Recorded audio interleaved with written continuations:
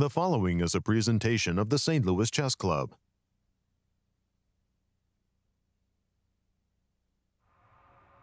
The 2021 Grand Chess Tour continued to its third stop in Croatia as the world's best chess players and living legends descended on Zagreb to do battle for the championship trophy. World champion challenger Jan Nepomniachtchi held on to a slim lead for the first 4 days, but he was overtaken on the last day of Blitz by the brilliant second-place performance of Viswanathan Anand and the scintillating play of eventual winner Maxime Vachier-Lagrave, whose victory gives him the tour lead with only 2 events remaining. The competitors now move on to the chess capital of the United States for the St. Louis Rapid Blitz, where the tension will rise as the clock ticks down. Day 1 of exciting action coming up next.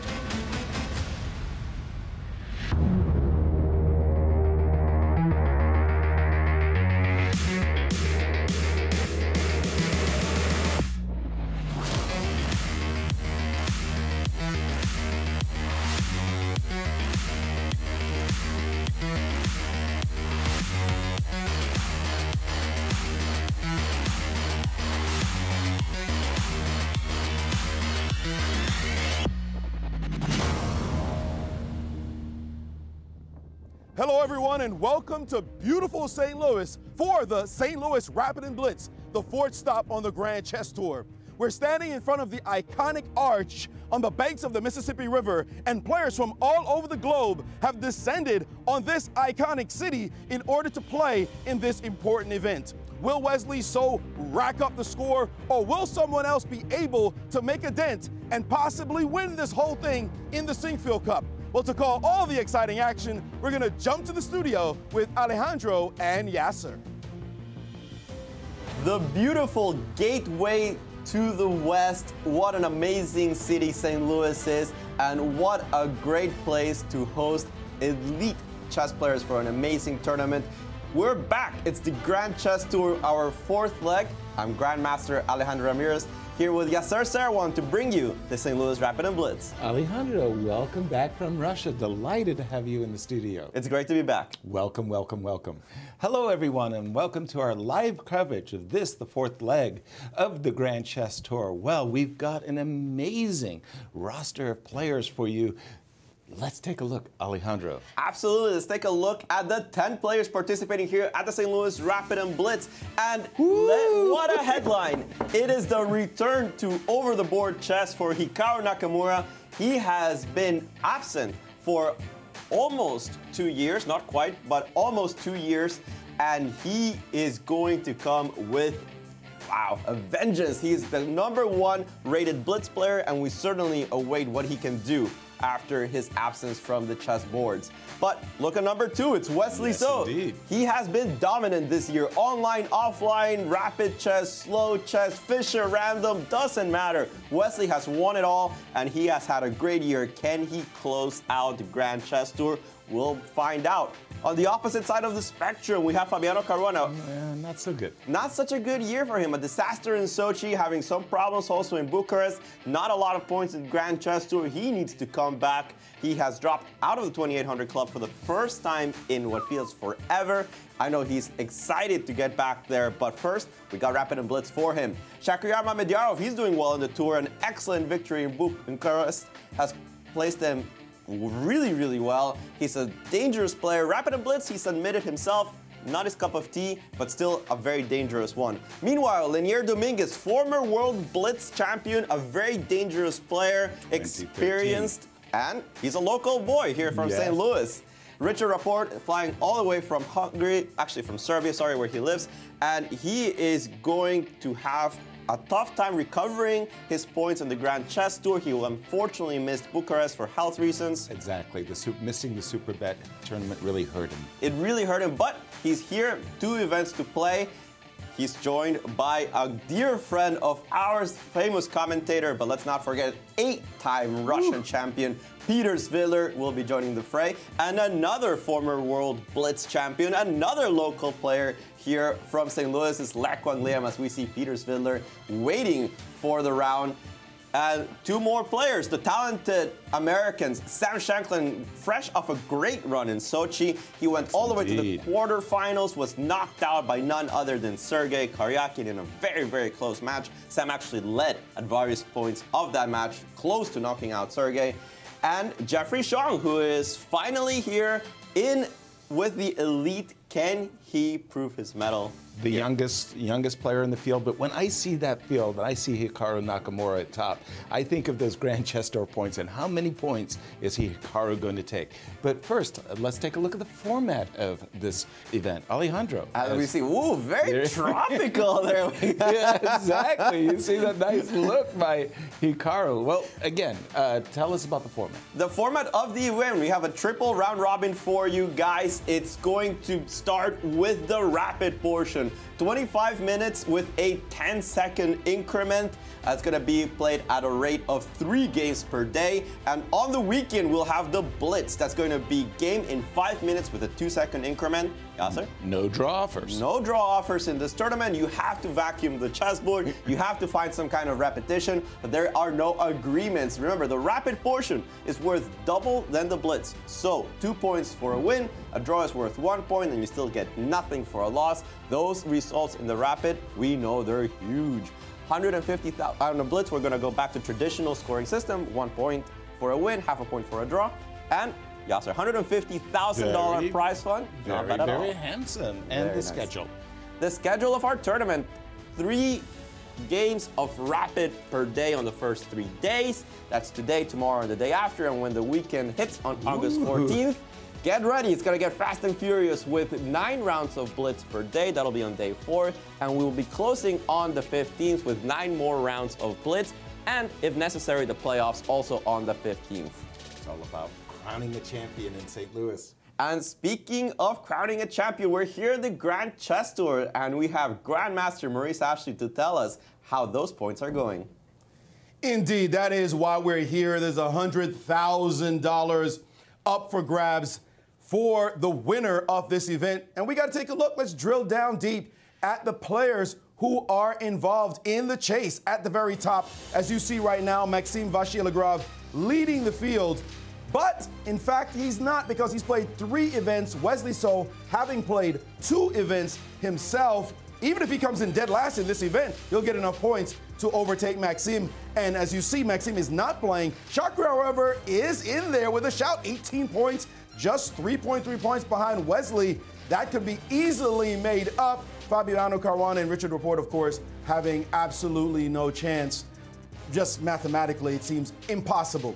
Let's take a look at the top players, however. The Frenchman with 2 last names, Maxime Vachier-Lagrave, Parisian finest.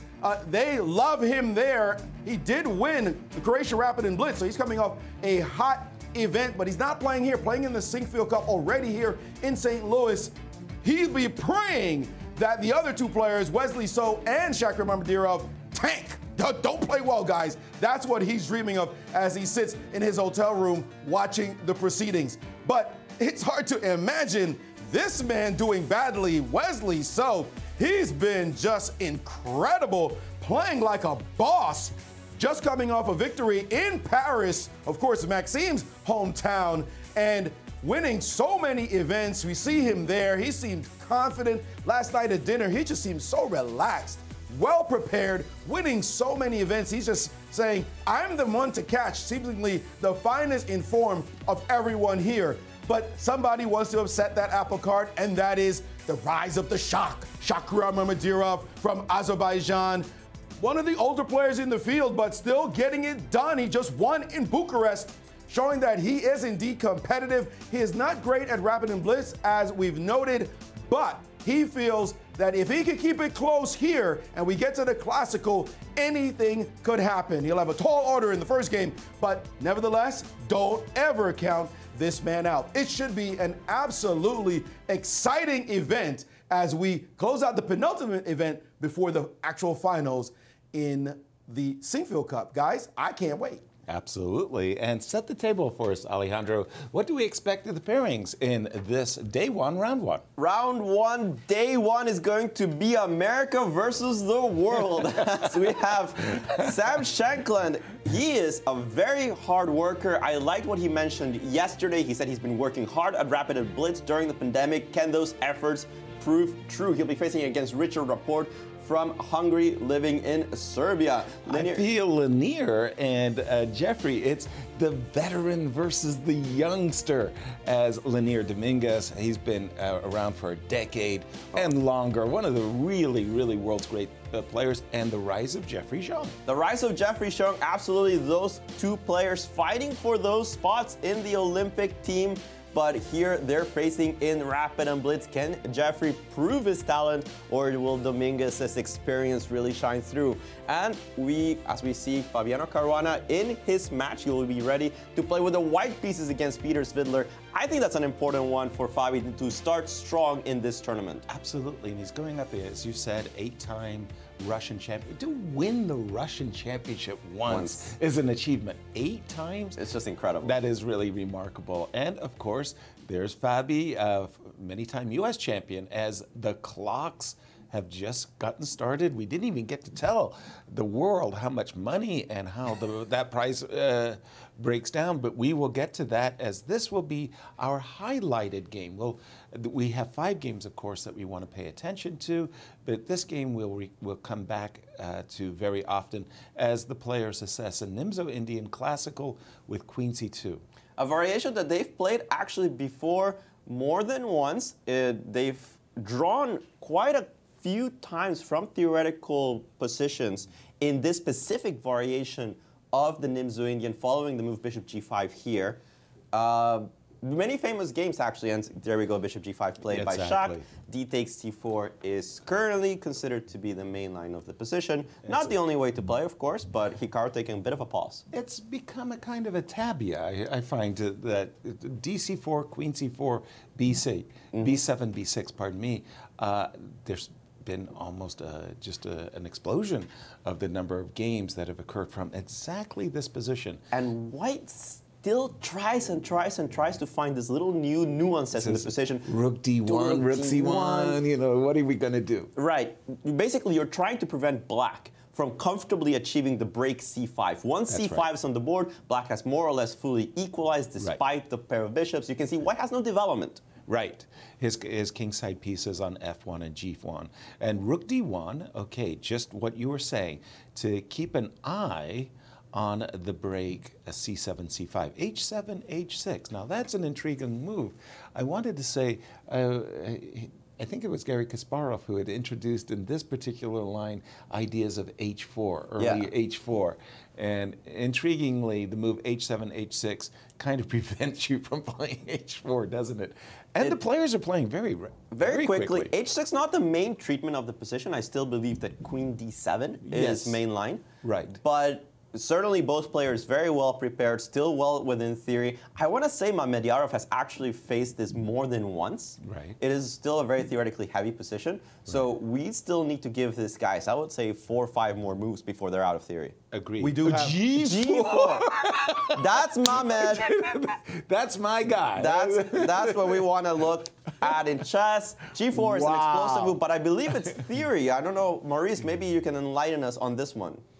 That's fun. Well, theory, indeed. Of course, theory, as we should note, is a combination of moves that are analyzed, put in books, and actual play. Somebody decided to play it in a game, and we say, okay, now that's theoretical.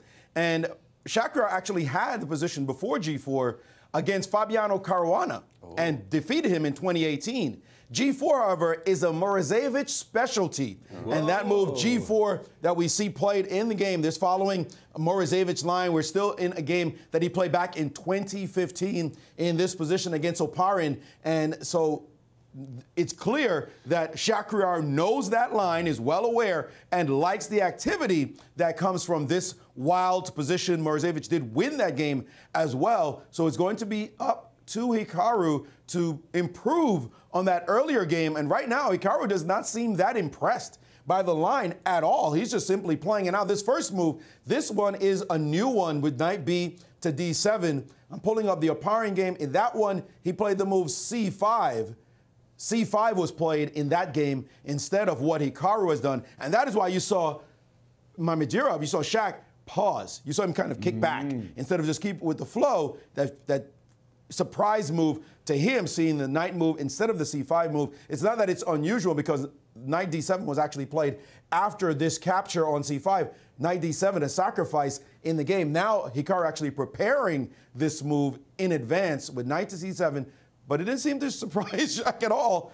He played Rook G1 immediately. I love that against a move he should not have known. It's so committal to play Rook G1. I just love sometimes how Mehmed plays chess. That's burning bridges. But I got to put us all on the spot because I do, before this first round ends, I do want to get in our predictions.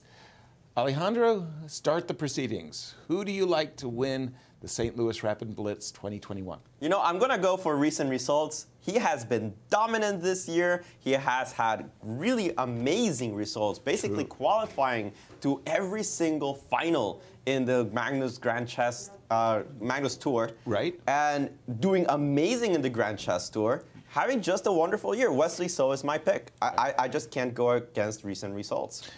Good point, and neither can I. But I think that Shaq, following his great success at the Superbet tournament, is ready for a breakthrough. I'm going with the rise of Shaq. And Maurice. Well, those are two great picks. I can't deny that for sure, but I'm going to go with someone who we would normally say this is a brilliant pick, and that is Hikaru Nakamura. The guy is just a beast. Yep. I mean, speed, any kind of quick chess, rapid, blitz, bullet, 30-second hyper bullet. I don't care what it is. He is so lightning fast. And I think that even though he hasn't played in a couple of years, he'll get into form and then he'll make a big run. So I'm going to pick Hikaru to win it all. As we see Hikaru on the screen there, as he's going up against my pick. And I must say, this move, Rook G1, has definitely stopped Hikaru in his tracks. And Shaq not at the board as he's waiting for an answer to this move, Rook G1. I just love the pineapple shirt. I was about to say, pineapple. It's so great. Pineapple shirt is amazing. I mean, you come into the Grand Chess Tour, and if you're not wearing pineapples, you're just not cool. You haven't sat on a chessboard in like, I don't know, 16 months or something like that? Yeah, close. A year and a half. You show up with a pineapple shirt. It's just awesome. You got to represent. You got to represent. Yeah, so take me through this position. Rook G1 is played. Right. Everything I've been taught from when I was young. Your opponent has a flank attack. You respond in the center. Exactly. You break with either E5 or C5. I'm not really sure which one. Exactly. But you're looking at these moves because you're trying to punish the fact that the king on E1 hasn't moved and it cannot go to safety. It cannot castle anymore. Precisely. So you've laid the table very, very well. The move Rook G1, it's basically one of those moves that once you see it, you understand that the player is winding up. It's like he's got this big, big bat, and he's ready to play the move G4, G5. Now, the question you have to ask yourself is, how serious is G5? Should I play the move G7, G5 to stop the threat and force the bishop to drop back? Or just as you say, play to attack in the center, either with C5 or E6, E5. Now, everybody, if you were just playing a bullet game, you wouldn't even think about it. You would just play the move C7, C5 a la tempo and say, go ahead, do your worst, hit me with G5, I'm hitting you back in the center. Now, having said that, you play the move C5, and I do play G5, and I say, I am going to rock your world along the G file. I play G5, you're going to take it, I'm going to take it, you're going to take it. Now here I have to pause for just a second because I want to recapture the pawn, and my queen, if you notice, is way, way over here on the queen side. I'd really like the queen over here on the king side. Should I take on H4 and walk into a discovered attack with the idea of moving my queen over to the king side? Or should I just take with the rook and say, hey, look, thank you very much. You're helping me develop. Rook takes, knight C5. I don't know, queen D1. D1? Yeah. and we play this position. It all looks a bit awkward for white, and I don't see the because real of the threat. king. Because of the king. Because of the king. Put the king in a nicer square. I don't care. A1. Away. And we could have something cooking. On the other hand, Alejandro, one of the things that's really remarkable about modern chess as it's played today is how deep the preparation of the players are. And as I had mentioned, this is a Mamedyarov specialty. He has played against Hikaru in this particular line before. I think Hikaru hadn't thrown in the h6 move. Maurice is telling us that he had beaten Fabiano Caruana in a very similar line. Right. So he's a great specialist of this Queen C2 Nimzo Indian. Great to see him coming up with new ideas. Fascinating game. Hikaru in a very serious 5-minute thing for a 25-minute game. Exactly. But Yasser, we have other games. We've got to go around the horn. And maybe Maurice can help us out to see what else is interesting. I was going to say, I've been following the game of Fabi versus Peter, and so have you, Maurice.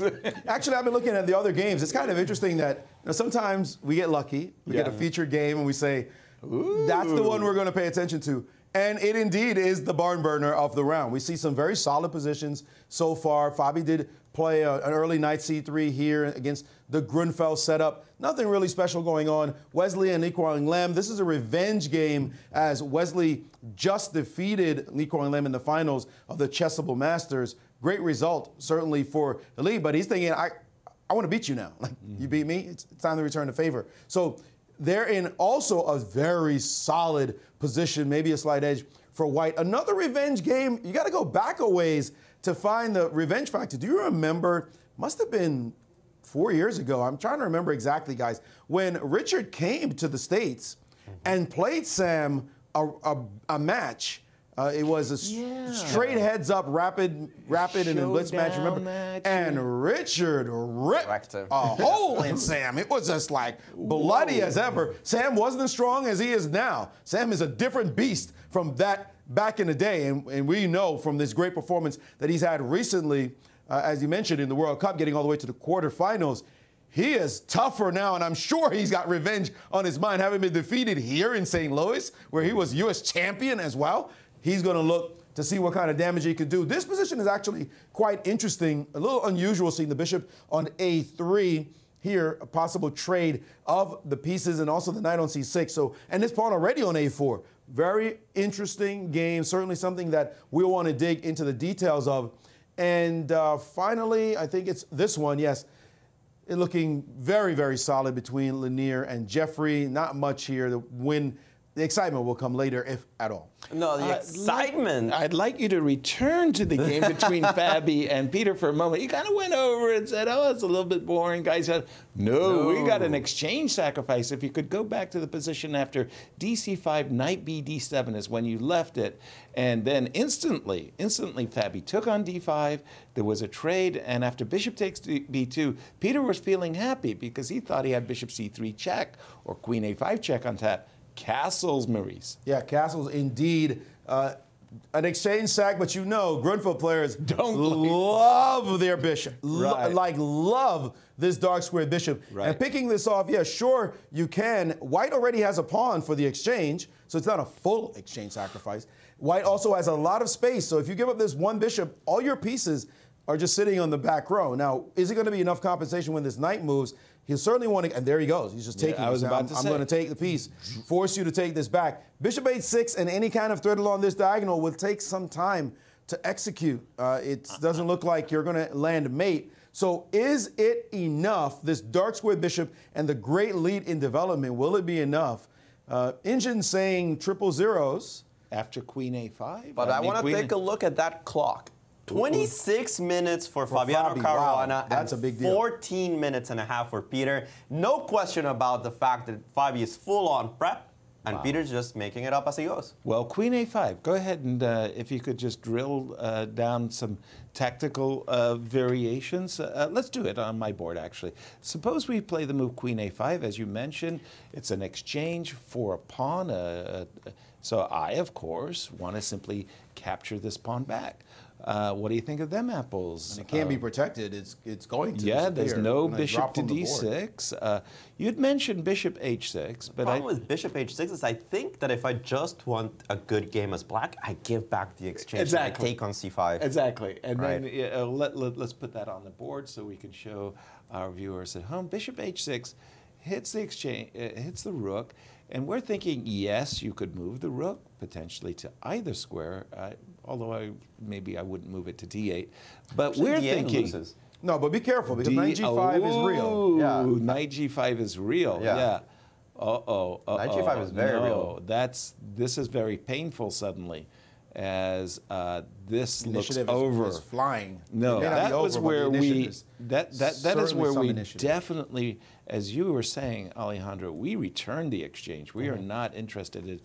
And the problem is, if we do go into this ending, well, I mean, That's it's nothing. black who's got the better pawn structure, right? Yeah, and I don't So- think that white's slight lead of development is going to amount to anything here. Precisely. So what if you keep queens? How do you do- keep them, though? Queen So- b3? Yeah, Queen such a b3, sad queen move. Well, the f7 square is going to be the point. So can you gang up on this square depending on what black does next? That's Well, with the queen so far away, I'm wondering if I can now move the rook and then just go e6. I'm still worried about my dark squares, but not as worried as I was when the queen was still on d5. And now knight e4 is the move you really would love to land with some kind of. authority, right? Yeah, maybe Does a bishop prep. beat? Maybe bishop. No. Knight- Maybe just a little prep. Maybe move. just rook d1 and Because- keep the pressure. Yeah, right. I mean, I don't know if you want to encourage me. This is a very intriguing exchange sacrifice by Fabiana. I'm not sure I believe it, but for a rapid game, we know the initiative is so important, Alejandro, in a rapid game. And it's the pressure that you're under, right? Right. When does my opponent's prep end? When is he going to stop blitzing out these computer moves? Right. Because you know Fabi's a very well prepared player. Exactly. He puts tons of effort into every opening, even as random as this one, and he comes up with great ideas. And I think this is just very unpleasant to face over the board. Even if the computers show zeros, Yeah. I think it's so nice to play for white. You just give up the exchange. You're already going in for broke. You're just dead lost in material. You might as well keep pressuring and keep attacking. And it's going to be exactly what Fabi's going to do in this game as Hikaru plays a move after a huge think. I believe it was 12 minutes. I was about to say, was it a 10-minute think? It was certainly a significant amount of time. I think it was The 12, player, yeah, the players start with 25. So if you're going to use half your time on a single move. And look at this. A la tempo came the move g5.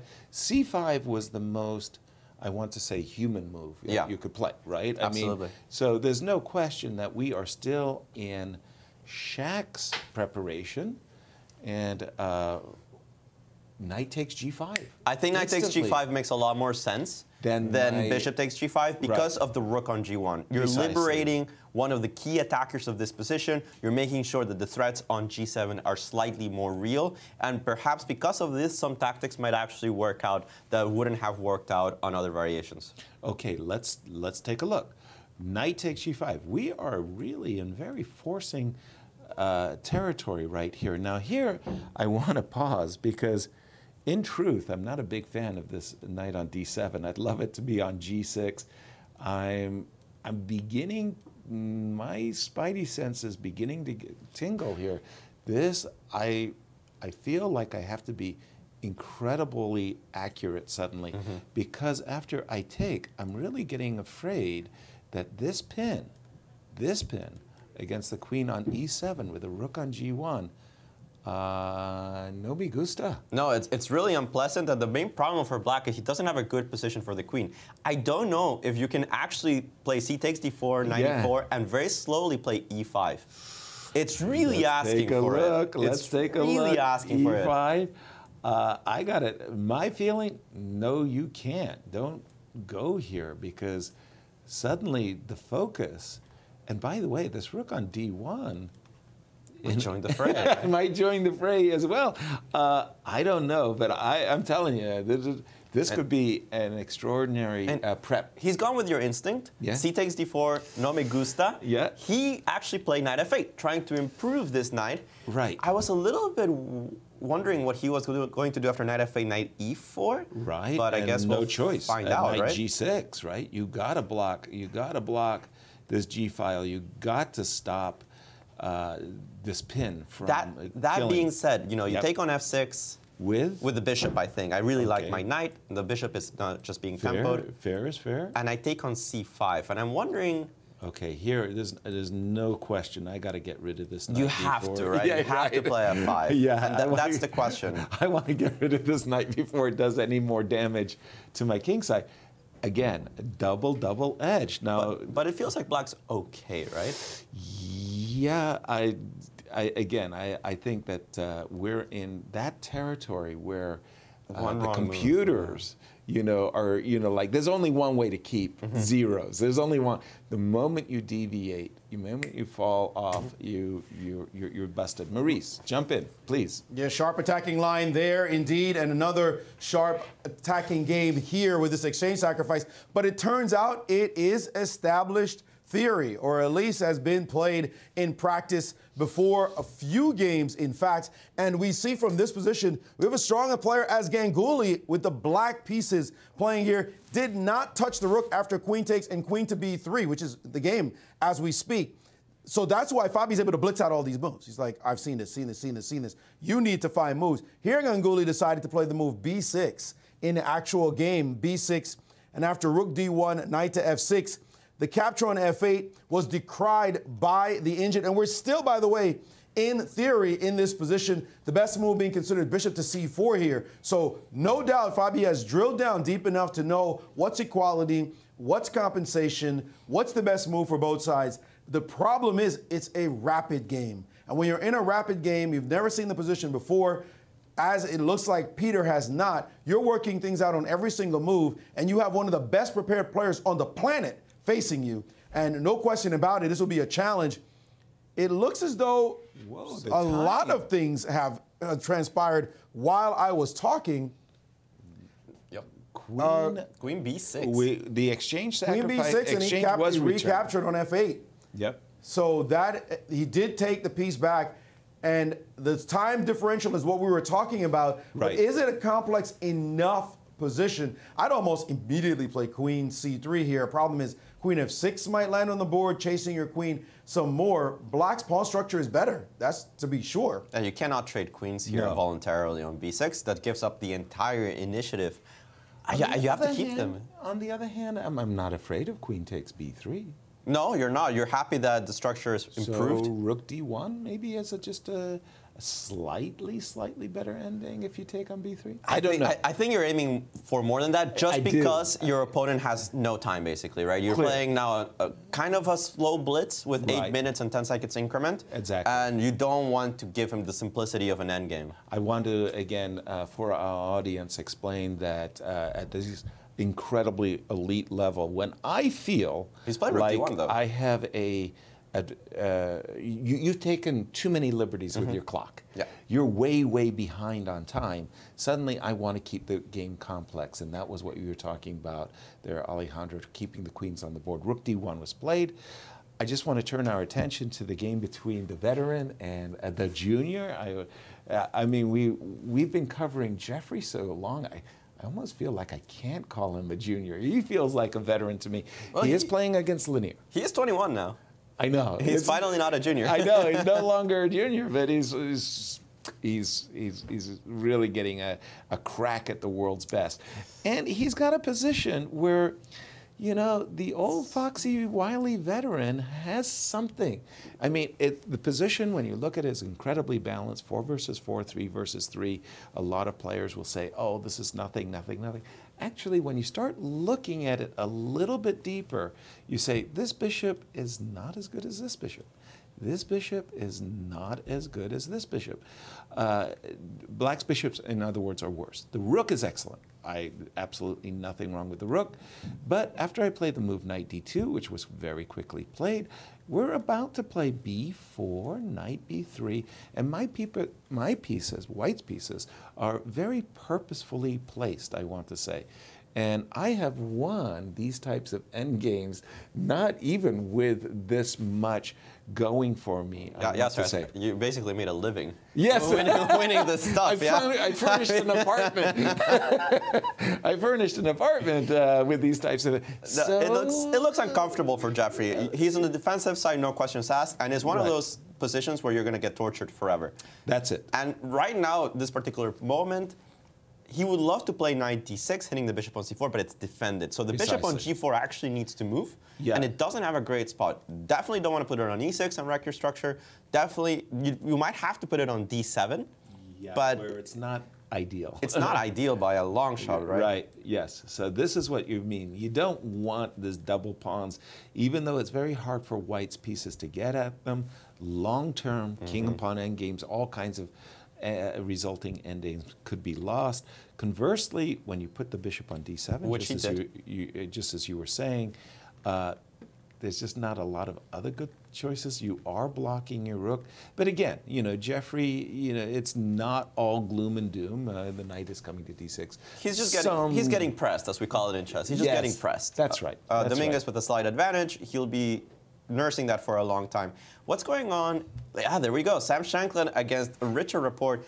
Bishop d7. When we left it, Maurice was just about this. I was liking this idea of bringing my queen to the b2 square, and he jumped, did Sam, with knight b5. I like that move. It looks good. And Richard just put it to the test, right? Because bishop d7, I assume that you cannot take on c7 because the knight gets trapped after rook a c8. Let's just take a look-see. So rook a c8. In this case, you're absolutely 100% right. But what about a3? Just where is this knight going for the moment? I don't think you want to go back to c6, which would allow my knight out. Are you taking? I think the problem with taking on c7 in this position is that after a takes b4, I mean, I think queen takes b4 might still be okay for black. But I was wondering even if you have to take the knight or if you could take on b3. Pardon me, just let me go back here to this exact moment. You just take on b3, thank you for the pawn. Pawn takes b4 is the only idea. Right. And after queen takes b4, I have a double threat. Oh, you think the knight's simply trapped? Well, I'm threatening b2. I don't care if it's trapped. or not. Good point. Yeah, you have to defend against b2, and I'll take on c7 next move. So this looks great for... The pawn on c7 is taboo. And over to you, Maurice. Well, one of the most shocking things I've ever seen, I'm going to say shocking, that I've ever seen, is Hikaru Nakamura spending as much time as he is. He's down to 622 with Shakir Mamadurov at 24-31. When do you tell me when you've ever seen a rapid game where Hikaru has been quadrupled on the time almost? Like that just never happens. And that is a sign that he is out of form, in a difficult position. He's found a great move, queen to b7, but taking all that time could cost him. We know he's an absolutely amazingly fast player and can blitz him like the best of them. After all, he is the #1 blitz player on the planet. But still, in a rapid game, if any sort of trouble is posed to him from this point forward, he might find himself even more of a challenge. All that time off does matter.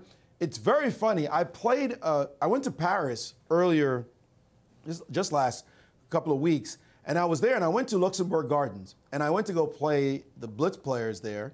And, I was feeling myself in the park. Yeah, playing some chess. Grandmaster shows up.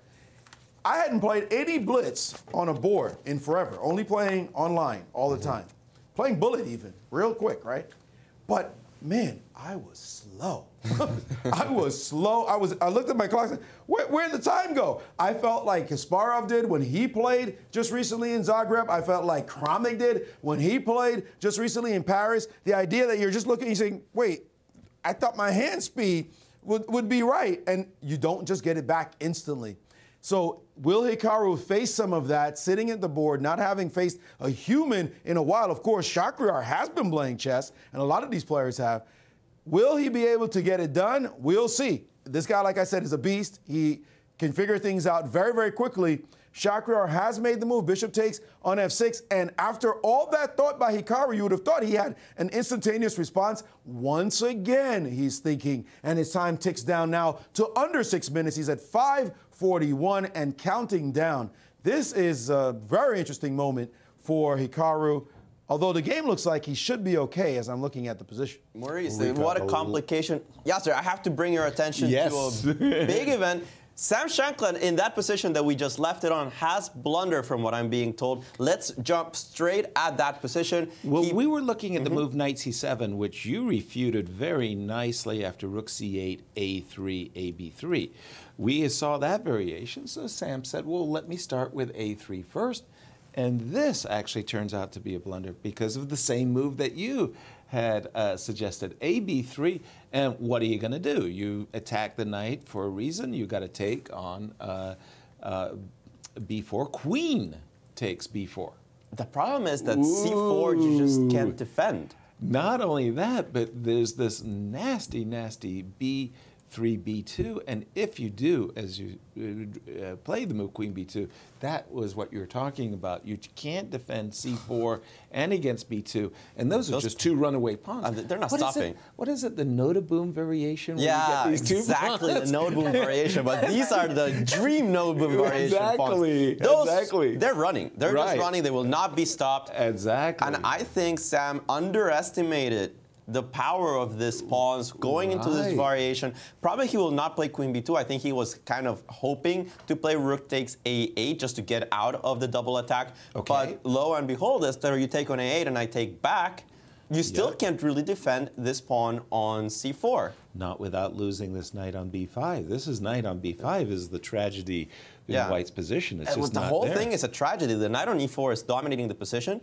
So even a move like rook a2 might come with like decisive consequences. Like knight c7, you almost automatically want to play the move rook a8 to c8 and say your knight is embarrassed, but you just mentioned this move rook a2, and suddenly. By the way, that's I mean, finito. This is not I'm not looking at this. No. What did I say? No me gusta. No me gusta. Look at Sam. Look at Sam. His body posture tells it all. He sees that he is in dire straits, and the question is, can he come back and have any sort of position? You need to figure out what to do to somehow fight. But it doesn't look like it's even possible to fight. The problem is that you gave away a really important pawn. B3 is huge. It's huge, right? He's taking the knight because what else can you do? You might as well get a knight for it. But I don't think there's a fight here. Queen takes b4 coming. D takes c4 will just be such a devastating threat. Yes, exactly. By the way, rook a1, queen a1, dc4 hits the knight on b5. I think he has choices, honestly. He really does, right? You guys are getting pretty excited right now. I mean, all the kibitzers are... And he's taking. Yeah. The bottom line for everybody to understand, he is currently down a piece for 2 pawns, is black. He's not sitting at the board at all, so he doesn't feel that way. No. He doesn't feel like he's down a piece. He doesn't feel like he's down anything. But let's just point out, the reason why this is so huge is the extra piece is something like the bishop on g2 or the knight on f3. Right. White has nothing else to show in this position. He's ahead a piece, but what piece? Those pieces are not doing anything. They're not attacking anything. They're just simply existing. Meantime, you've got this monster on b3. Its friend about to show up on c4, and black just rolling. Black just completely dominating the side of the board that counts. So you're going to lose at least a piece and maybe more, likely more in this position. This is cold cut busted. And Sam, you saw the way Sam's arm just landed. We see all that when we're playing chess. That arm going down just now was just frustration. He said, it was like, damn, I'm dead. Right. He knows it. He just knows I'm it. Dead. Guys, we have so much action. Let's jump. I want to go back to the Hikaru game as Sam trying, but I do not expect him to resign anytime soon. We just don't think his position is going to hold together. This game is absolutely thrilling as Hikaru has sacrificed his own exchange in this position. Instead of taking on f6, Yeah, when we left it, queen b7, getting out of this pin on f6 and trying to turn things around on this diagonal was played. Bishop takes f6, queen takes e4. Hikaru wanted nothing, and I mean nothing, to do with g takes f6 and knight takes f6, so we saw queen takes e4, hitting the rook on g2. White said, I've got this nice little tickle for you. f2, f3, blocking the threat to the rook, hitting the queen. Queen had to move, and there goes the rook. Bishop takes d8, rook takes d8. Now, from Hikaru's point of view, he sacrificed the exchange, as you said, but he's looking to regain the pawn, and this king is still vulnerable. The highly desirable d takes c5 simply does not work. In fact, it's an epic fail.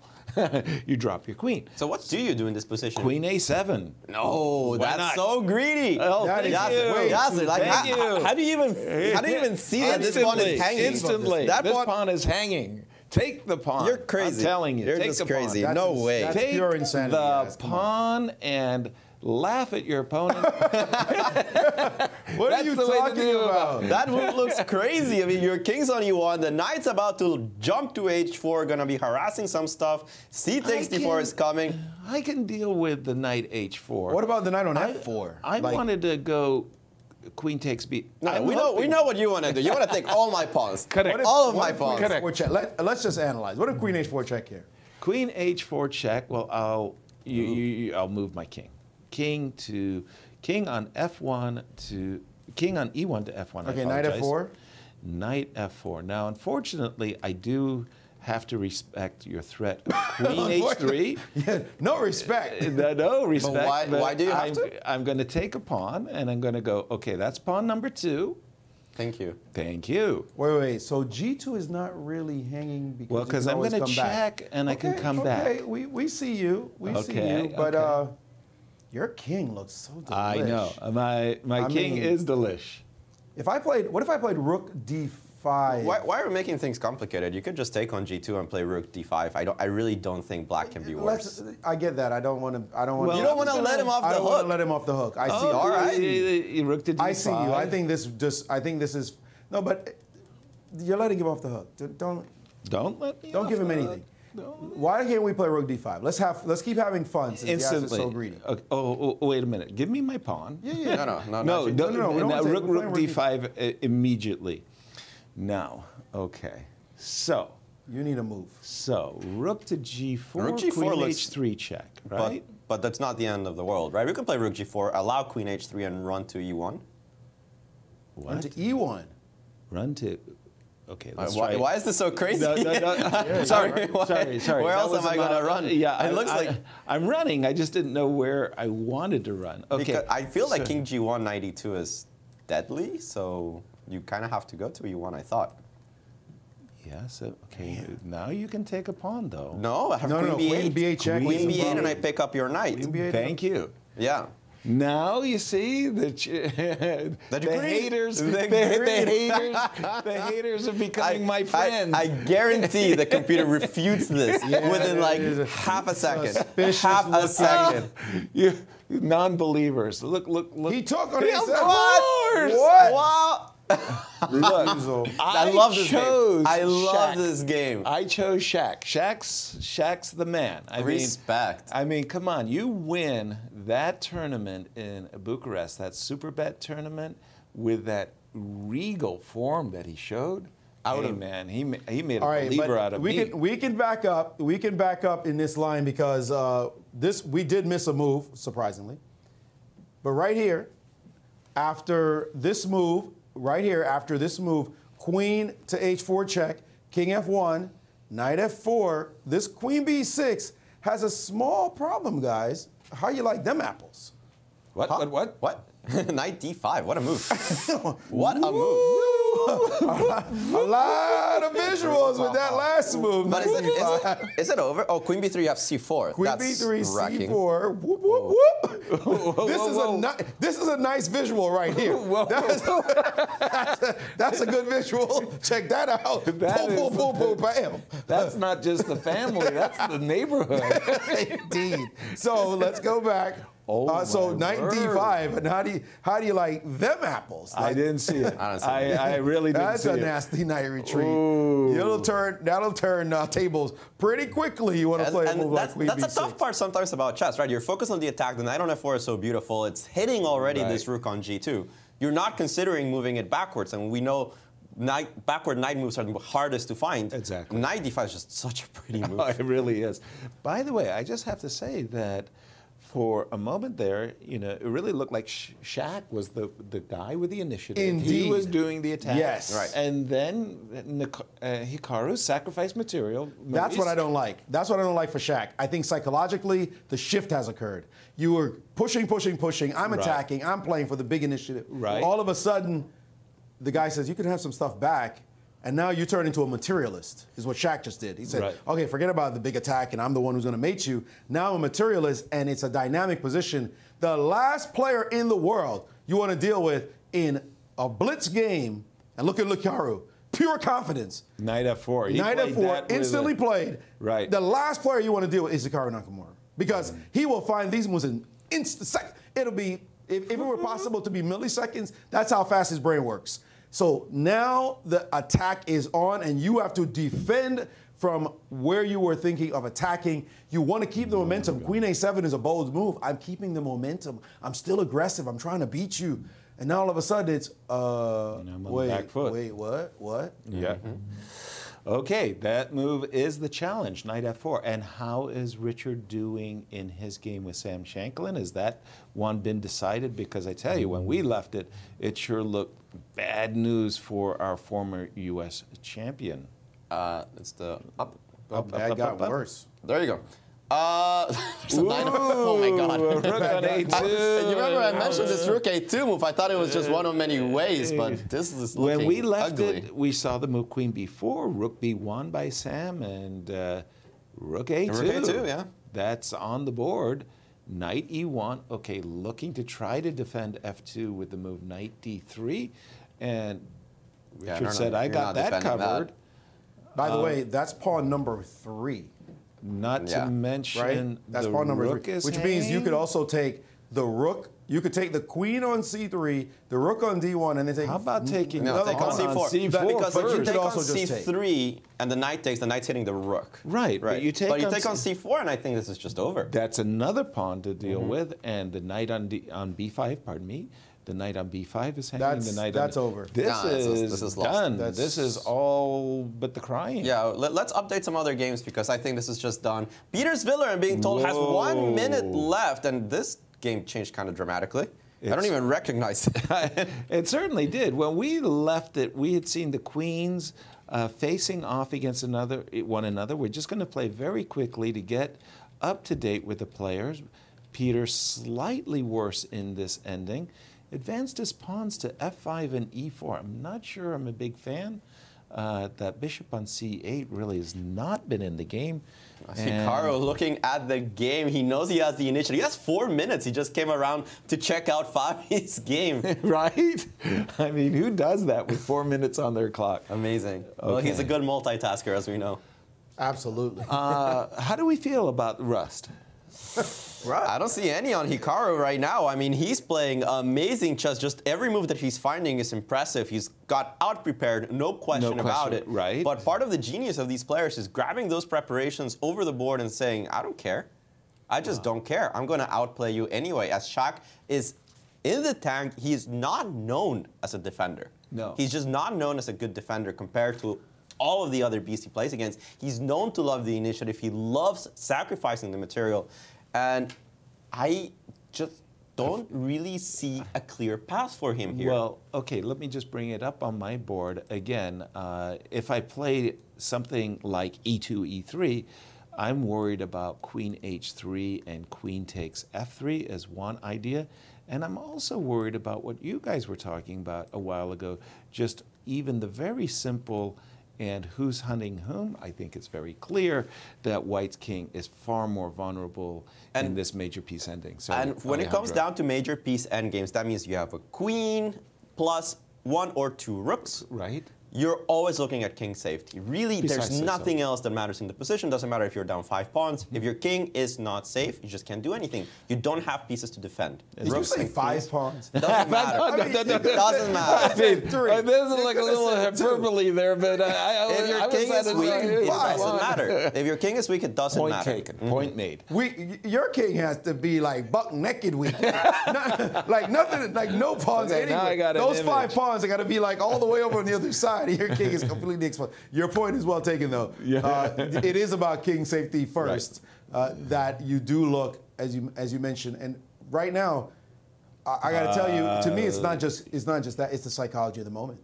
Yeah. I mean, you got to feel after those fire and brimstone brilliant moves that Shakriar played, coming with G4, Rook G1. Right. You don't play those moves so that you can get attacked. Right. Like, no way. You play those moves because you say, watch how you're going to suffer, and I'm going to continue to make you suffer. And Hikaru brilliantly rebuffed the attack, played against a position he did not know, and is now on the hunt. And boy, you don't want to have a knight to have to deal with when the pressure is on, and you can't deal with it because the knight just dances and prances all over the place, as we saw that knight D5, knight E3 move. Hikaru playing like a boss. Let's take a look at a couple of other games before we get into the real-time pressure on this one. How is Jeffrey doing against Dominguez? Is still okay? When we left it, we felt that Jeffrey was under some pressure. It feels like in the meanwhile, he's kind of righted the ship. I mean, this rook on A6 is posted up. Jeffrey's king on G8 is slipped over to the D7 square so that he can protect the pawn on C6. And let me see, the last move was right here, B5, knight D2. Still feels uncomfortable. Yeah, exactly. Like the C5 square soft, and the move knight B3 and knight C5 is kind of playing itself. Right. Some pressure there for Dominguez. Agreed. We haven't looked at the Wesley game, of course, huge for the Grand Chess Tour. That is a weird pawn configuration. Right. Well, it's this Queen's Gambit decline Carlsbad variation. I know that Sammy Reshevsky was very, very famous for playing on the white side of this, but it's shifted. Now, if you said to me it was the Queen's Gambit, if it was the Slav defense, if this was a Slav, I'd say, of course it's from the Slav because of the doubled pawns on a C6 and C4. This looks great for Le Quang Liam. I love the activity of his rooks compared to white's. True that. The question is, can I prevent F3, E4? It's going to be the big deal. That's what it's all about, right? These positions where white plays aspires to the idea of F3 and E4. Just for that very reason, the first move that came to my mind was the move F7, F5. You shouldn't be touching your F3 pawn. I don't think you can because of the move Queen D3 with a tickle against this. Maurice, over to you. Well, I was just reminded of what Alejandro said, and I started counting, and it's like, black's up 5 pawns. It's a different, it's a different game, but it is 5 pawns. Black is up for this piece. That definitely is too much. Black with all these pawns rolling down the board, 1 piece only. B4 is coming next, and it's just raining pawns. Right. Torrential rain as Sam, now B4, knight to E4, played in the game. There's just too many of them. Just too many. No way in the world you're surviving this so-called endgame. I remember a video game I used to play, Space Invaders. Yep. And it was like, here they come, and you're going to lose on the white side of this game. You know, Space Invaders, you're sitting back there and hoping that wait. Not working. They're coming. You're trying to get all of them. And it's like, They're not. you're going to get stepped on. The only reason I know of Space Invaders because I took a class that gave us like a lecture on old games. Thank you. I am telling you, you know your classics. That's all we ask here at the St. Louis Chess Club. How bad is it, Maurice? It's re-science. Come on, please. It's that bad. We're not going to evaluate this one. It's too many pawns. It's too many pawns. It's too many pawns. Simple. Let's let Richard finish this one off. Let's go back to Hikaru. This is the game that I really want to analyze because this one is really, really cool. Okay, we did Queen see... C7 was played. because we couldn't play the move Queen takes B6 because of that beautiful knight D5 visual.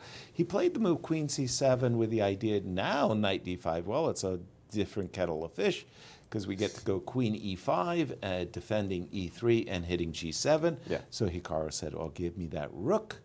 Knight takes G2, king takes G2, and the rook rook, D5. as we expected, landing on D5.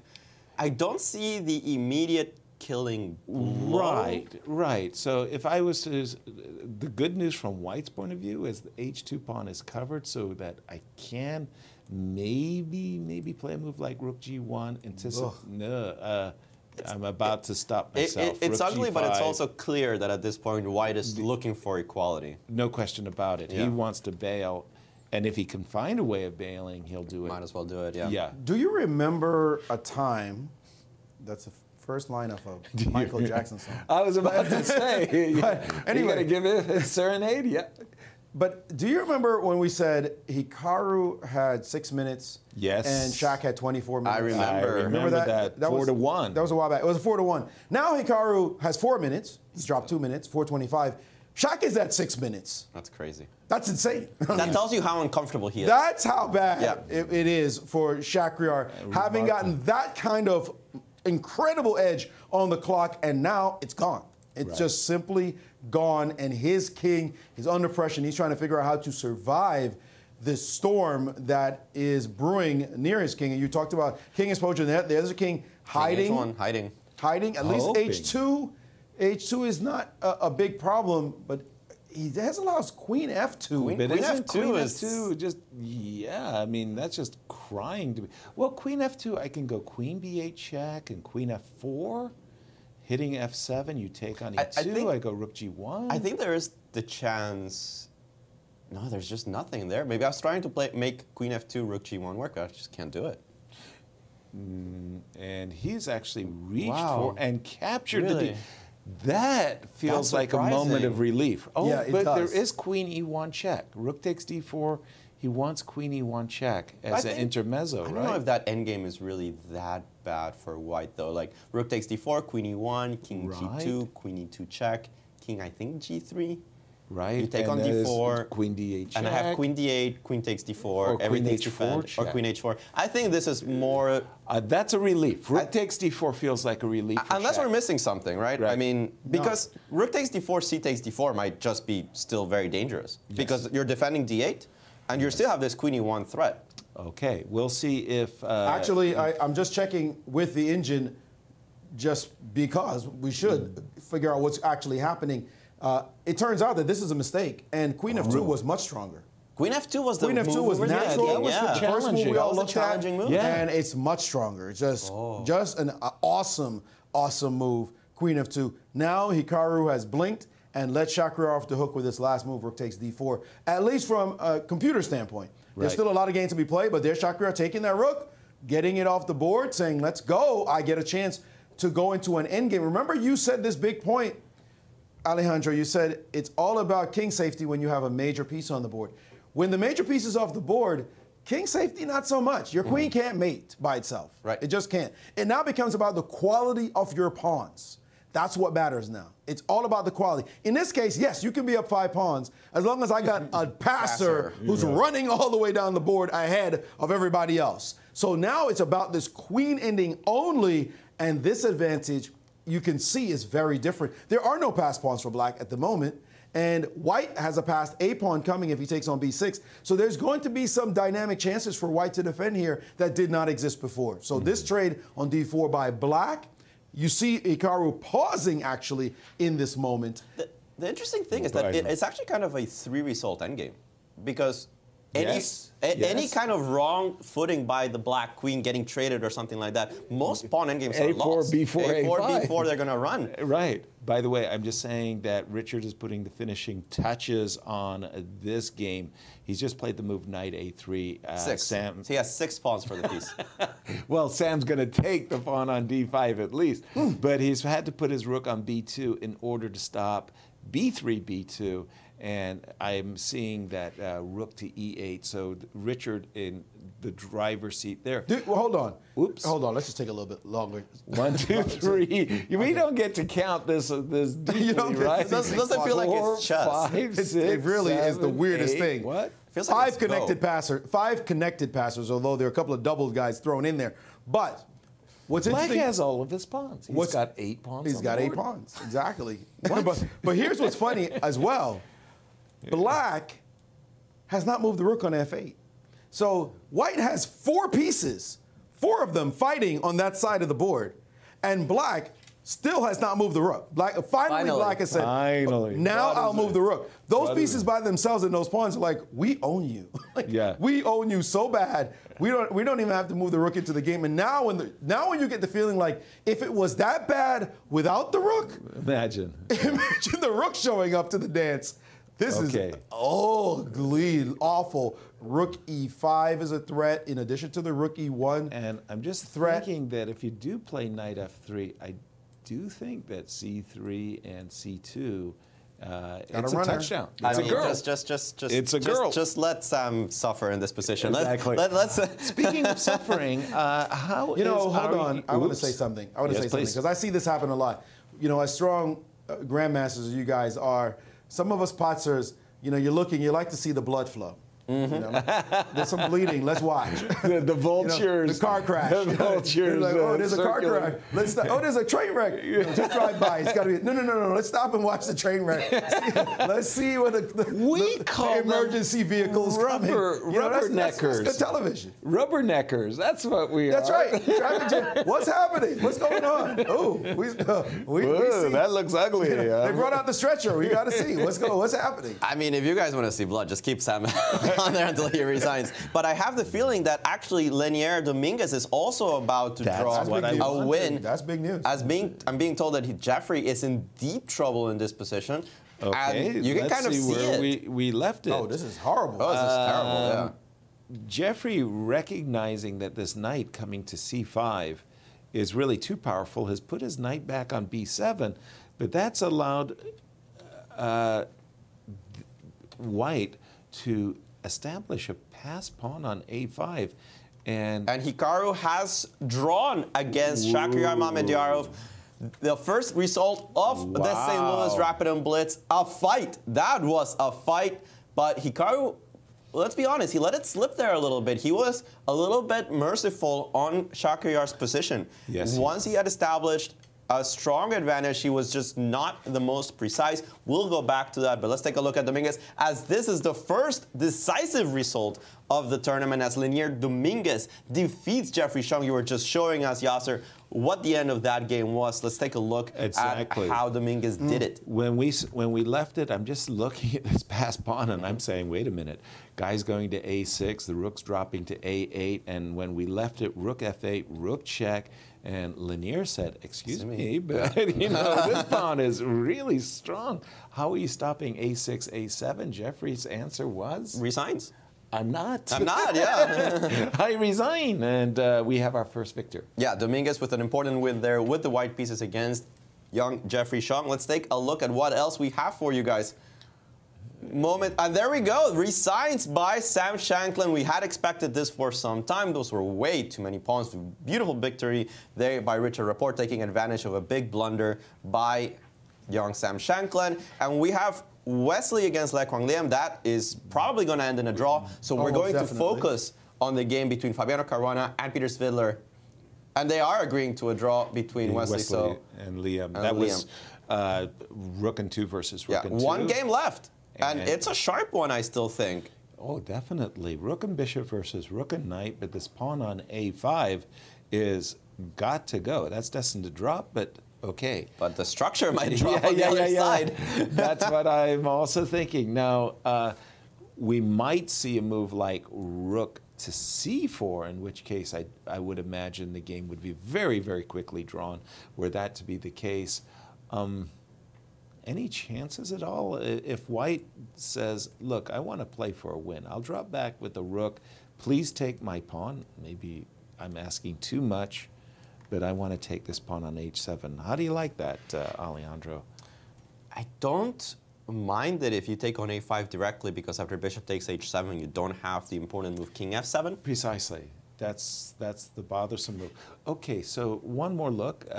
He has played rook d2. He has played rook d2, but I also had kind of the question, what if I don't take on a5 and I play, I don't know, h5? Can I defend g6? Well, let's answer. h6 has been played. And h6 has been played instead. Something similar.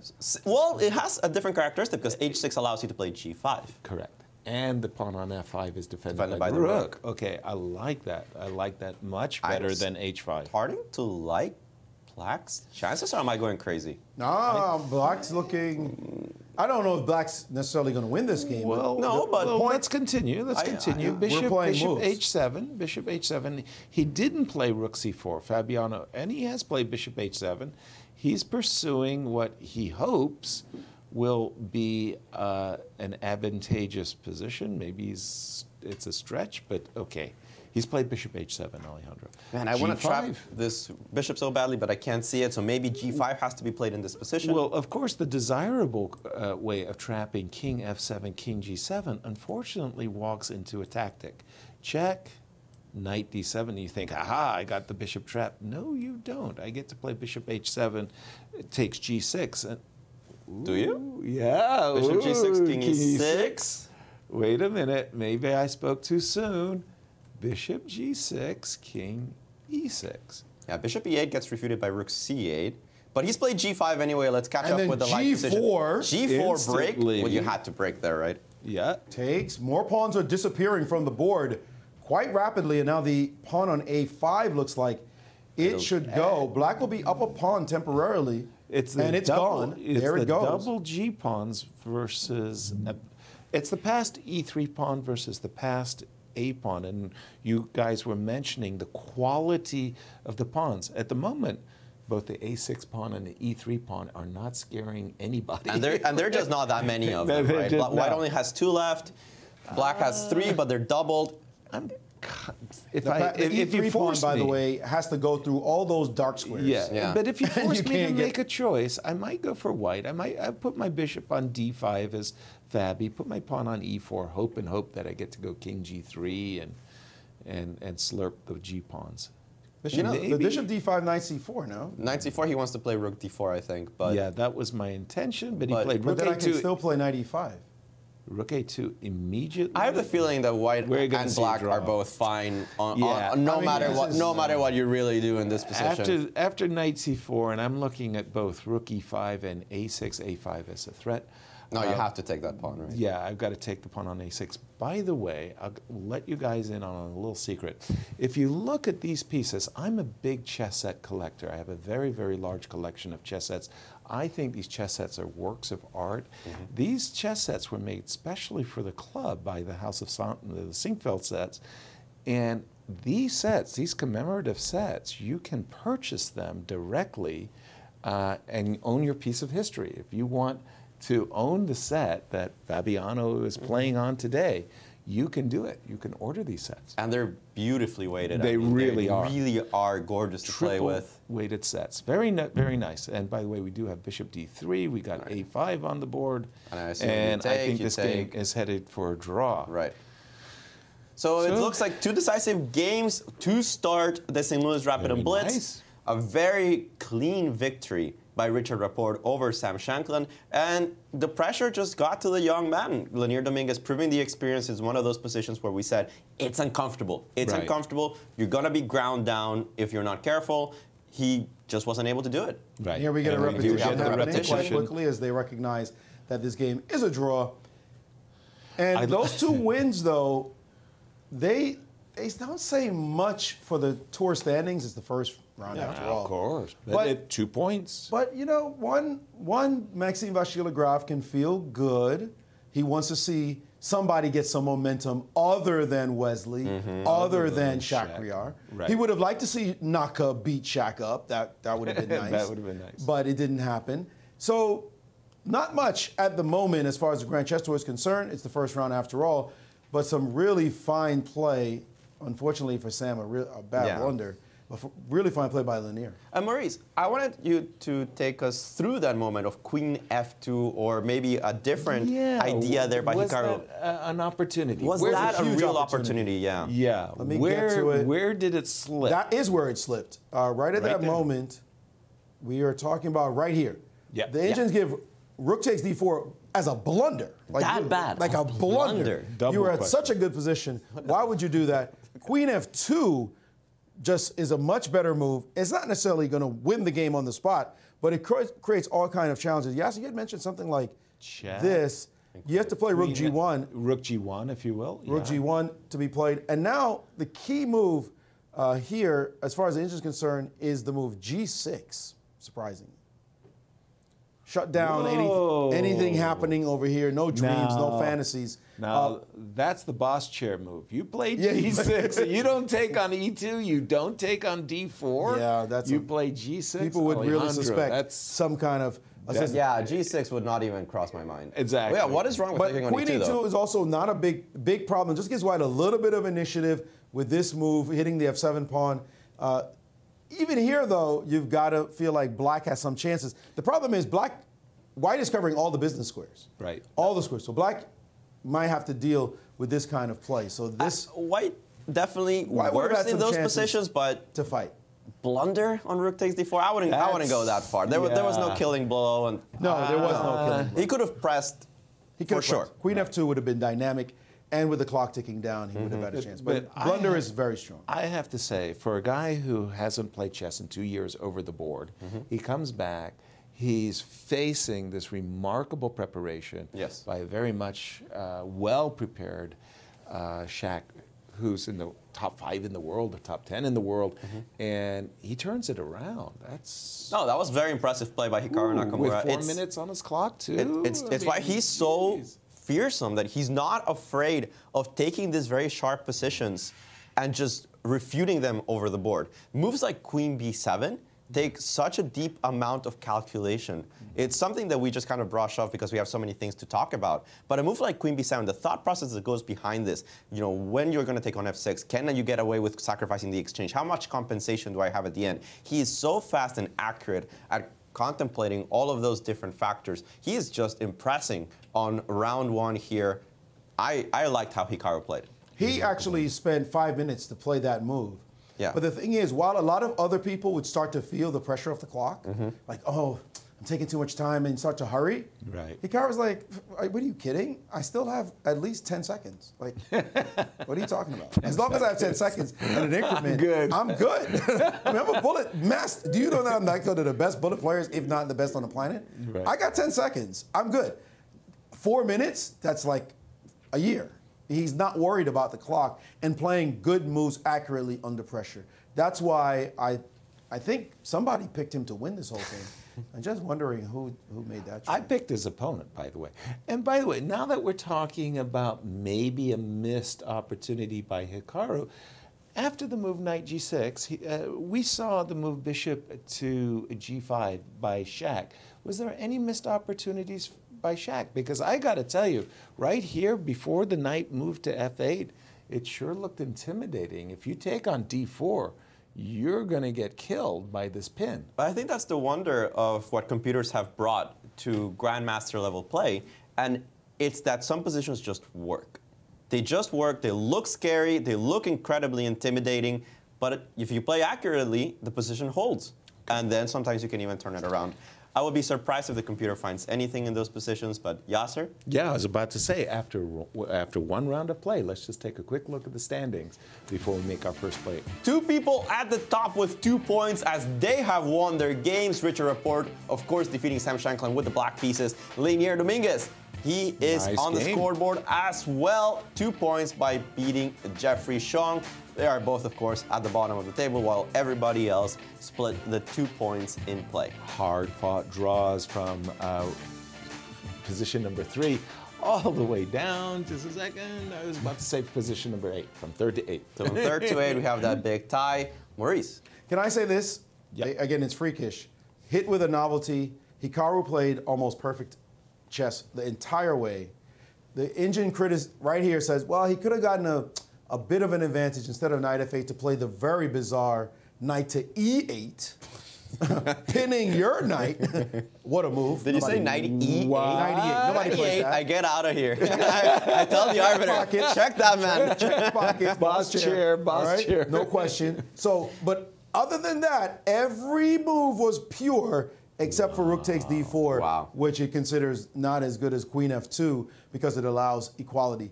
Hikaru played with that kind of pressure, with that kind of rust, in rapid 2 chess? years, in rapid chess, played as well as I would hope to play with 2 hours on the clock, in fine form. And with the engine next to me. And what about our pairings for round 2, Alejandro? Well, there we go. It's Richard Rapport who comes up fresh off a win against Hikaru, who we're praising plenty, but he has the unlucky feature of starting with 2 blacks. Sviller will be playing against Shak. Well, we'll see how they recover from these games. Le Quang Liam just split the point with Wesley So. He'll be playing against Fabiano Caruana. Meanwhile, the 2 losers of the first round, Jeffrey Xiong, he will be playing against Wesley So. Meanwhile, Shanklin will be facing against the winner of the first round, Lenier Dominguez. Those are going to be excellent games, and don't go anywhere because we will take a small break here. But we're going to leave you with a lecture on the Caro-Kann. So enjoy that, and we'll be right back with the games.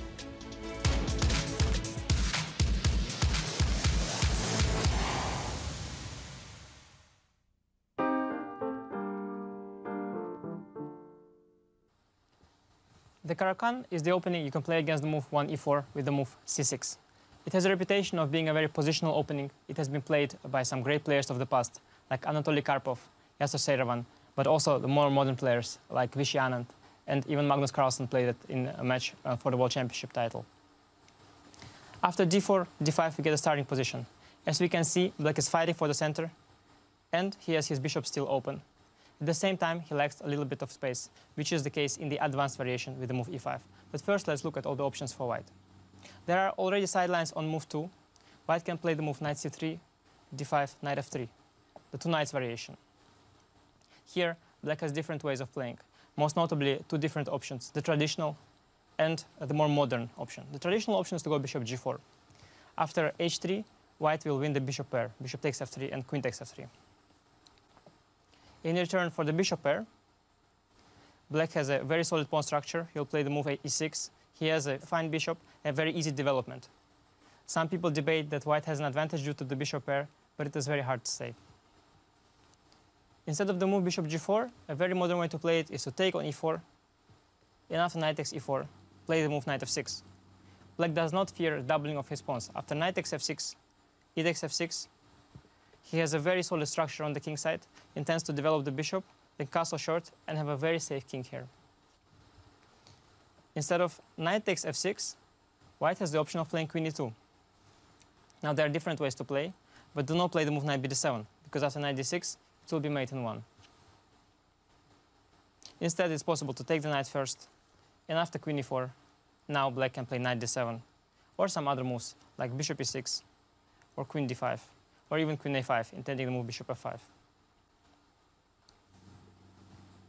There are also other sidelines on move 2, but the main move is the move d4, putting another pawn into the center. Black goes d5. Now White has a choice. There is a so-called fantasy variation with the move f3. It is pretty rare. Much more popular are moves e takes d5, moves knight c3 or knight d2, they usually transpose, and the move e5. The e takes d5, c takes d5 is a very simple system. We get a Carlsbad structure, Black gets to develop his bishop, 2 knights, and we get a relatively quiet position. Knight c3 and knight d2 are both met with the move d takes e4. Now after knight takes e4, Black has 3 options. There is the old variation of knight d7. This is quite notably played in the game between Deep Blue and Garry Kasparov, the famous last game. But the 2 main options are the traditional bishop f5 and the modern knight f6. After bishop f5, White usually goes knight g3, hitting the bishop. Bishop returns. White plays knight f3, knight d7, stopping knight e5. And after h4, h6, h5, bishop h7, bishop d3, bishop takes d3, queen takes d3. We get a tabia. Black has very good pieces, but after e6, bishop d2, White will castle long. Black usually castles short, and the positions get quite complex. Black can also choose to castle long. That will be a little bit passive as he has less space, but he'll have a safe king. Instead of bishop f5, a modern way to play is the move knight f6. Again, after knight takes f6, black is happy to take with the e-pawn. This position is very complex. It's been heavily debated in the modern games. After c3, which is the main move, bishop d6, white goes bishop d3, castle, and queen c2, attacking the h7 pawn. Now, quite remarkably, after rook e8 check, it's good to develop a rook with a check, knight e2. The main move here is the move h5. A very strange move, pushing the pawn 2 squares from the king, but this is a modern way to play it, and many players, including Magnus Carlsen, have played it, and it has a right to exist.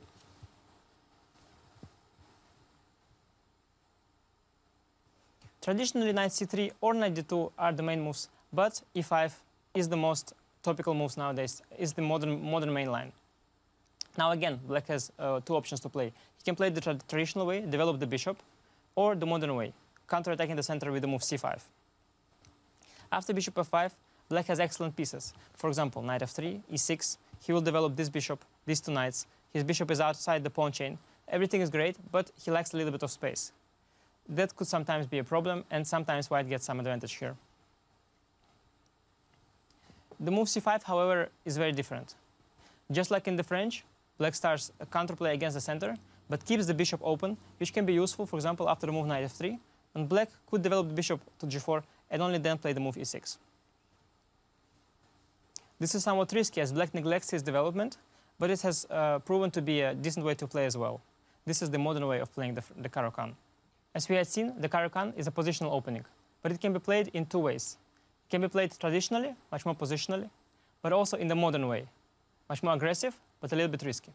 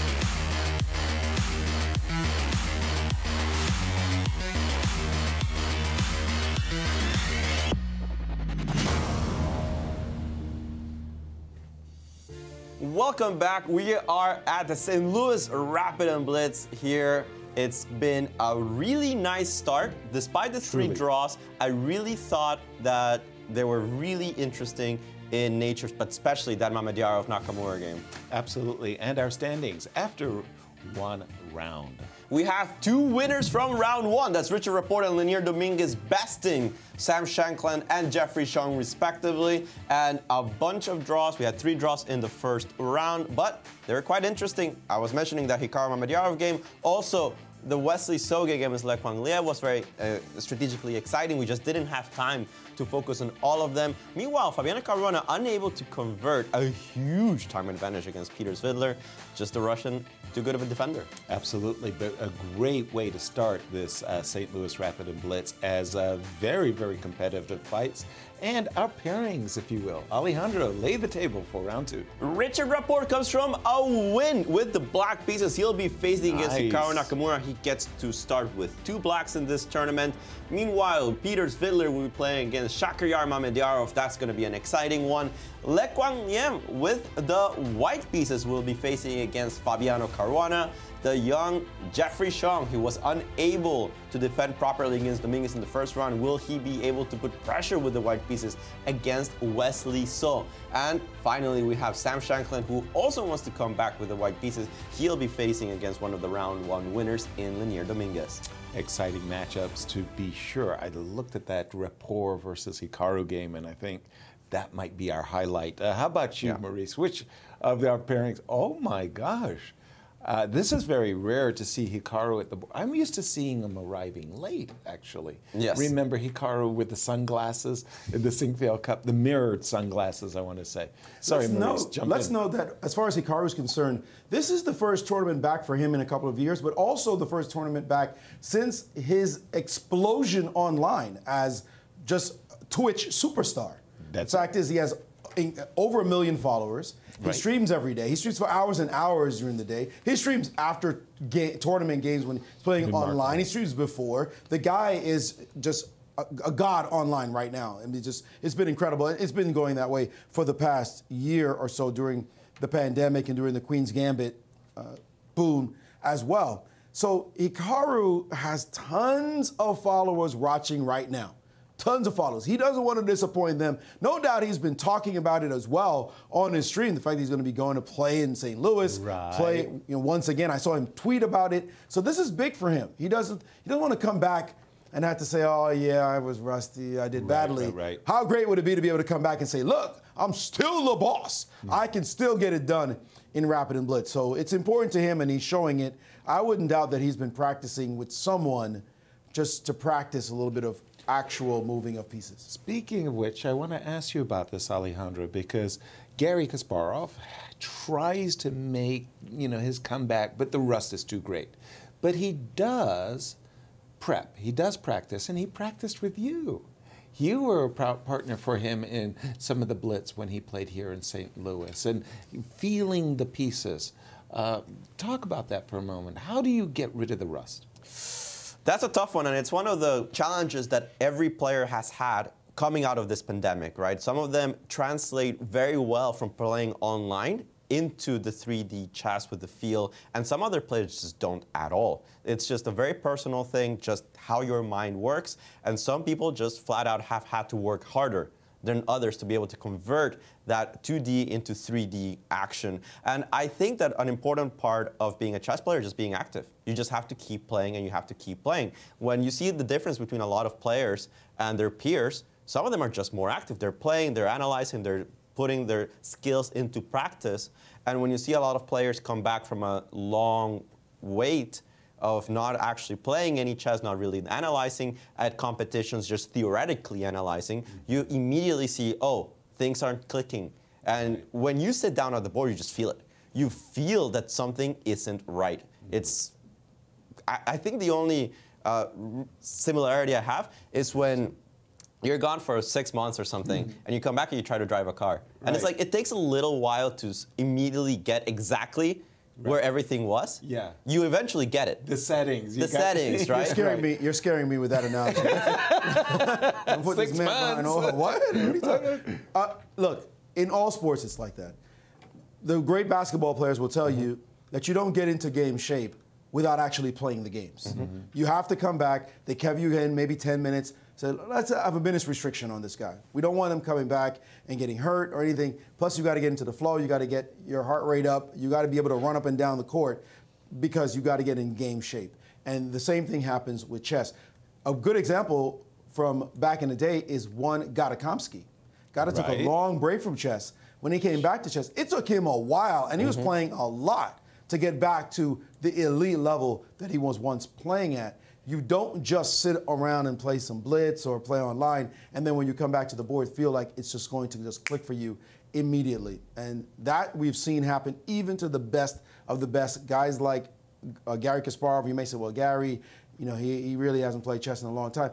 Well, Vladimir Kramnik, who only recently retired, he came back and felt the pain of not having actually made moves himself, found himself in time pressure, losing positions that he's not supposed to lose. You've got to keep playing and playing and playing. And I think that when those guys make comebacks, I always feel like, Gary, if you're going to make a comeback in an event against these gangsters, play 3 or 4 small events. But he just doesn't have the will or the time to warm up. Like, really? I got to do that? It's very hard to get back in shape without actually playing to get yourself in shape. Yeah, there's no substitute to tournaments. There's just, it doesn't exist. There we see the players getting ready for the games. Is Jeffrey Zhang on the left up against Wesley So. I'm going to be cruel here, but I had to laugh, frankly. Etienne Bacrot plays one of the great tournaments of his life. Second place in Paris. Turns over his seat to one Vladimir Kramnik and said, Vladimir, bring home the 30,000 for us, will you please? Well, not exactly. Oops. Vladimir was not in shape. And then Croatia. The same thing. Ivan Sadic comes in, plays a magnificent tournament. Wow. Hands it off to Gary. Hey, Gary. Put you in a good... Kill him. Go get him, man.'re the star. No, you've got to feel for them. Yeah, you've got to play. I do. And that's it.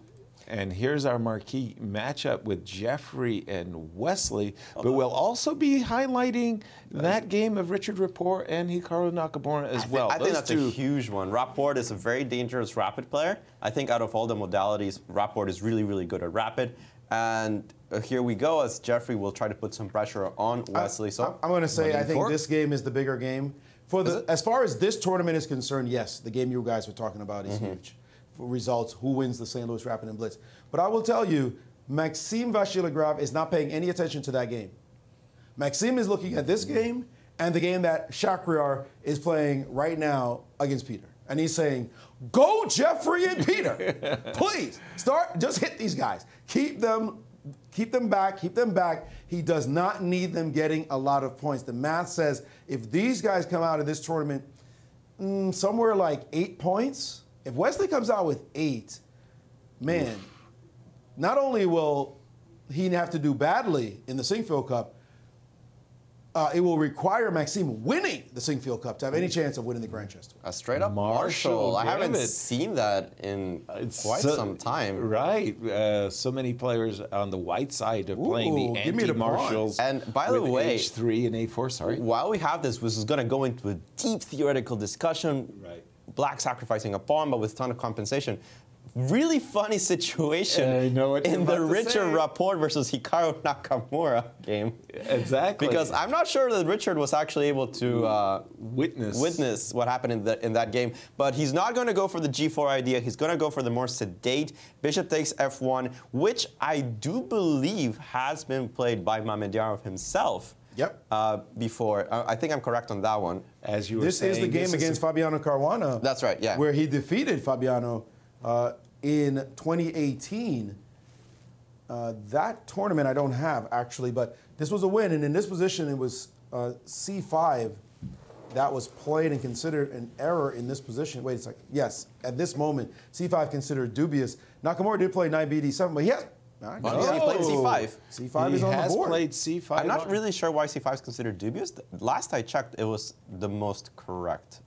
Well, we're in the line, and Naka is just blitzing out what he feels is the right way to play.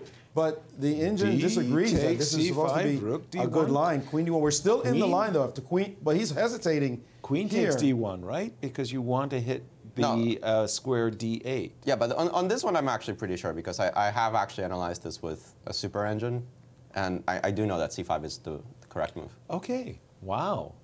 And by the way, when you say a super engine, put that in perspective for us. I mean, we all know about the Komodos and the Dragons and the Fat Fritzes and those things. But when you say super, I mean, I'm of course aware that you're the coach of the St. Louis University team. Does that mean that somewhere you got a neural network across the street? We actually have a really nice engine for the St. Louis University, but in this particular variation, that was work I did for Fabiano Caruana, and we had a 100-core computer that was, well, each one of us had a 100-core computer that we were analyzing with. Wow. So, yeah, this has no news, and it hasn't been news since 2018. I'm wondering what Rapport is going to bring to the table, because I thought that this was kind of done. Yeah, G5. Nice stuff. Okay. By the way, in that Fabiano game, I was just checking to see what the final result, the final position was. And if we take a look, Fabi got a fine position. He was up a pawn with a slightly exposed king. This h6 pawn was a little bit of trouble. But here he blundered horribly with king to e8 and allowed knight to b5, hitting the queen and also threatening this knight d6 check. Whoops. And that cost him the game. So he was fine throughout the game, in fact, and ended up just blundering at the very end. And that's the reason why he lost. So we go all the way back to the position that we have in the game. After queen takes on d1, Fabi took on c5 right away. g5 was not played. Right now we have g5 by Hikaru. And this is a game between Vituikov and Anish Giri. Giri was on the black side of this position and did play the sharp g5, and he managed to draw that game. That game ended in a draw. So still in theory, so to speak, which is just practice among grandmasters, this has been seen before. Thank you, Maurice. I just want to turn our attention to the game between Jeffrey Zhang and Wesley So. What we thought will be a highlighted game, it's the Marshall Gambit. And I tell you, it's such a rare guest. I mean, I know Levon Aronian has been championing the Marshall Gambit essentially his entire career. Yes. And he's done, well, he became #2 in the world. And so far, I'm looking, and the Marshall Gambit has not been pierced whatsoever. It hasn't, and I remember that Kasparov never allowed a Marshall Gambit when he played with the white side of. So it's been known to be good for quite a while, even before engines. And last I checked, there are some new ideas in the Marshall for both white and black. I'm not completely up to date with them at the moment, but I do know that there's been a little bit new research being done, but not exactly enough to break the Marshall. So let's see what happens in this position. Wesley has regained his pawn. Yes, he has, and we just saw the retreat. Bishop d3 to f5. Wesley has not been anxious to play knight takes e3. After that trade, which is something you might want to do, you do unleash this bishop. So he's offering, once again, the Marshall pawn. You know, you can take on d5. But I suspect that what you were talking about is white has been trying to play moves like bishop to d4, a2, a4. This in the Marshall Gambit has been such an important part of white's whole approach as to getting some kind of edge. On the other hand, Jeffrey's been playing pretty quickly as well. So yeah, maybe he's brought something new to the table? He has slowed down after the move bishop f5, and it's been. I'm being told that it has been played 5 times before, so they're still not in any kind of new waters. But the Marshall is so deep and so wide that it's not strange to get a little lost in the variations because there's just so much to consider. Yeah. We have a repetition. Breaking news. Yeah, we have a repetition. I was about that happened. Well, that was fast. That was just theoretical, and they played the line that we talked about. And Hikaru's up and out of here, getting a quick draw with the black pieces. That's 2 draws he made with the same line, making sure he was nice and solid. I'll go back. But this has all been played before, right? It is. It's the same Vituikov-Giri game that we mentioned. So g5, bishop g3, took on c5, and after queen d8, king g7, this move bishop to e5, which looks like it's about to potentially win material on on f6, but queen c1, and unless you plan to block with your queen, then this is just a series of checks, and king e1 repeating, queen c1, and that's all she wrote. So Hikaru seems very satisfied getting 2 draws against 2 very good players, 2 black pieces out the way, and now you'll have that extra white with 7 rounds to go in the rapid. No, that's an important point. No problems with the black pieces, even pressing on one of the games against Shakir Mamedyarov. I'm actually wondering how many files around the world have this final position of queen c1, queen c4 in them. I would suspect quite a number. Quite a number. When you think about these databases and how prevalent they are, I mean, and that is a very, very topical line. Right. I just wanted to go quickly to the game between Peter Svidler and Shaq, because one of the things I really admire about these top grandmasters of today is their ability to play so many different defenses. I mean, in Shaq's case, he can play these Rui Lopez's with G6, and he kind of mixes things up in his, and he plays the Petrov, and they're moving targets. And in this I didn't particular, know he played the Petrov. Yeah, he's played the Petrov a few games, but he also plays the open Spanish. The open Spanish is like one of his favorite weapons with black, right? And it's so hard to nail him down. And c5, that's what a do you visual. think? That is a visual move. That's what I wanted to say. Like, when you play a defense that you really know inside and out, you're aware of all the little tactics and the positional nuances. And what did White just do? White played the move b2, b4 with a very clear purpose. He didn't want to see black playing the move c6, c5, and he also wanted to play bishop b2, defending the knight on e5. So what do you get? You get c5. What? What a move. What a move. Okay.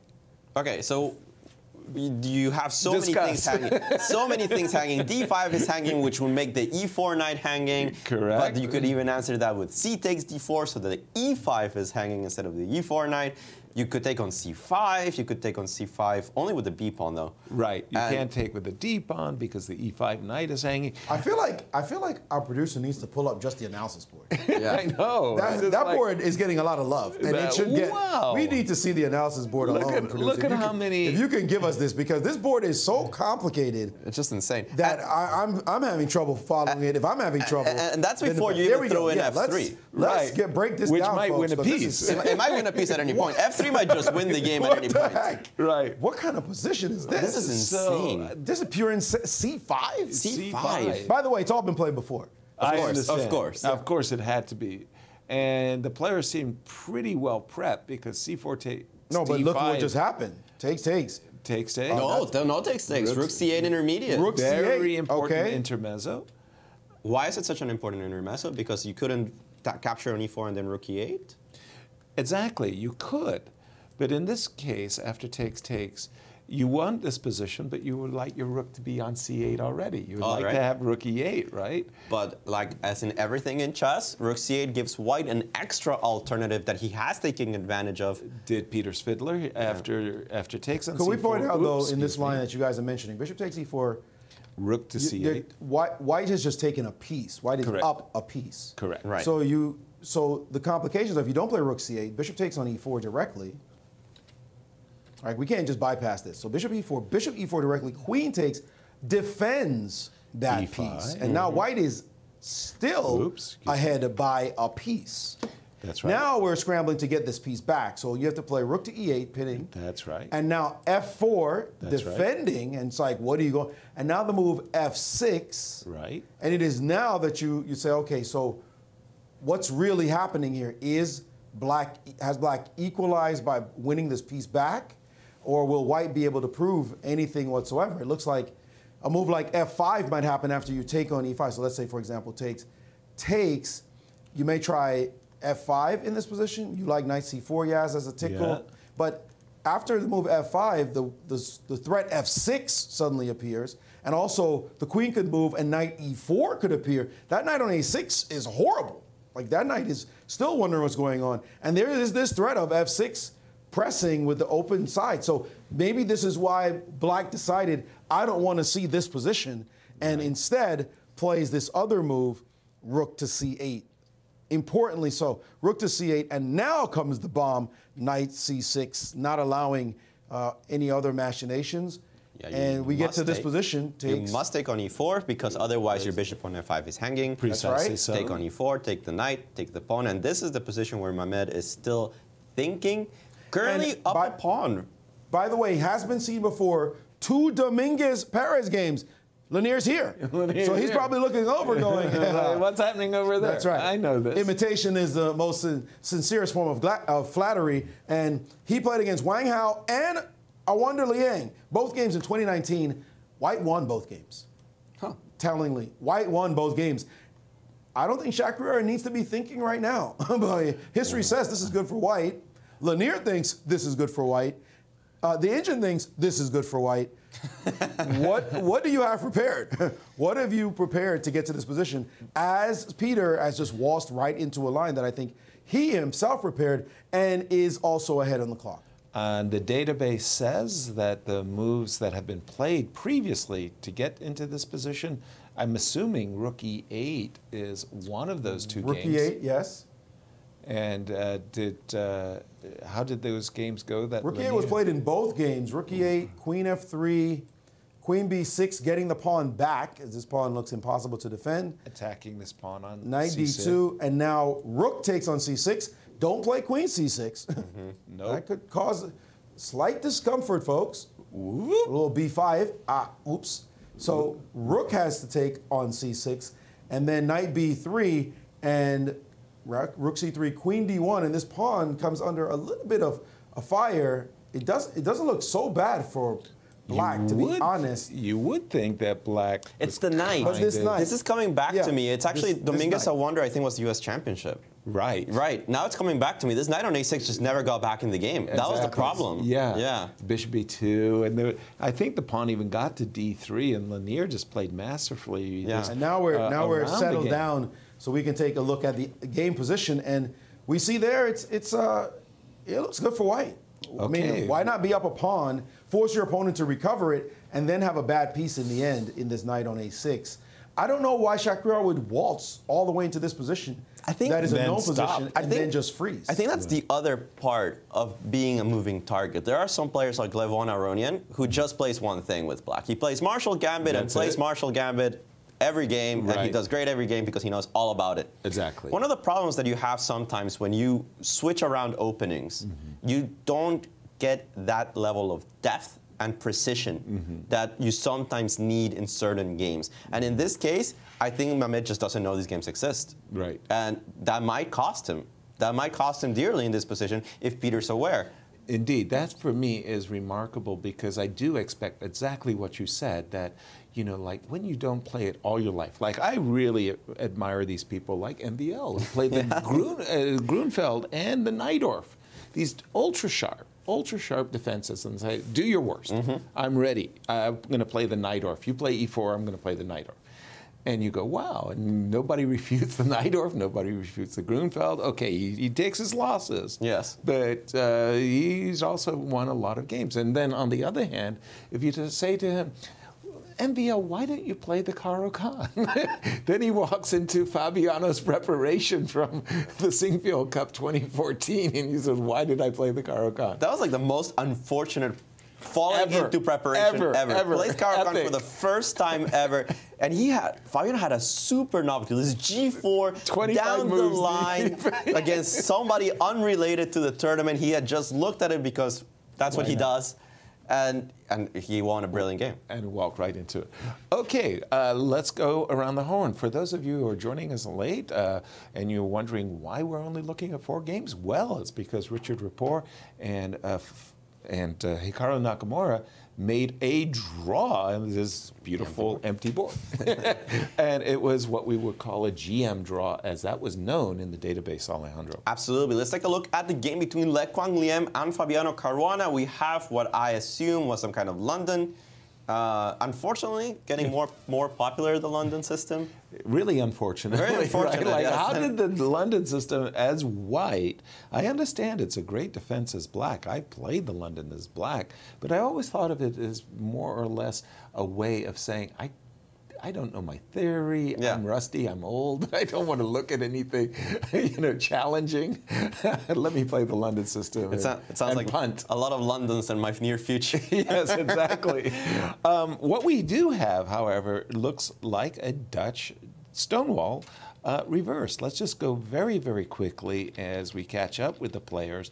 We do, in fact, have London. Okay, the trade of light squared bishops, certainly favorable for black, I was going to say. And after this move, rook AD1. Rook What can I AD1 say? is I a feel bit of a like, mysterious move, isn't it?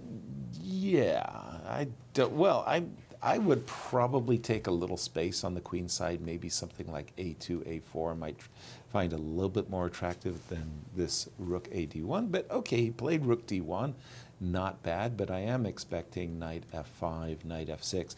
I don't think that Fabi will have anything but happiness about that position. He's fine. By the way, let's return quickly to our highlighted game, Jeffrey Zhang versus Wesley So. After the move, knight e4, there was no inclusion of a4, by the way, but immediately knight e4 takes, rook e8. I'm assuming queen f3. I've got the two bishops. Do you want to take? I'm guessing you do. Knight takes e3, rook takes rook takes e3, rook takes e3. Can Jeffrey even suggest that he has a theoretical advantage? I don't think so. Yeah, it's a little bit, because the bishop on b3 is better than the bishop on d6, but it is so small. You're not beating Wesley. So I think small. we're splitting hairs even. You're not I really don't think so. Yeah. It's one of those many variations that white has tried, in which you get something super ultra tiny, but you're not really in danger. Yeah. So you play it out, hope you win 1 out of 9, 1 out of 10. Against Wesley, Yeah. you win 1 out of 90. Well, And what do you have for us, Maurice? Well, a position here, very solid, Sam Shankland versus Lanier Dominguez. This one looks dead. This one looks a little bit of energy on the G7 point. If you take now, however, it's all black with the energy along the G line. So that's not something you want to do. but why is it dead? Isn't black up a pawn? Well, the challenge is that white has the initiative right now. He did not make a move just yet. So not so easy to get out of this position without giving white a ton of play. This line, for example, gives white tons of activity. There's a sacrifice on G7 always in the mix that you have to worry about with this pressure down this line, the tactics somewhere brewing in the position. And although he's up a pawn, as you said, the pressure for white is getting stronger and stronger. We have G2, G3 on the board. That's a weird Not move. that move, Bishop F3, that you were just suggesting. Again, there is a challenge. If you castle, this move is still possible. Bishop takes on G7 as king takes directly is met by queen to D4, hitting both the king and the bishop. So white just simply has tons of little tiny tactics. But I have a really random question, but I don't Please. know if it works. Bishop d6, g3 castles, bishop takes g7. Can I take on g3? You can. Now you become a pawn grubber.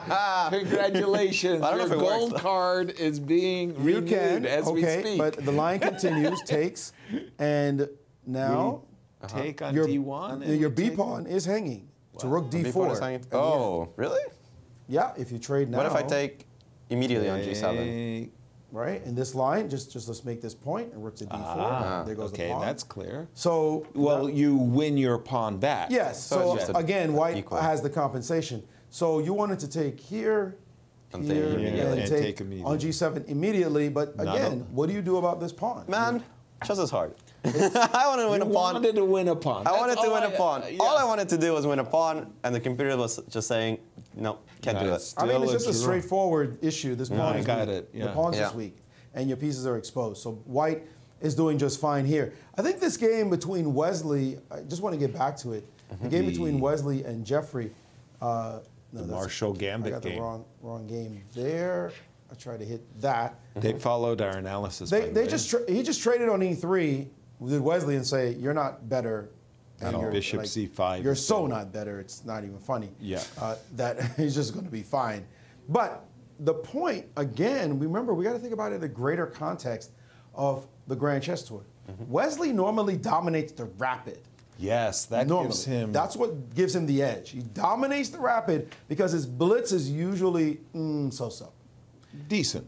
Decent, but not anything special. And we know the gangster in blitz is going to be Hikaru. Right. So Wesley normally needs to get that edge. He not needs, but builds up an edge in the rapid and then forces people to chase him. He keeps drawing games and doesn't get that edge, then all bets are off. And again, Maxime Vachier-Lagrave, it is unlikely that he wins the Tour, but he needs Wesley to not do so well. I mean, right now Wesley is not really no behind second, 0.7. no third. But let's say Wesley only makes. Let's say Wesley 6 somehow points. only makes 6 points. Right. Then Maxime again has a fighting chance winning the Singfield Cup. Right. And hoping that Wesley doesn't do so well behind him. That's going to be his chance. Shakria, by the way, is in big trouble if he loses a game. He was on the edge against Naka. In round 1. More or less. Let's not say it was so bad. But it was certainly some danger. Right now, we don't like his position against Peter. If he bombs here, Maxime is like, yo, I'm not worried about you at all. I mean, we're going to be at the dogfight in the Singfield Cup. So it's all about watching Wesley. How does Wesley do round after round after round? If he picks up a big number in this tournament, it's going to be hard for Maxime to catch him. But if he doesn't, you know, there's always a chance. Maurice, let's take a look then at Shaq's position, because it is important for the Grand Chess Tour standings, and we didn't like it where we left off. Has it improved for the Azeri player at all? Well, one of the things that Shaq did not do, he did not play the prescribed or rookie 8 that has been previously seen in this position. He took a little wrinkle. He played Queen B6, Bishop B2, and only now Rook D8 defending the pawn indirectly. If you take on D4 with the bishop, there is a Hakasito. Bishop takes H2 and Rook takes D4, winning back the pawn. It is still a little baffling to me that even though this tactic works, isn't the queen just worse on F3? Wouldn't you like as black to move it to F3 before you do the exact same thing? Away. Just bump it away first? I agree. Right? Right? Yeah. Why wouldn't you throw in Rook E8? For sure. I mean, and then you could decide which rook is supposed to go on D8. Good point. Yeah, I think the queen is much more active on E4 than it is on the F3 square. So yes, Rook E8, I agree. Knight D2, finally, unlike the game that we were referencing between Lanier and A Wonder, Liang.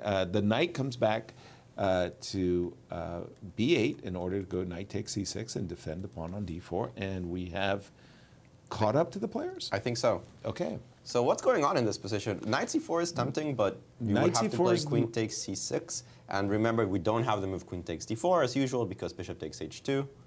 Let's make that point on the board. Knight D4, Queen takes C6, Queen takes D4. Gift me your pawn. Oops.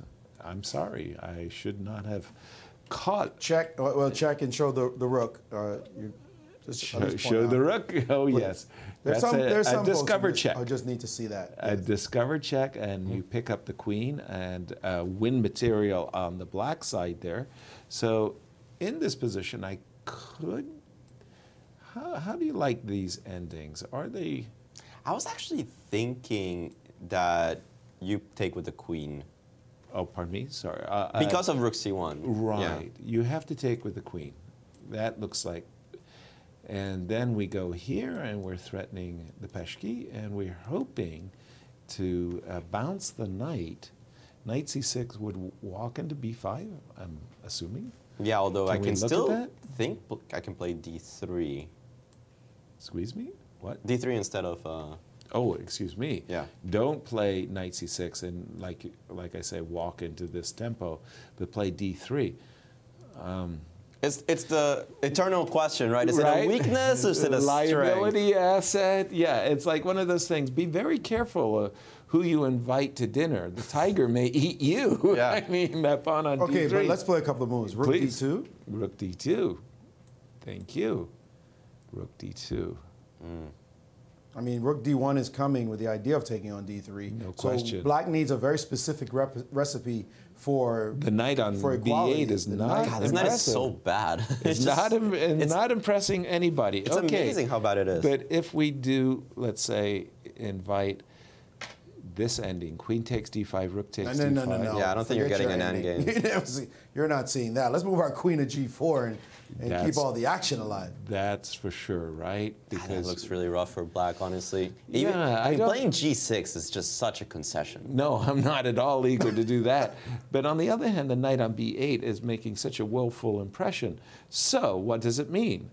It means in the game position, knight c4, knight takes d6 is a real opportunity. It really is. I think that's what I would go for, because at the moment d4 can't really be touched. I'm going to lose c6 somehow. It seems like a good time to cash it in. Maurice, back over to you. What do you got for us? Well, a line that we were inspecting in the game with Sam and Lanier, and it looks like it's going down that path that we were analyzing. G3, Lanier castled, and boom, bishop takes on G7, blowing up your king side is met by boom, bishop takes on G3. They did play it. Sort of, kind of blowing up your king side as well. H takes on G3, and now we would expect the choices to either trade queens or to take on G7.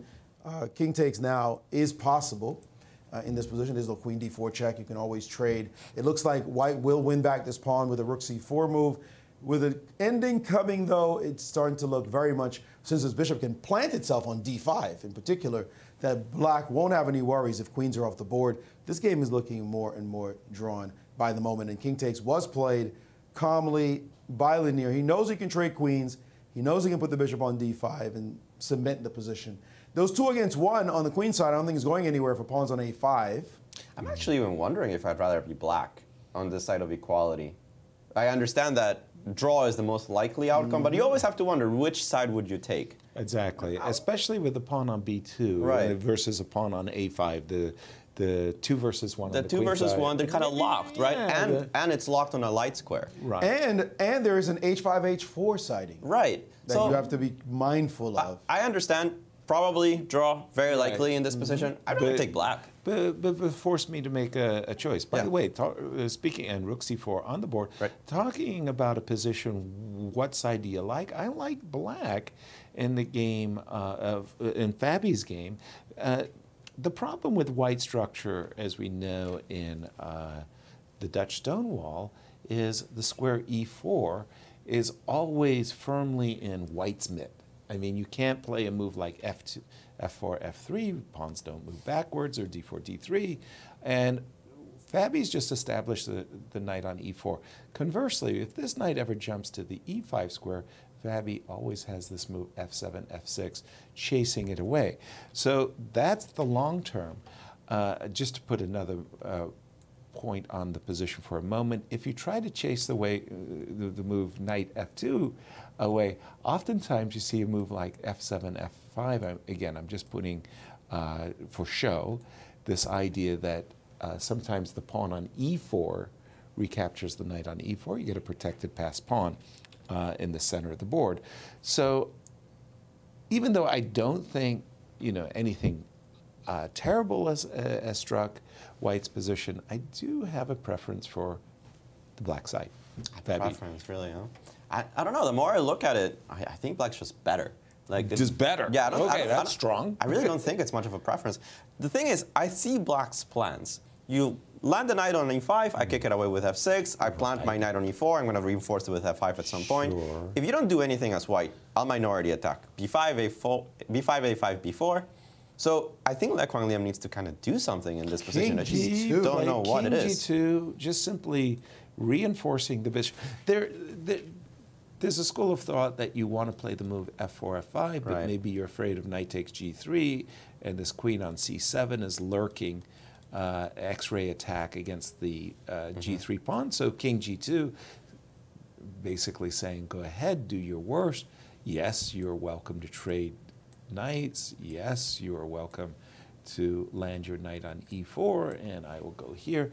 But I think I go f5 here. And now I'm pretty that's happy. the question. You're very happy to play the move f5, and I understand you, because those ideas of knight f2 and, like you say, whenever I trade on e4. No, black's definitely for choice. Yes. And the problem is, of course, that e5 is incredibly weakened, but there's still dark square bishops. Right. That's the problem. You jump to f5 and you can eliminate And that knight on e4, it's just a monster. yeah, it's a Thor. Yeah. It is a Thor. This is pure. This is pure. We're at a very interesting stage in this game, folks. It's in this round, I should say, because no one is in any time pressure. No one is in that. We saw the last game, like Hikaru had only 6 minutes left, and some clock time was ticking down in other games. In this one, everyone is in the midpoint. Everyone has about 10 minutes, 12 minutes or so left. So time is not a factor. It's important that you play yourself into form when you're in these events and you don't let the time be that much of an issue. Peter has just slipped below 10 minutes. He's the first person who's done so. And for some reason, he's just found the position a little bit annoying, trying to figure out if knight c4 was the right way to go or knight f3. After all that thought, he put knight f3 on the board and got up. Interesting little sequence there. But the point is that they're trying to now get their handle on the game. I'm going to predict that everybody's going to be in time pressure in this, except for the one game between Wesley and, well, maybe the Dominguez game. I'm not really sure, depending on the analysis of how much he wants to win. But this one here, this one's drawn. This is dead. This one's dead. There's no way anybody's winning this one. So nothing should happen. But the other games are still some content. As you mentioned, as we did mention, the bishop has landed on d5. The pawn has landed on a5. Absolutely. Sam is very quickly playing b4 to get rid of his weakness so that he can have this passed pawn. I think that this one, Sam should make a draw, and there shouldn't be any issues here as well. But the other games, this one's going to be really rich, for sure. And the Fabi game you guys were just looking at, those two games are going to go down to it. It's not easy to just trade the pieces off. I expect a lot of excitement in those two. Okay, after the move knight f3, why do you think that Peter was drawn to knight f3 versus knight c4? Knight c4 looked more forcing. He's going to g5. Does he see a checkmate, Alejandro? Let's take a look at the analysis board. I think the idea of knight f3 basically forcing knight takes c6, as we can get that. So knight f3, again, you're hitting the pawn on d4 with both the dark square bishop on b2, the knight on f3, the queen on e4. Maybe for this reason you wanted to play rook e8 and put the queen on f3, right? Okay. So we got knight f3, c6. knight takes c6 is more or less forced. And I think you just pressure black. You don't let them move. I don't know if you take the pawn immediately, like you go rook fd1. I think you go rook a-c1. We should point out, again, the same tactic. And he's played rook a-d1. Let's commentator's curse, right? Let's just point out the same tactic because we see it and we quickly ignore it. White can take the pawn on d4. It just doesn't do anything. There's no benefit because of take on h2 with check, and again d4 is indeed hanging to a rook. So this is not something he's going to do. For those who are saying, grab that pawn. Instead, nope, we don't want to go with this line. Reinforce the attack on this pawn with this rook. Although it's interesting, the problem of which rook. Yes. Because the F rook could be on d1 with the A rook on c1. Right. Why is it that the A rook belongs on d1? The F rook is going to be on e1. That's somewhat counterintuitive. But Peter's chosen to put the rook on d1 instead of looking for c1. Sorry to interrupt you, Maurice. This is one of the things I really found remarkable about the world champions. I'm thinking specifically of Kasparov and Karpov. They would make these decisions. Rook a c1, rook a d1, rook a, and it was like 10 moves later they made the right choice. Yeah, it always falls into place, right? Exactly. It's like the cat that falls and it lands on its feet. Yep. They always seem to land on their feet. I, too, wanted to say, hey, I find rook a-c1 attractive because I get to take on c8 and dislodge the rook from d8, right? No, rook a-d1 was Peter's choice. And now what do we have, Maurice, after rook a-d1? It's still black trying to deal with the d-pawn that will be attacked within an inch of his life and may die. I mean, that's just the fact of this position. And I would say the big challenge for black is counterplay. Do you want to just get locked into some position where you're defending and defending, or where you will find your counterplay? The only place to find counterplay that I could tell is with the move a5. Exactly. That's the challenging move, right? couldn't make it work. If we take a look at some variations, Let's do it. Maybe the engine can help us, because a5 That looks very compelling. Exactly. Knight takes. I think you take on d4 with the knight. Yeah, because the pawn on b4 is pinned. You can't lose the bishop. So knight takes d4. Okay, I play ab. Because if you take on the knight on d4 and the knight takes with the bishop, that's a tempo. Exactly, and there's no bishop takes h2 in this case, because the bishop has an extra defender. So after knight d4, I'm capturing. Takes. Yes. Now I was just wondering if I can go something like knight f5. And that looks pretty crunchy. It looks really good, because the bishop on d6 is hanging, but now, never mind. I think bishop takes g7 immediately, right? No. Isn't knight h6 winning on the spot? Oh, Bishop g7, bishop g7 wins, knight h6 wins. I much prefer knight h6, man. That's a visual. Let's finish the line. Yes. So the whole point is knight h6 check. If the king is forced to move, that costs you the f7 pawn, which will cost you the exchange. On the other hand, if you take it, you get mated on the spot. Check, and queen takes bishop g7. on b2 gets its revenge. Yeah, it was all about the bishop on b2. The love. So I can't make a5 work. Okay, so if a5's not working, let's see, can we turn the tables against this bishop on b2? Can I play something like here? But hold on, a5 finish the line. I know it looks problematic, but black is a step away from liquidating the entire queen side. Clear. So can he take on d4 and move his queen, and look to get some kind of liquidation, like maybe queen b5 here, or a threat on h2, something like this. The problem I had with random queen moves is that after queen b8, queen g4, I still feel it's really dangerous on the diagonal. I don't want to play g6 under any circumstances. I'm facing this bishop on this long diagonal, so if I have to play bishop back, I just feel Maurice. Okay, so consolidate this position as white. Okay, let me take a pawn. And it's like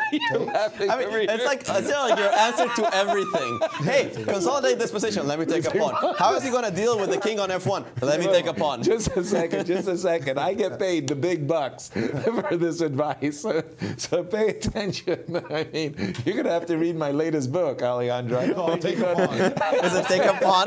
Take a pawn by Yasser. That would be a From A to Z. From A to Z. That's what I'm talking. Okay, but take on d1, rook c2. Two results, but maybe only one result. Could we just keep going? Take. You think that and play rook c2. Rook c2. Oh, bishop g7 doesn't work. That's unfortunate. I know. I just thought about bishop g7 too. Queen d4. Man, it's tough going into this kind of positions when it's hard to analyze from like afar that you're actually going to win the pawn, right? It still feels bad. Yeah, this pawn on a3 is not the most marvelous. No, play. It's a duckling. It's a duckling, and maybe ugly duckling, but it may become a swan. It may become a swan. Yeah. I mean, okay. Shakhriyar is still in thought. We've been analyzing deeply. We spent a number of minutes looking at this a5 move. Shakhriyar is not the type of player who goes on the defensive. Exactly. That's just not his personality. So 6 minutes he's been thinking about this position. We went deep. We just really nuanced. And it's important because Shakhriyar is someone who has got a big chance to win the whole tour. He doesn't want to screw up in the second game of this event and be trailing from behind that badly. So he's deep into it, and he does not want to play passive defense. He does not want to just give up the pawn or try to hold this pawn directly. Look at Peter just waltzing around. But here's the problem I'm having for Shaq. An alternative to a5 is, like, drum roll, please. What's the alternative to a5? 4 guys on your d-pawn. No, knight takes you can't d4. D4 is hanging for real. I have no idea. I don't see an alternative. Right? I mean, the pawn is dead. You gotta create counterplay. You'd love to play a move like, I don't know, rook e8 and bishop e5. The thing is, like rook e8 and most queen moves, I feel like you could just help me. Thank you. Yeah, I mean now, especially with the queen on g4, the pawn on d4 is looking grim. Again, I may try to struggle my way to some kind of, no, rook on c8 is hanging. I apologize. I don't know. Again, I don't see an alternative to a5, but let's Shaq do his thing. This is really a big it's a big problem. moment. And this was the point again about getting into time pressure here. Yep. Because Shaq is, Oh, yes. you know, remember we just said, oh yeah, hard they're to both read the comfortably clock over times. 10 minutes, 12 minutes, but we knew something was up. The tension in the game was just too much for it. And let's say he's about to, well, he was about to. Now you feel the consternation in him, and he has played rook to e8 after all that. All right. Big time. There was moment. something he really didn't like about a5, and I'm not 100% sure that we put our finger on it, but there was something wrong. Could I say Maurice, he had jump, comfortable 14 minutes, has now become an uncomfortable 6 minutes. Yeah, that's That very is true. uncomfortable. That's huge. Yeah, yeah. That's huge. That's what Peter's hoping for. Like, okay, keep thinking. Yeah. I may not be winning, just keep thinking. Exactly. Just keep thinking. Because at some point, time will be a factor, and you'll blunder in the position because the tension will be so high. So now it's up to Peter to keep the tension as much as possible and give him the rope in which to hang himself. Another player that is down to 6 minutes, but he's also lost a pawn is Le Quang Liem, as Fabiano Caruana has found a way very to put nice. himself on the lead here. That's bad. How did this happen? We did see the trade of knights on d2 when we left it. Knight to e4. We queen to d1. expected this. Yeah. And bishop then d6. Bishop I like that d6. move. I like that move because you don't rush f5. Like That's you right. Keep You it wait for the wait knight. for it, yeah. And then after the move g5, now we saw f5, and well, that was a big decision there. That g5 takes f6. You can kind of let the knight live on e4 and play some other moves, but he did decide to take, and that just looks like a Looks like a clean pawn, right? pawn. Yeah, no, I just don't see. It's more than the pawn. I think we talked about it on the previous Exposed round. king. Exposed king in a major piece endgame. Right. You said he's got to be up the material. Yeah. Even if you're up the material, as long as we have the exposed king, we're feeling good. But what if we're up the material and you have the exposed king? Oh, man. I As think Roman Gingiashvili really will bad. say, I've got good compensation for my extra pawn. this looks lost for white. Oh, It does man, it's indeed. terrible, that Yeah. king. Ooh. Oh, boy. Yeah, this was the moment. We just saw the move f5. It feels like the move g5 takes f6 en passant was simply mistimed. We could have made another move. Let me just say h2, h4. Not that I'm happy with white, right? I'm just saying that the position is blocked. You're going to have to play b5, b4. It's going to take you a while. It's going to take me a while to win, but I'll win. I mean, you have a pawn on g3, and I have free play on the rest of the game. You can't create anything on the king side. You can't even put a knight on e5. I had dreams. I had dreams that my bishop might find a decent diagonal with h5. I'm just saying that it feels to me like Liam missed something. Oh, absolutely. Something. Well, he played the London. What do you mean? Maybe this game will This is why you don't play the London. cure people from playing the London, this one. And certainly he's suffering. Let's just go around the horn and see what we got. Oh, This is the I'm game actually of amazed Wesley they're still So. playing. Let's see, when we left it, we were just in this bishops of opposite color, and we thought, no way, nobody's getting anything here. Whoa, g6. G6. Wow. That's a remarkable move. You could just play I think rook a lot e7 of and make a players draw. would have played rook e7, right? Wesley, do you think Wesley wants to? Yeah, but I don't think he's going to try too hard. You go king f6, you might regret it. You might regret it. Why would we? A beautiful move like king f6 does lose a pawn. That's what we. That's what we. It's always the solution, right? Yeah. It's always grab a pawn. You don't want to lose a pawn. You don't want to get mated either. Okay, that game still looks like it's headed for a draw. Draw, How is? Why is that pawn on a5? It's a good pawn. It's not a bad pawn at all. That's a very good pawn. I'm not When even we left it, Sam had just played the move b4, I believe, is Yeah. when we left it. And we thought with this move b4, Sam was making a comfortable equality. Yeah, I didn't think he was playing for a win at any point. No, I did not either.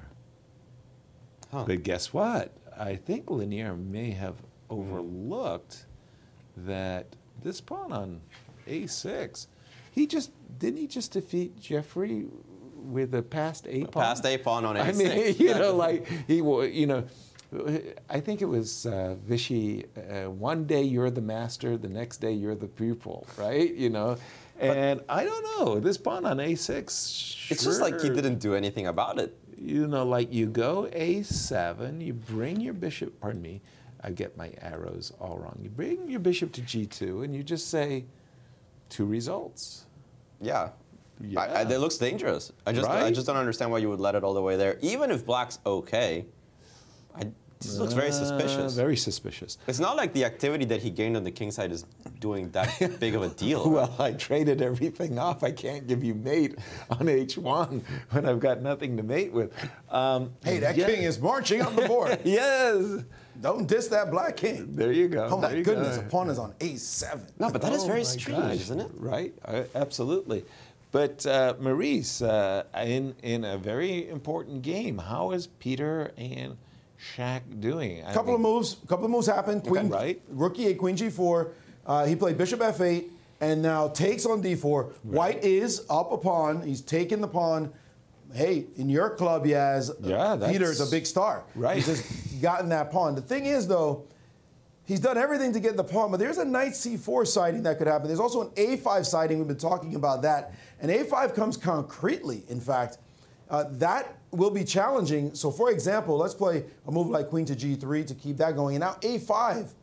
And what do? You just took the pawn. And what happens when you grab material? You want to consolidate. Right. I got it. Now I want to consolidate. The guy's saying, I'm not going to let you consolidate. I'm trying to trade this off. And the most interesting move is the move knight to f5 here. I mean, Right. Super dynamic. Hitting this knight, hopefully threatening some action on g7. Rook d6 could be a move as well, since you're blocking. This bishop cannot take because of queen g7 mate. Right. This looks amazing. This looks like a great attacking move.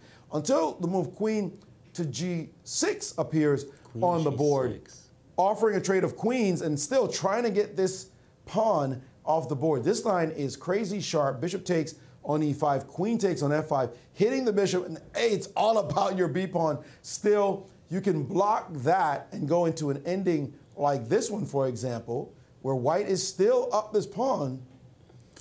But is it? Black's pretty active here. But black is very active, so is it enough as black can say, well, this pawn is not easy to push. It's surprising how difficult it is to push a passed pawn in major piece endings. Very difficult. You think That's you why can you get need past 5 squares. of them. You need 5. Right. You think you're going to get to all the squares, and the guy picks a square where he's going to hold the fort, and you just don't get past this square. You need another weakness, which is not going to happen over here. So this position, as dangerous as it potentially looks for black because of this pawn, again, you may not be able to get past b5 if a rook lands on b8. The queen's already guarding it. You just may not be able to get past the square, and black is very well placed. So this is the trick. Queen on h3 instead of queen to g3 by Peter, and we can suspect a5 is going to have to happen. There it is, hand on it, and a5, and he is making the statement. I am looking for my activity. Will you be able to stop anything, secure the position? If you play b5 now, that's an important move to note, by the way. If you play b5, there is a knight c4 sighting. Right. So b5, I think knight the c4. combination of those two moves, a5 and knight c4, and knight f5. Knight f5, ignoring that side. What is Peter after with the queen on h3? H3. Well, c8 is hanging. So he's got this nice little x-ray idea. So if you take on b4, Peter has laid a very cunning trap. Take on b4, oops, bishop takes e5, rook takes e5. Vulnerable pieces, right? Get exposed to double attacks. And then suddenly this check, well, you thought that was defended. Queen takes, oops. Queen takes c8. But is this so necessarily, is that lost? No, it's I don't not even lost, feel like that but position's that is lost. the trap whether it's a good trap or a bad trap, that's a trap that Peter has set for his opponent. The reason, if we may follow the line, because I had Please. some doubt about whether or not it was lost. Knight check, queen takes. You could also take with the pawn. I mean, it's not... True, even Yeah, true that, indeed. but, maybe okay, maybe pawn takes is even take- better. yeah, and, because- and now take on a3. But I've got The point being that rook d8 can be met by g6. I think the problem here is that rook d8, g6, I have queen a8, and I don't see how you defend the pawn on a3. Oh, that's a nasty move, isn't it? It's a good point. Yeah, that is a very nasty move. Also, I just don't... No. If the rook were on e8 and you didn't have the bishop pinned, I would think it would be equal with the bishop and pawn construction, but no. This feels like that Peter did set a well-conceived trap. Right. And you don't want to take on b4. After He's the actually knight playing f4. knight g6.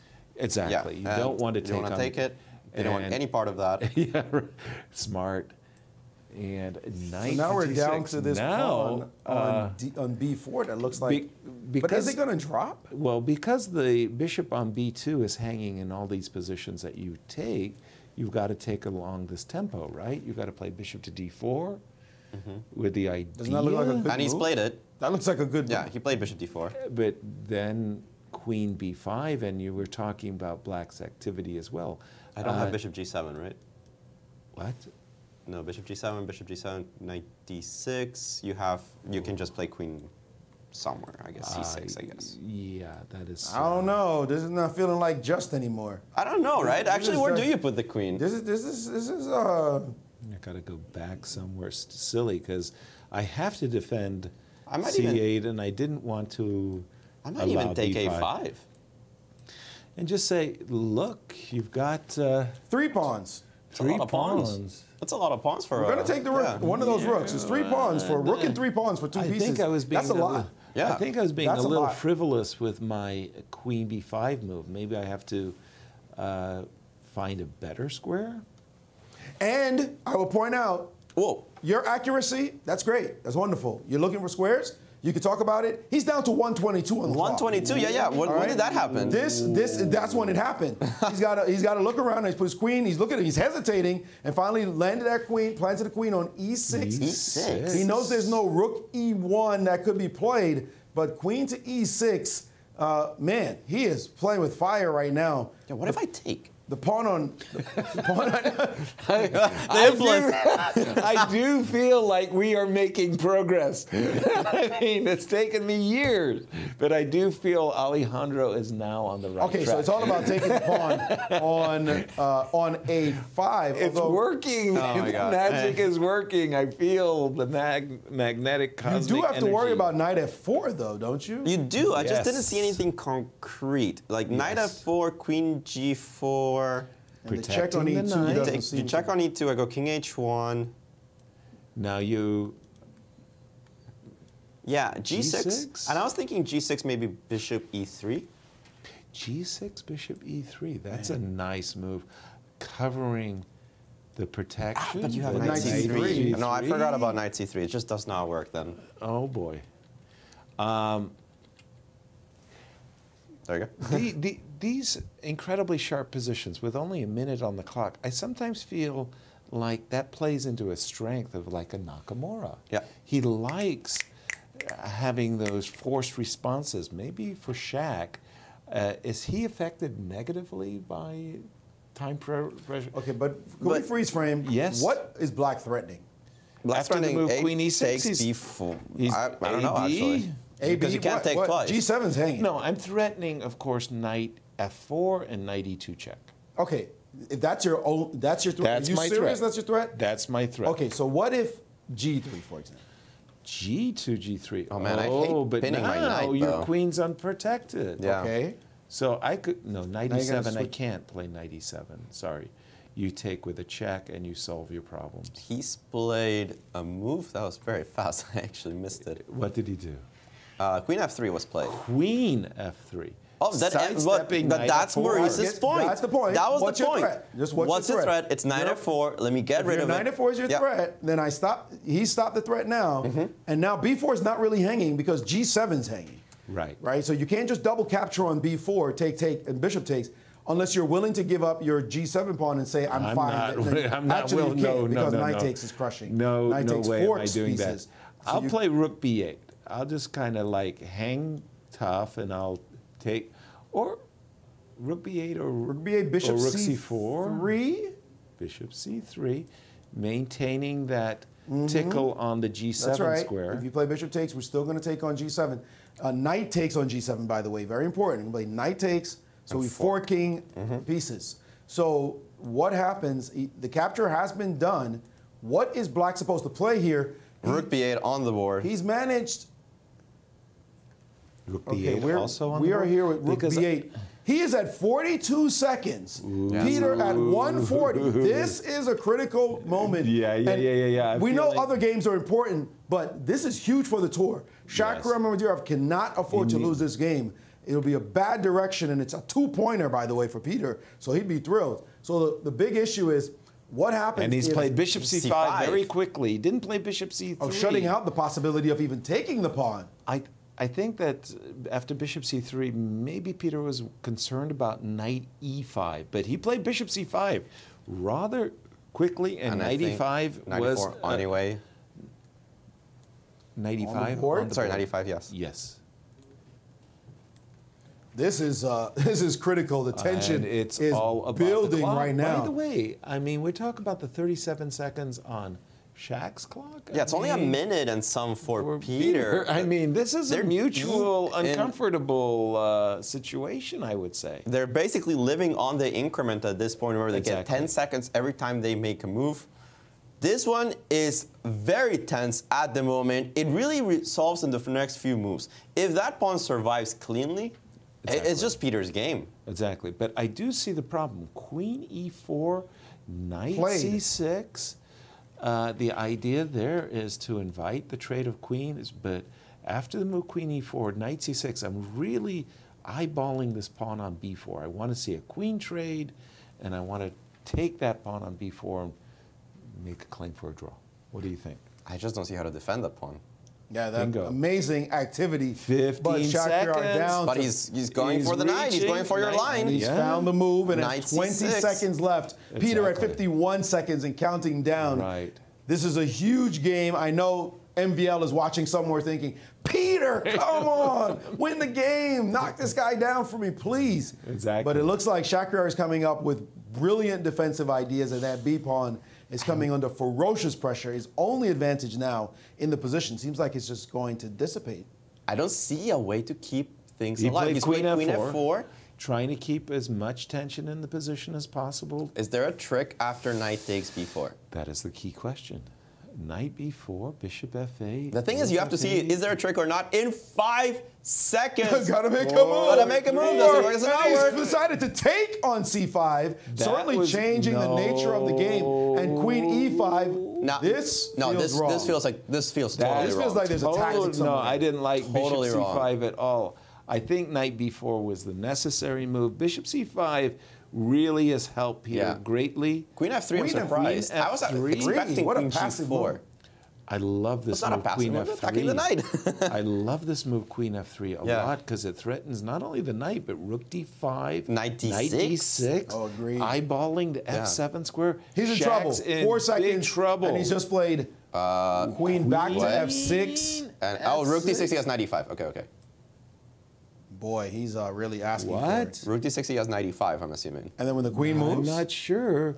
and then I think rook something d6 like queen is a winner. f4 Oh, or the something. queen, is the queen trapped? No, you have rook e6. You have rook e6, but But Queen e4, played quickly by Peter. And by the way, that there c could pawn be a is getting pin. active now. There could be a pin along the e5. You got to play rook e6. Like, what other move do you have?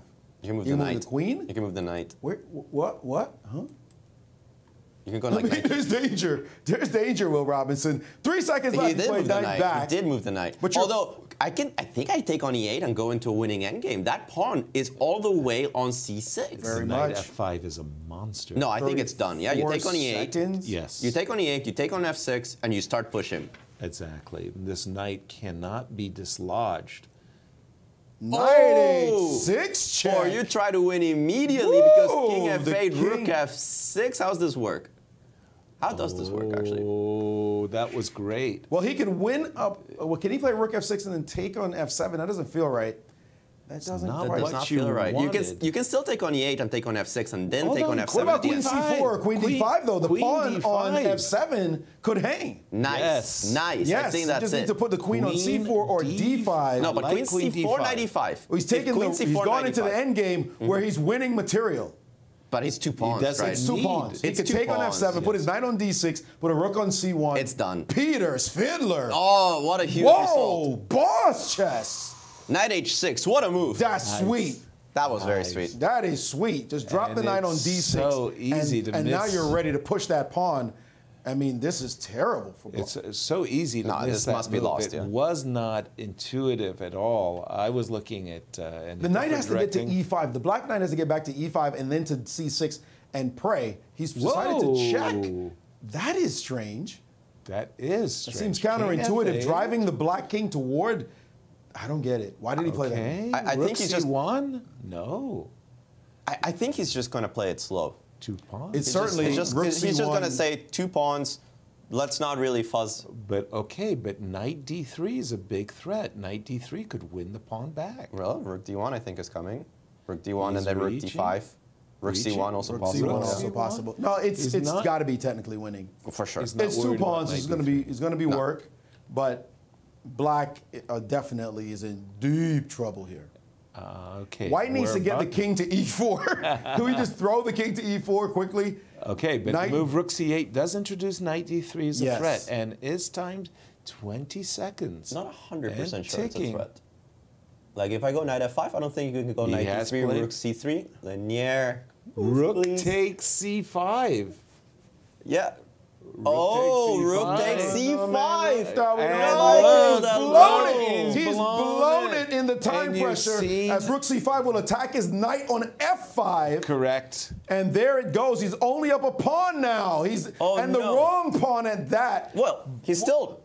Isn't it still still- technically winning though? Because the it's- knight on f5 is monstrous, and you go like rook a7. It's not like that kind of technically winning though. I mean, No, it was a big blunder before it for was sure. killing. It was a big blunder This for turned sure. into something else entirely, But- and the pressure is on as Lanier. Somebody Yeah, needs to tell him to right. move his head out the way. Lanier, by the way, drew against Shankland. He was He able did. to save that endgame, yes. And now King. Wow. And if G4? Boy, he's walking into a little mating setup with He's on a G4, tightrope. but he's fine. It looks like. G4, King G5, I think, is the problem.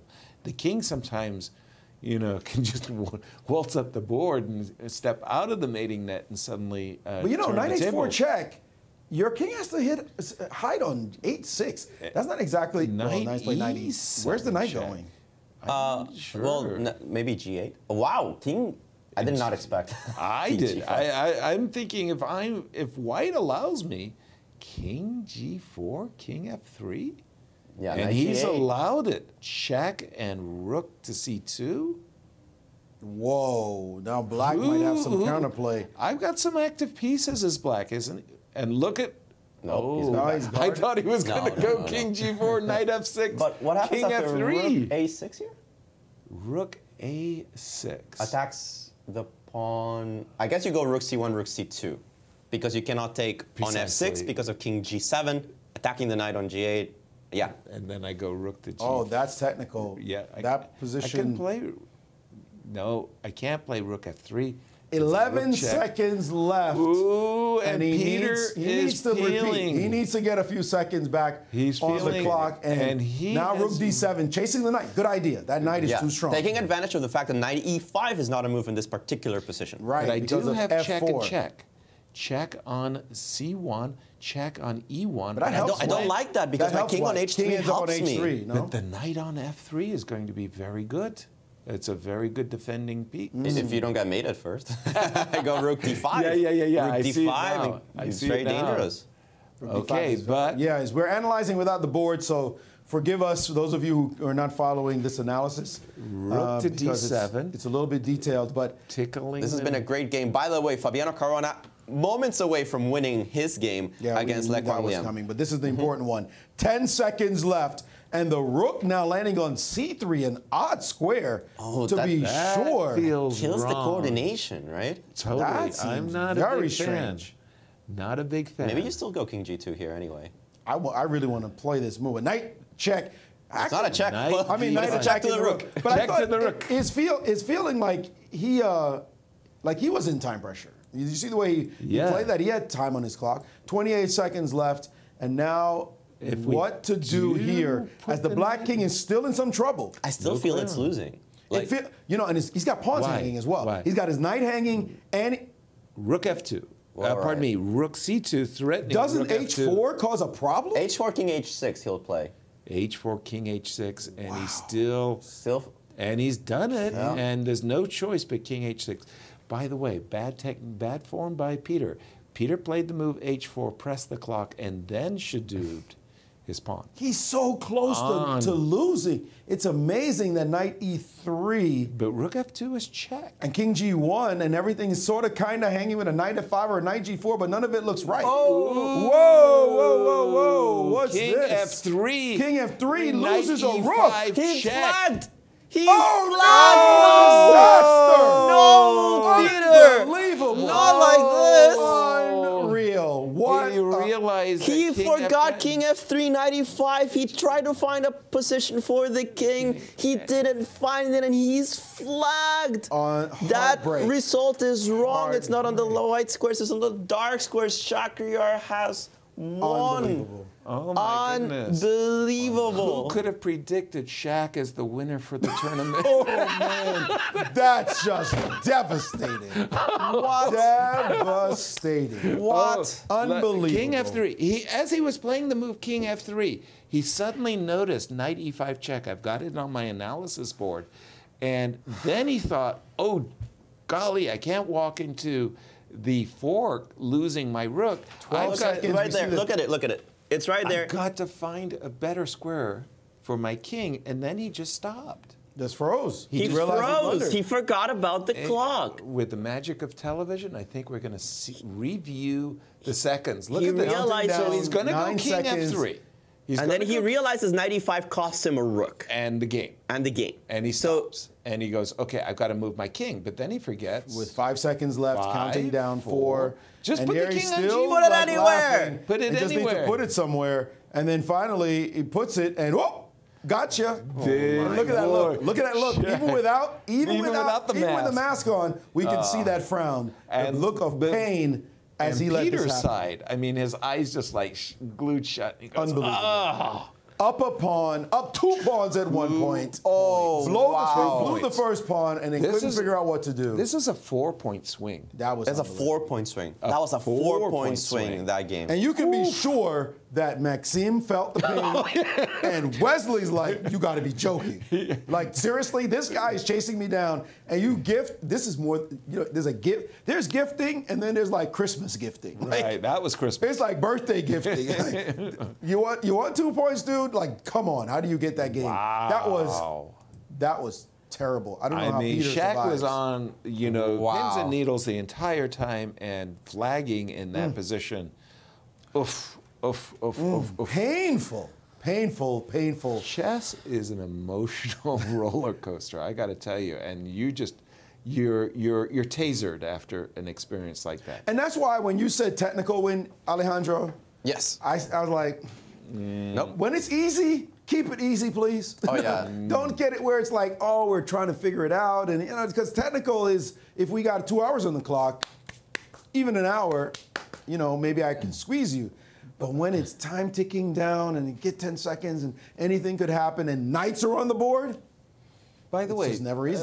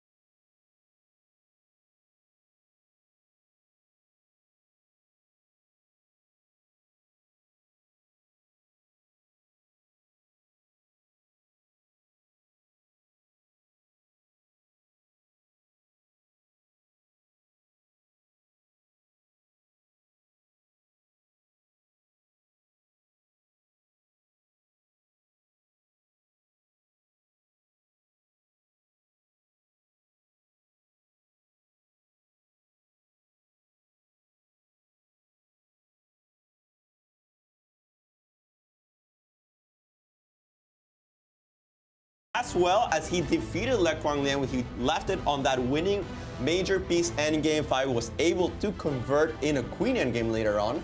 And they joined Richard Rapport and Linier Dominguez at the very top. Linier saving, well, saving might be a strong word, but drawing that game against Sam Shankland, an important result for him. Absolutely. And it's 4 people at the top.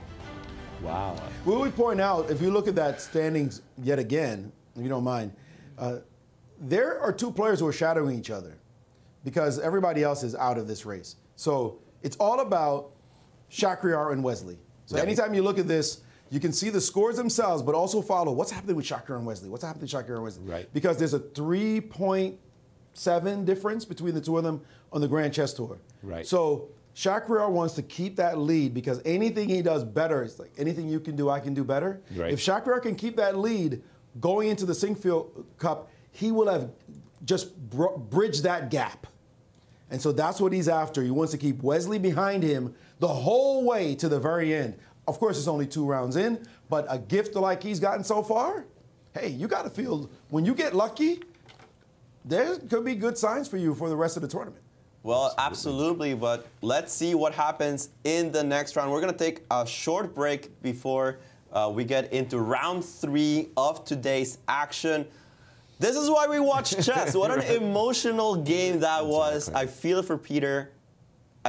No words. We'll be right back, guys.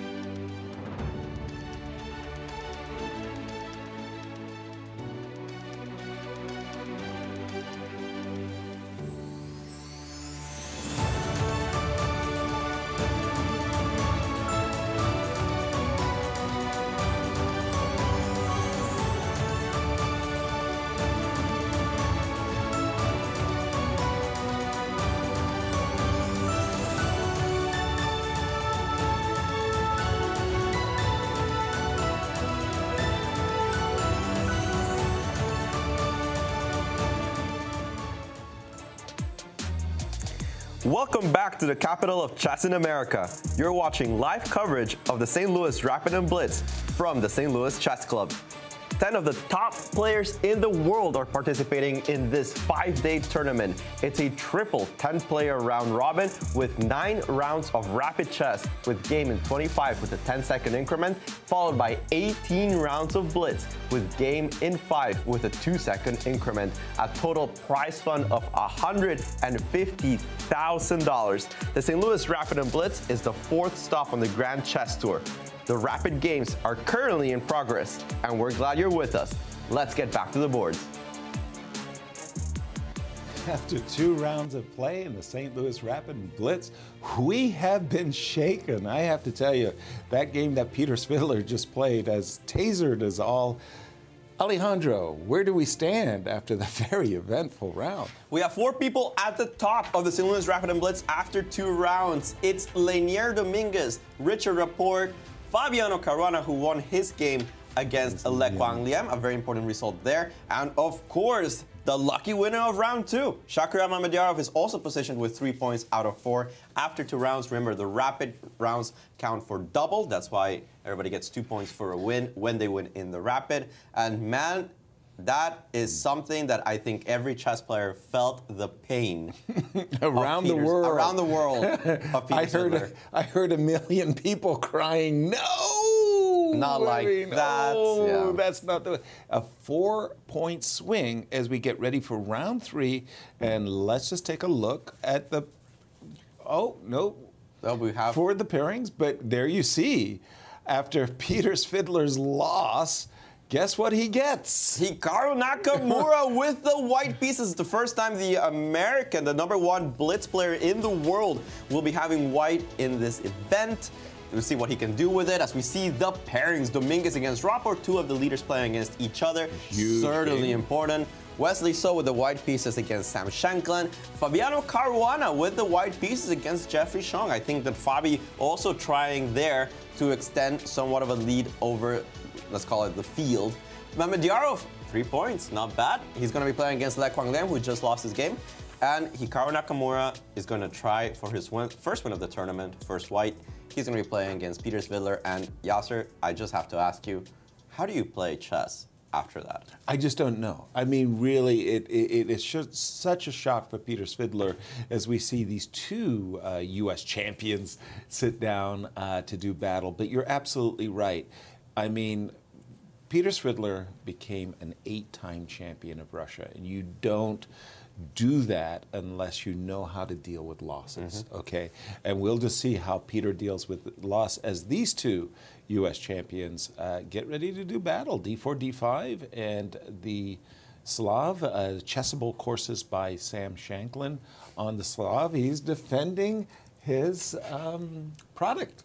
Look, I respect players that put out an opening DVD or a book or whatever, and then they play it. Exactly. There's so you with the Benko Gambit. I did with the Benko Gambit. Right. And although Sam is not playing the semi-Slav today, he is going to be playing straight up Slav with Bishop F5. Also a well-known defense. Exactly. And I want to see if he brings anything new. The thing about Shankland, incredibly well prepared in so many different lights. It's so difficult to surprise him and, quite frankly, surprise anybody in this field, as their repertoires are simply so sound. Very sound. They just have so many alternatives on what they can choose that day. C takes D5 here by Wesley. I don't quite remember this move. That's caused a pause, which says something. I'm not sure exactly what it says, but C4 takes D4. D5 was not expected by Sam, that's for sure. I believe the moves G3 and Bishop D2 have thousands of games. Absolutely. And I don't know the move CD5 at all, actually. Which I don't think Sam does either, because he's actually thinking on a simple recapture. Exactly, and I'm thinking Bishop D2. I remember old games of Vesel and Topolov, amongst many others. But C takes D5, well, my natural inclination as a kind of a Queen's Gambit decline player is to play E6 takes D5, because I'm thinking if I can get my bishop to D6 and commentators curse immediately after I take a firm approach. The opposite has been played. C6 takes d5, bishop d2 very quickly. But I think c takes d5 is more on the cards when the knight can go to c6. Normally, if the knight's already on d7, good point. Right, then you immediately take with the e-pawn, no advantage taking with the c-pawn. As we see Wesley castling, a lot of people always wonder if that's legal. Yes, it is legal. The king is not passing through b1, it's the rook, so that's absolutely a legal move. Do you know that in a Soviet championship, one of the strongest tournaments in the world, Viktor Korchnoi went up to the arbiter and asked him, "Can I castle?" Because b1 was protected by a rook on b8. And the arbiter said, "Yeah, Victor, you can do whatever you want." He said, "Okay, just asking." We have a problem with this. With this is that there's only 2 games being played after the move castle, and one of them is mine. What? I didn't remember it. What? I don't know if it was in some small tournament. By all means, a clue is in. What's going on in the position? Who were you playing, first of all? I was playing Siddharth. I think he's an IM back then. This was a long time ago. It was like 10 years ago. But I remember that I wasn't actually very satisfied with my position. As white? As white. I thought, I have some chances. I have the pair of bishops, but it was uncomfortable to coordinate everything. And the thing is, when you take on d5 and allow the knight coming to c6, all of the typical breaks of e4, they're just not really working. It's really uncomfortable to make them work. And even when you get e4 in, you're thinking d4 is too weak? d4 is too weak. And even when you get e4 in, you're still not really threatening as much as when the pawn is still on c4. e5 becomes more of a target. d5 is not really undefended. So I don't know. I wasn't so satisfied. But of course, white still with a pair of bishops. Let the 2 players suffer. Maurice, what do you have for us? Well, I was looking at your game against it, in fact, before you brought it up. Trying to gain higher consciousness by studying Alejandro's game. You did outrate him by over 200 rating points. Thanks. And managed to eke out a draw with a lot of effort. No, this is my chess career. Details of that one. But you're right. This is a very much a sideline to the main lines. And it looks like Wesley's decided he just wants to outplay Sam as opposed to out-prepare Sam, which is very, very difficult to do. So just drop something on the board and see what happens next. This game, if Wesley doesn't get anything, it will be unusual for the fact that Wesley is usually putting his mark on these Rapid and Blitz events early. He's such a great Rapid player, and he shows it quickly. And one thing we should say is, sometimes you don't want to peak too soon. A lot of times in chess, it's not about how you did in your last tournament and suddenly you're going to win the next one. We see that happen often. We saw Shakhriyar win in Bucharest, did nothing in Paris. We saw Wesley win in Paris. Well, he didn't play in the next event. In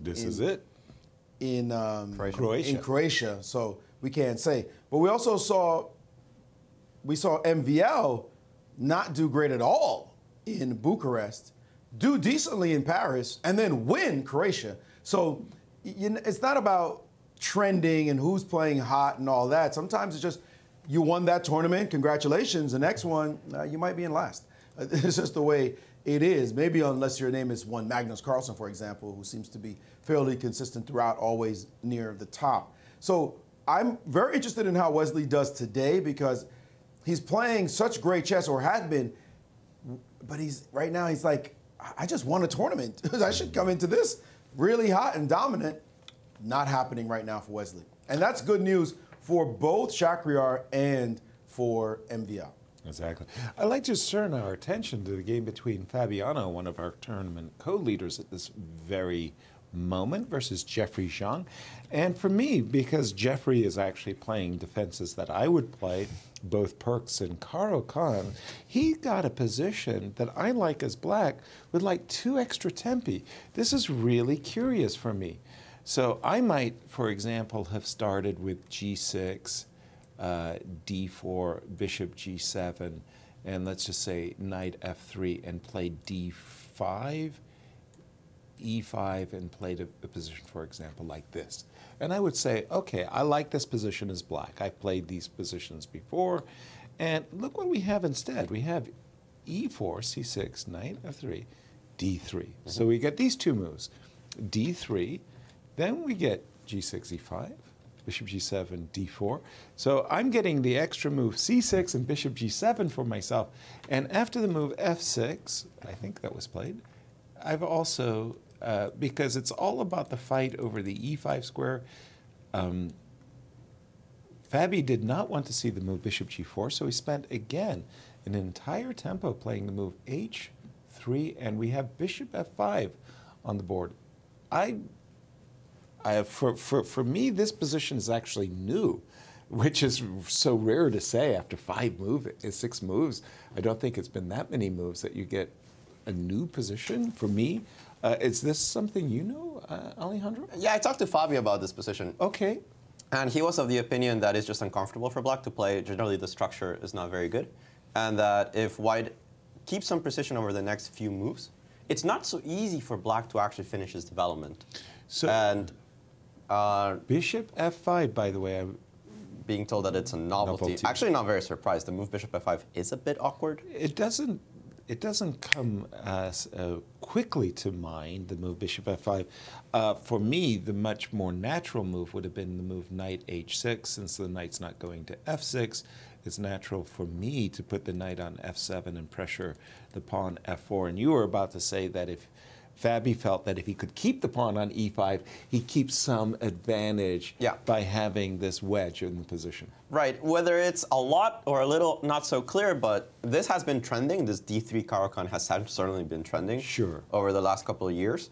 And I wouldn't be surprised that we see these type of structures a lot more often, because black has struggled a little bit to find full equality. They found equality here and there, but still a bit unpleasant. And I think that theoretically still, after D3, there's some work to be done for black to fully equalize. I don't like Bishop F5 particularly.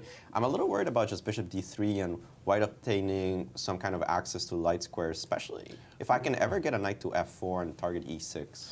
But hold on, there's a whole chorus of French defense players. Their voices are saying, well, wait a minute, you just played, I'm going to play a French defense type of position, and we're trading light square bishops. Why isn't that a success for black? Okay, bishop takes D3. I'm assuming we're going to play queen takes D3. Yep. I'm assuming we're going to take, with the pawn, not necessarily with the knight. And haven't I achieved a French defense player's dream? I've traded off light square bishops. Yeah, sometimes the problems of this position is to just get murdered after H4. I mean, it's just the way it works. You played H3, that's not fair. You can't go H4 and lose more time. I mean, that's terrible. It is what it is. And you think H4. Yeah, it's not the end of the world in many cases, but it starts becoming quite dangerous. You have to go something like knight E7, but I'm going to go H5. H6 is also a strategical threat after I play the move H5. H5, H6, command over the G5s. Yeah. Remarkable strategic ideas. C takes D3. Oh, Speaking of remarkable strategical ideas. Okay, I'm telling you, this game for me is on the bizarre creative side, and it's something I'm really, really unfamiliar with. We're going to keep an eye on it. Maurice, what do you have for us? Usually when we see structures like that, we say we don't want to touch them. We'll move on. We'll come back next to game. Next game. You're not explaining that very easily. This one, Shakir Mamadurov against Li Kuan Liam. This game, Shakir is coming off simply a gift, birthday gift, as we said. You name it, he was gifted it by his opponent, Peter Svidler, who is just devastated right now and has to get past it and play his current game. But take a look at the opening. You want to see one you don't see too much? Knight C3, Knight F6, D4. So interesting choice going to a Vienna game, but like this, Queen takes, giving Knight C6 full tempo. You tell your students, don't just give away tempi like this. The guy gets free moves. Queen D3, Bishop C5. Black is playing every move free and clear. Castles. Hey, if you're black, you're fantasizing. How come I get to make all the moves I want to make? What's going on? And then you slow down and play F3? What? I think, what? What are you doing? Like, what exactly are you doing? Black has played perfect moves. These are all perfect moves for black. And white, in the meantime, has moved the queen twice. I'll play the move like F3, not developed his pieces. So Lee said, I'm just going to play D5. I'm just going to do it. let's see what happens. I think I'm going to get compensation. I don't know if I'm better, but if you're going to give me everything, I'll just take everything. D5 on the board. The inch is actually saying this is slightly worse for black, but I think it's because it thinks it can defend anything. And I think Lee's thinking, I don't care. I'm going to get great comp no matter what. And it's only slightly better. You're winning this pawn, and you say it's only 0.2. That means black has some kind of compensation. But we'll see, because this move is really very concrete and sharp. But I don't quite understand it. If you can go through some variations. Yeah, continue. Because I want to take with the knight. I understand that if I take with the pawn, there's a lot of pieces around. Knight b4. Yeah, I don't like taking with the pawn. So let's take with the knight. Okay. All right. Knight takes his force. Knight b4 is kind of an issue. I want to take with the queen. Right, just to avoid knight b4, which is a very annoying tempo. I take here knight b4, and I wanted to castle. Castle, of course. Yeah. Castles, and you defend c2 as well as d5. And so it looks like this pawn is hanging. And king b1. And I take now on c7. I don't. No, I don't. You want to take on No, that's too much. Bishop f5. No. This influence from play. my left. What are you This doing? influence from my left. I loved what you were doing, but I want to stop bishop f5. Play g4. Okay. You play g4, so you're going to go bishop c4, knight e2, and I'm not feeling white's position. I just don't have any G4 development. is a full loss of a tempo. Yeah. So you want to Bishop play C4. this, and then what if that? oh, that I didn't see. But that's what happens when you don't have development, right? Yeah, Knight on waste of time. g1. Waste Still of there. time. Disconnecting pieces. You better hurry up now and grab the pawn while you can. Yeah. Okay. Bad news. So it does look as though white can equalize pretty readily, but instead, after Castles. Castles. Whoa. Castles. Yeah, baby. What? What? Whoa, this just got funky quickly, boy. Because knight. I mean, black is only one move away from perfect development, right? While white is still 2 moves away. Right. But this pawn is actually hanging in a different, like more direct fashion, although it takes. Can I take on e4 and just say I'm a little bit better? I mean, you have to trade queens. Yeah. No. If you take on e4, I got knight takes e4. What? c7 is hanging. If you take on d3, I'll take with the bishop, and c7 will be. Wait, we're not letting you develop pieces. Yeah, Forget no. that. Knight takes looks very dangerous. If you Queen take on takes. e4 and I go queen f6, Queen takes e4, queen f6. Let's put that on the board for it just a looks kind of second. dangerous. Okay, I do have a tempo with bishop, Bishop d3. D3 is a full tempo. And then you got to go g6, which maybe you didn't really want to do. Yeah, maybe it's still about equal, right? Hold on. Right. Queen takes e4. There is the most bizarre move ever. Like ever. Okay. What kind of move is this? Bishop d4, self-pinning. That's insane. Yeah, grandmasters would look at that and go, Never. never. Like never. Never. If c3, there's a rook e8, and queen has to go somewhere, And f4 Queen is f6. hanging. and then queen f6. Incredible. Whatever. Wow. This is not going to Whatever. happen. I mean, This is that's not going to happen. Never going to happen. By the way, Maurice, with this Vienna variation with knight c3, the move that I'm used to seeing is not queen d4 to d3. I thought they used to put the queen on A4, maybe? or Oh, E3. E3, E3 is yeah, also yeah. possible. Queen on E3 is Queen the more e3 is normal funny. version By the of way, this. let's Right. get this position here. So you were saying here to put the queen. That on was this like what they played 200 years ago. I mean, But I it don't was- think but it's it is the very most popular good. move. Were you It is there? the most popular move. Queen e3, you're Rex right. was on the appeals committee, but yeah.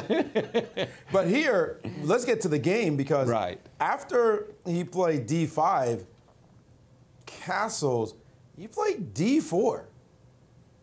Okay. Say, we're not giving you Anything. tempi just to get going, whatever you want to do. Right. We're threatening your knight. Where are you putting it? Do you want to put it on the side over here? Bishop drops back, and you still have some issues to get your game going. Is queen c4 ridiculous? Queen c4 is playable, but the bishop can just leave. I just don't like the queen on c4 because bishop e6 Bishop is coming. E6 is coming Nobody soon. likes the. No, I was just thinking that. No, I just- rook d1. No. how I did just he don't land? like. I just don't like White's position. It looks very strange. How with did a he knight- land in this position in 8 moves Exactly, with white? right, Like, like how what? did you intentionally go for this 8 moves, and black is like, I got development. everything. I even snuck a pawn to d4. Like, Right. whoa, and just threw it there. Ooh. How did this even happen that Shakra allowed this? after Talk about surviving the last game, he's literally trying to stick his face into a punch in this one. Very dangerous way to play. Very, very strange. Let's go to Peter Svidler's game, because in Peter's case, I mean, obviously he's in a world of hurt, and he's playing with the black pieces against Hikaru Nakamura. How has he withstood the blow of round 2? Well, very quite solid. well. It's a very solid position for him. Thank you for asking. It looks pretty decent to me. I mean, this anti-Grunfeld that Hikaru's tried hasn't really paid any dividends. First of all, this bishop on f5 looks pretty good, and maybe even knight b4 could be an issue. Rook fc8, I don't see the pawn on a4 as being a liability. On the contrary, I see it as potentially going to a3, and it's all looking okay. I mean, certainly It looks fine. for black. Look at Hikaru. Right? That's the storyline. Hikaru is thinking, at the what's board. next? And Peter is walking around. Right. Well, another man that created a very good opening repertoire for the Grunfeld, put it out there. And said, I'm going to play it. I'm going to play it. And he is not shy about it. He's like, No. I have analyzed this deeply. I have put tons of effort into it. The engines have approved my lines. Come get me. Yeah, exactly. And talk about a man who is willing to play his product, his courses. Peter Svidler has made many courses on the Grunfeld, and I can tell you, I mean, if he's going to be your trainer, your teacher, where the Grunfeld is concerned, you couldn't ask for a better player. Maurice, what do you have for us on the other I'm going games? to tell you, this guy Wesley, he's a beast. Let's take a look at this. We talked about this line. We said, it should be fine for black. Alejandro, you said, I tried it. Wasn't that special. Right.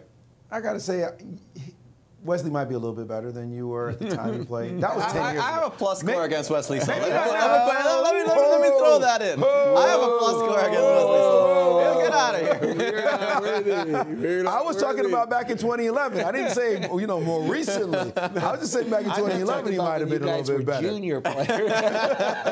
But Wesley's going to come down and kick your ass later. But that said. 10-year-old, I'm not sure. I mean, he was in a slump. All right. Wow. Okay. Them the fighting words. That's going to be on Twitter soon. At any rate, Wesley took this position, and after bishop e7, bishop to d3, rook c8, he played knight e2, and he got castled. And when he castled, he said, "Here I come. You're going to get your lunch eaten now." b5 played, and this attack is very concrete. h5 is definitely playable. It's not so easy to shut down the entire line with this move, because this diagonal could get dangerous. But queen lands on it. There's also the h6. I mean, there's some stuff that's coming here that Wesley's lining up. He's winding it up and trying to prove that he's slightly better than you are, Alejandro. No, he achieved that. Don't worry about that. But let me put your attention on the shot game. He played a move that's one of those moves I didn't consider were legal.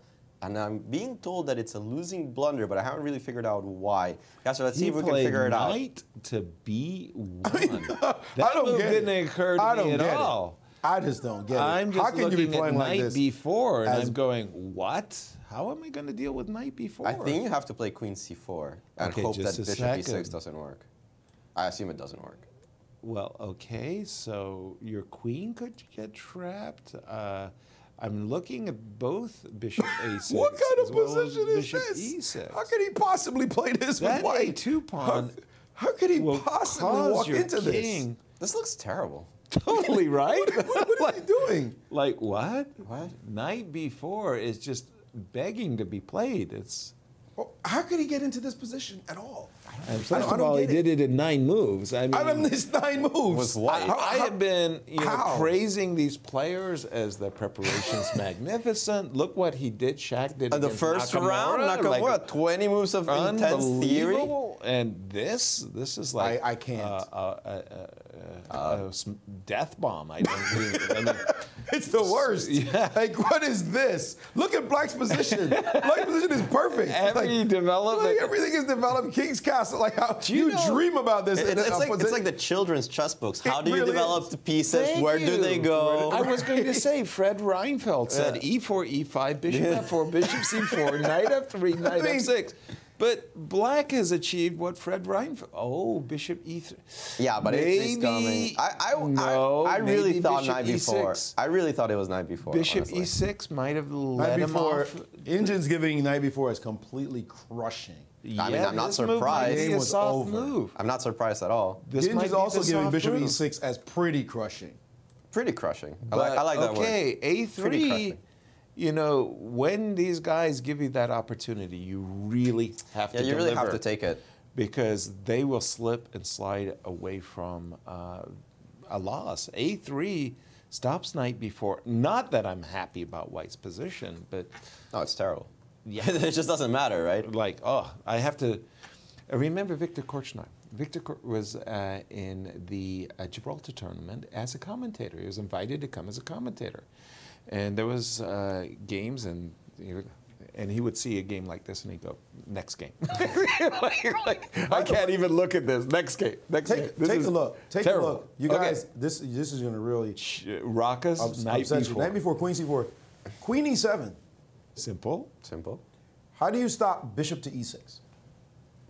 Well, you stop it the same way Jeffrey stopped the a-pawn in the first game. You resign, and then you set up the pieces. I mean, how you long? just That's can't just stop dead it. loss, Like, right? It's over. Terrible. It's Knight just before, dead. queen e7, the game is done. Yeah. Right. There's nothing to do. I think you have to give up the queen. You have to give up the queen. Right. A3 runs into bishop to E6. And I mean, what are you going to do? Like queen b5 and hope that somehow your queen's not going to get trapped? No, you have to go all the way back to e2. But after you play queen e2, I think knight a2 at some point will just kill you. Exactly.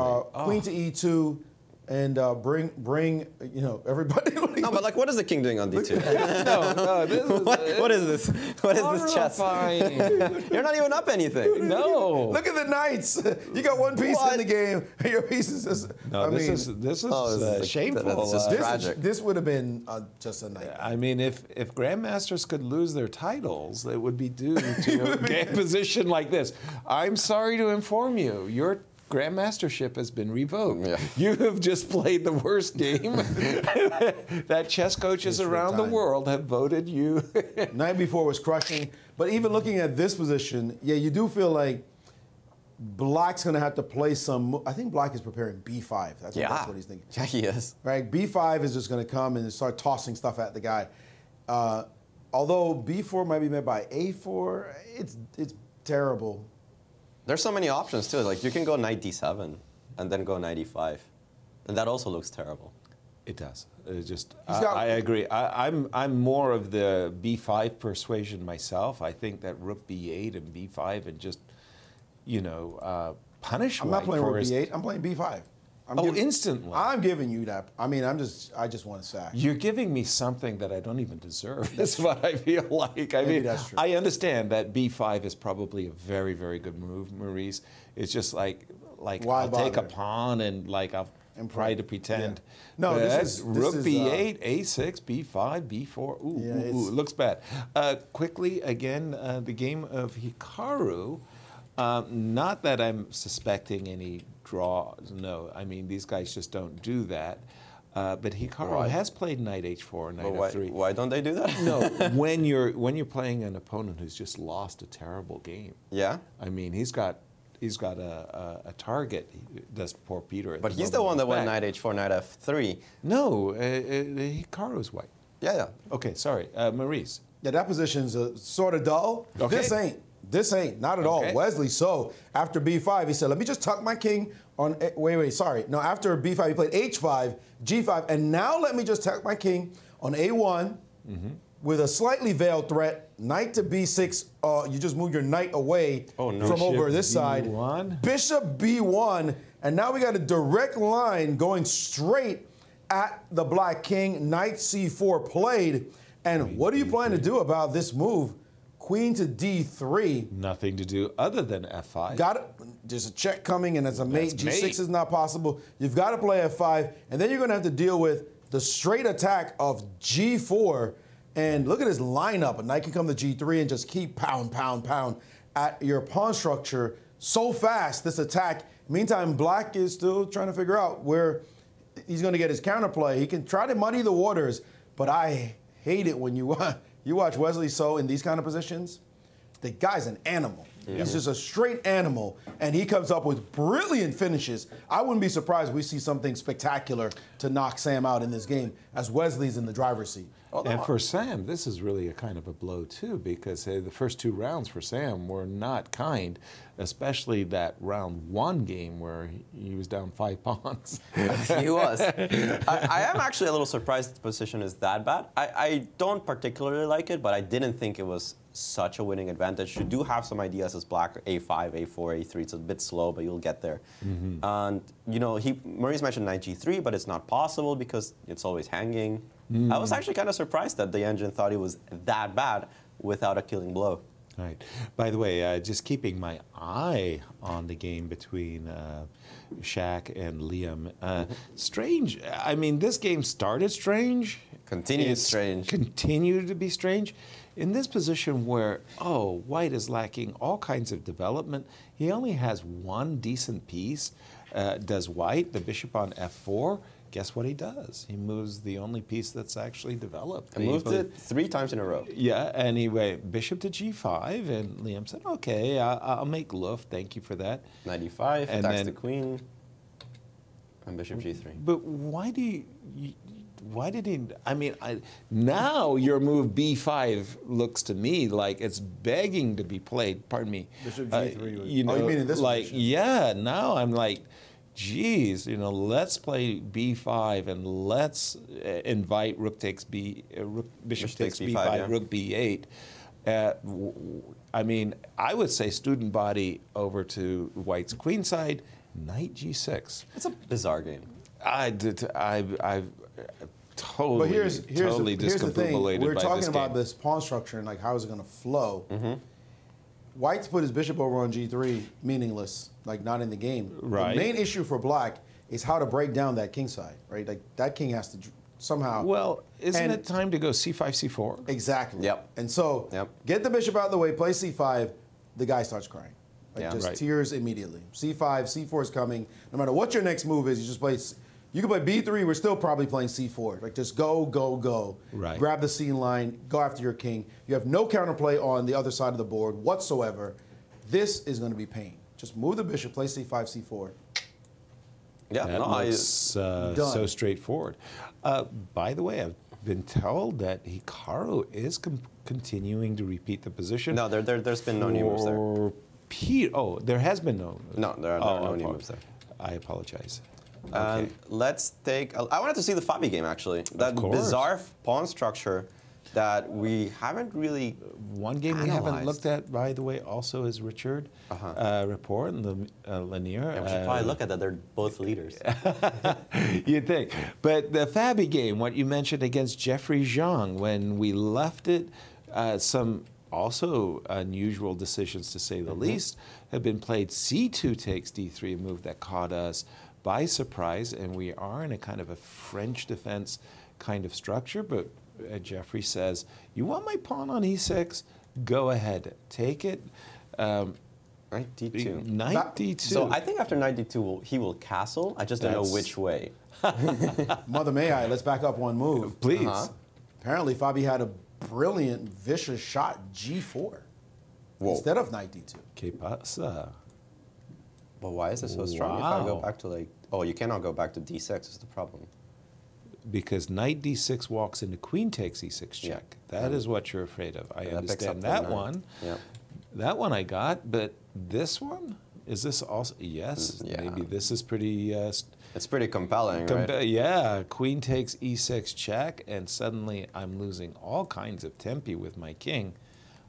I love G4. Yeah, G4 is a great move. Whoa.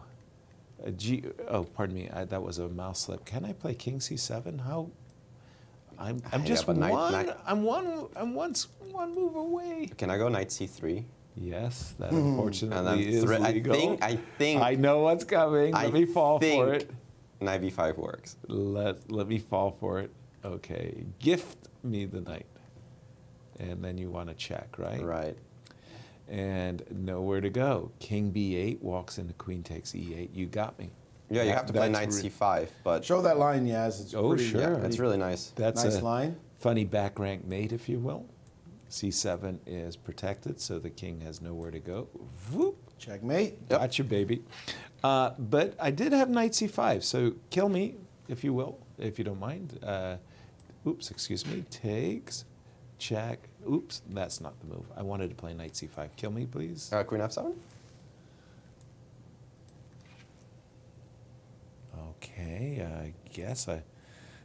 Right, but I take, I'm running. I'll take your rook, right? Oh. Yeah. I mean, yeah. That's enough. That's enough, right? You take my rook. That's Yeah. a whole rook. It's an exchange, but No. It's more than a enough. death exchange. And compensation. And the compensation. Unfortunately. But G4, G4 was crushing. missed. G4 was crushing. G4 was missed. G4. Knight D2 instead, and I liked what you said. I'm castling. I just don't know where. Jeffrey had an answer for you. Jeffrey said, let me castle kingside, knight b3, rook e8, bishop d2 on the board. And again, I'm sitting there as a French defense player saying, I've traded off my light square bishop. What's my problem? Maybe it's not as good as I'm making out, but I'm thinking black is fine. Li Kuang Lim did find bishop to No. b6. The monster move was played. Bishop to b6, And as you pointed Shaq's out. game. c5, c4.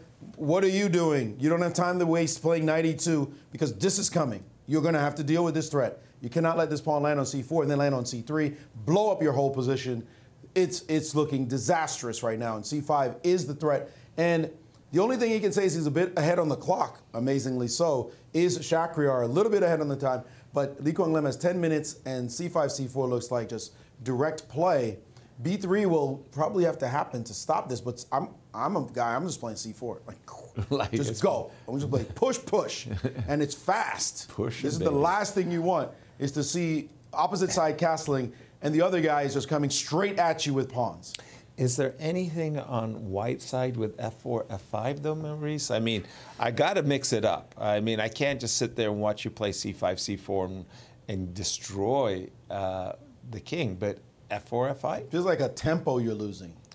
I know. I mean, how many tempi has white lost already to getting himself into this terrible position? I think practically you just don't have a choice, right? Because Right. if you don't start doing something, I mean, I'm it's just too watching. easy. Yeah. It's too easy for black to just Exactly. push. So you have to create some threats. He played played h4. What? Sometimes I cannot what? guess. Anything. I cannot guess what these guys are up to. To be fair, I'm not really H4. sure I want to be guessing Shaq's moves. I know. I think we're going to second guess move one, and we'll move on from here. Nothing much is happening in Nakamura's game. You were mentioning that two players are playing for first. Yeah. Richard and Dominguez, up a little bit. Lanier. Yeah. One more. I know that Maurice is going to regale us with. This is another one of those Joko piano positions that I just can't get my head around. My mind is turned to mush.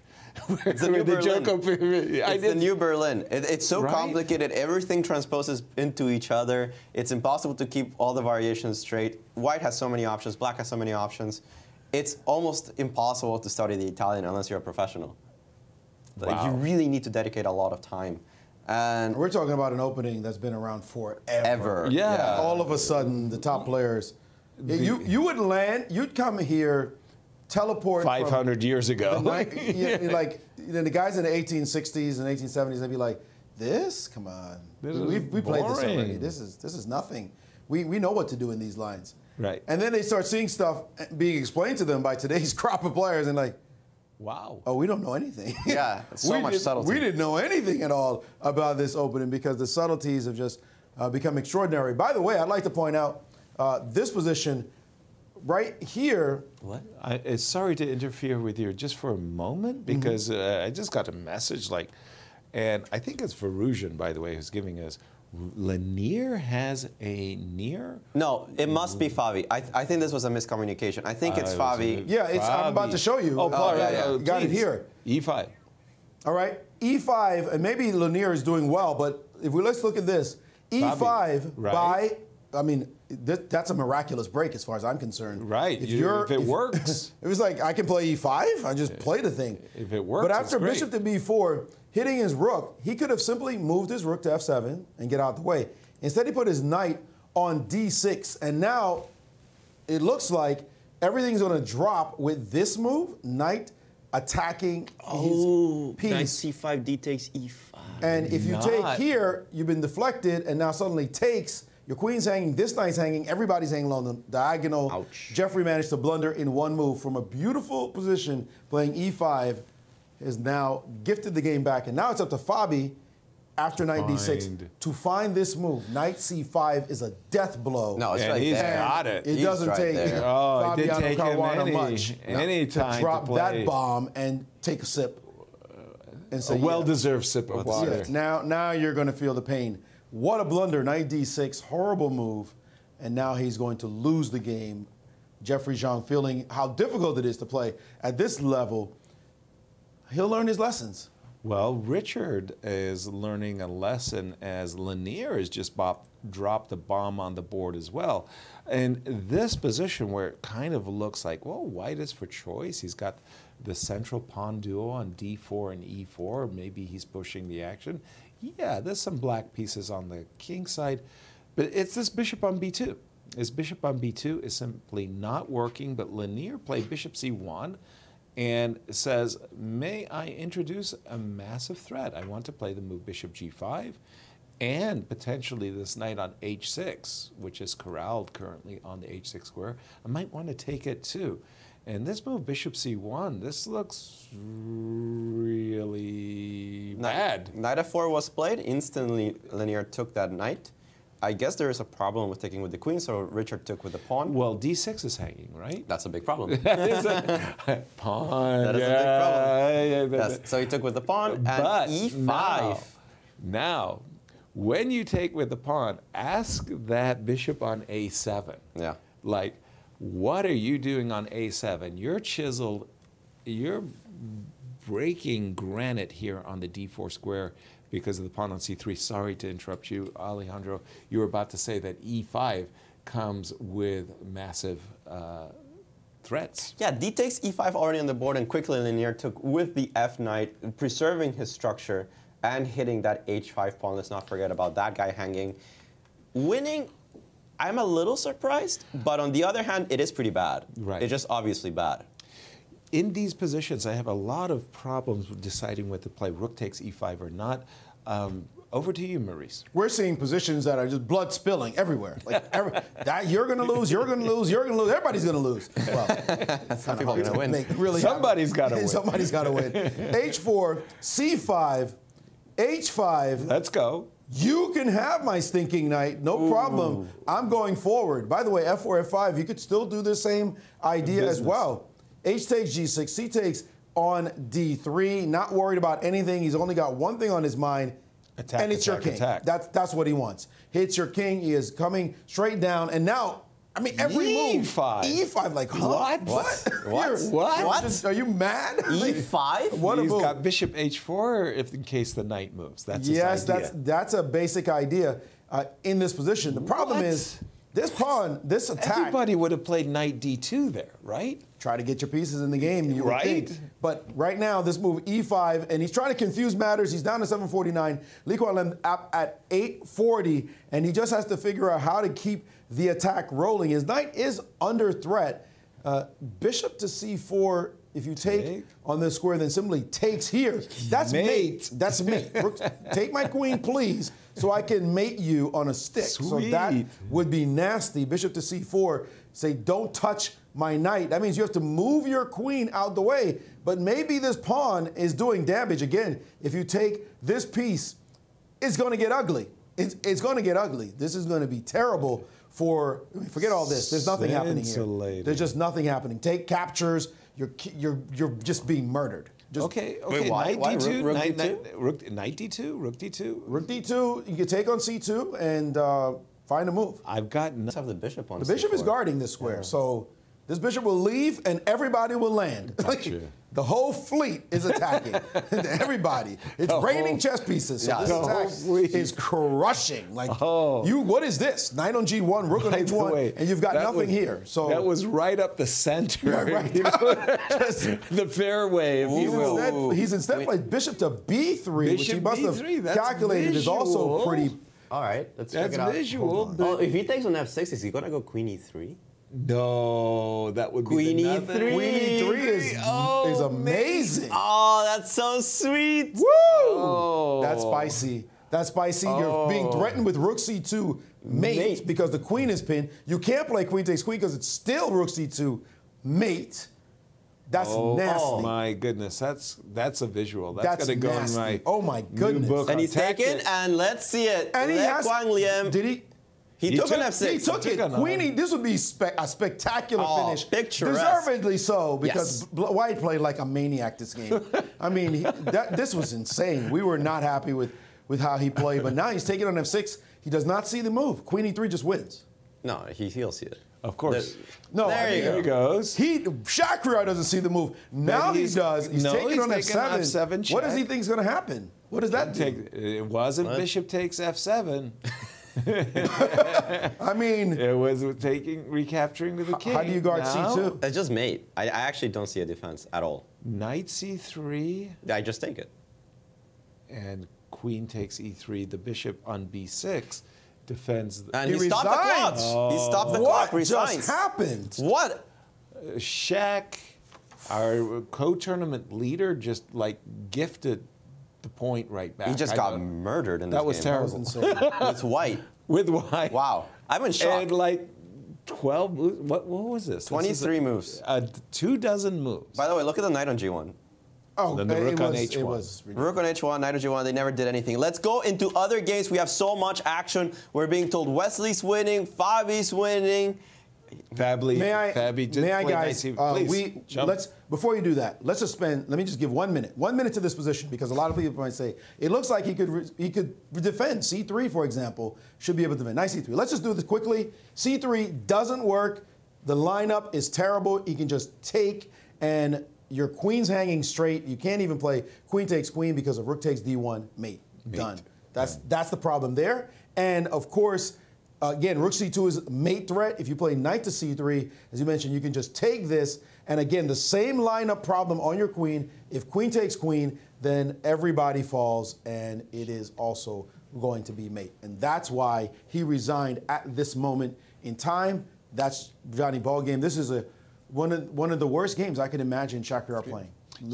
Let's just say, one of the worst games. The last game, he was getting killed against Peter and survived and managed to win. You would have thought that would have been win to his sails. Right. What did he just do? What did he just do? He just committed side sui for what? That was crazy.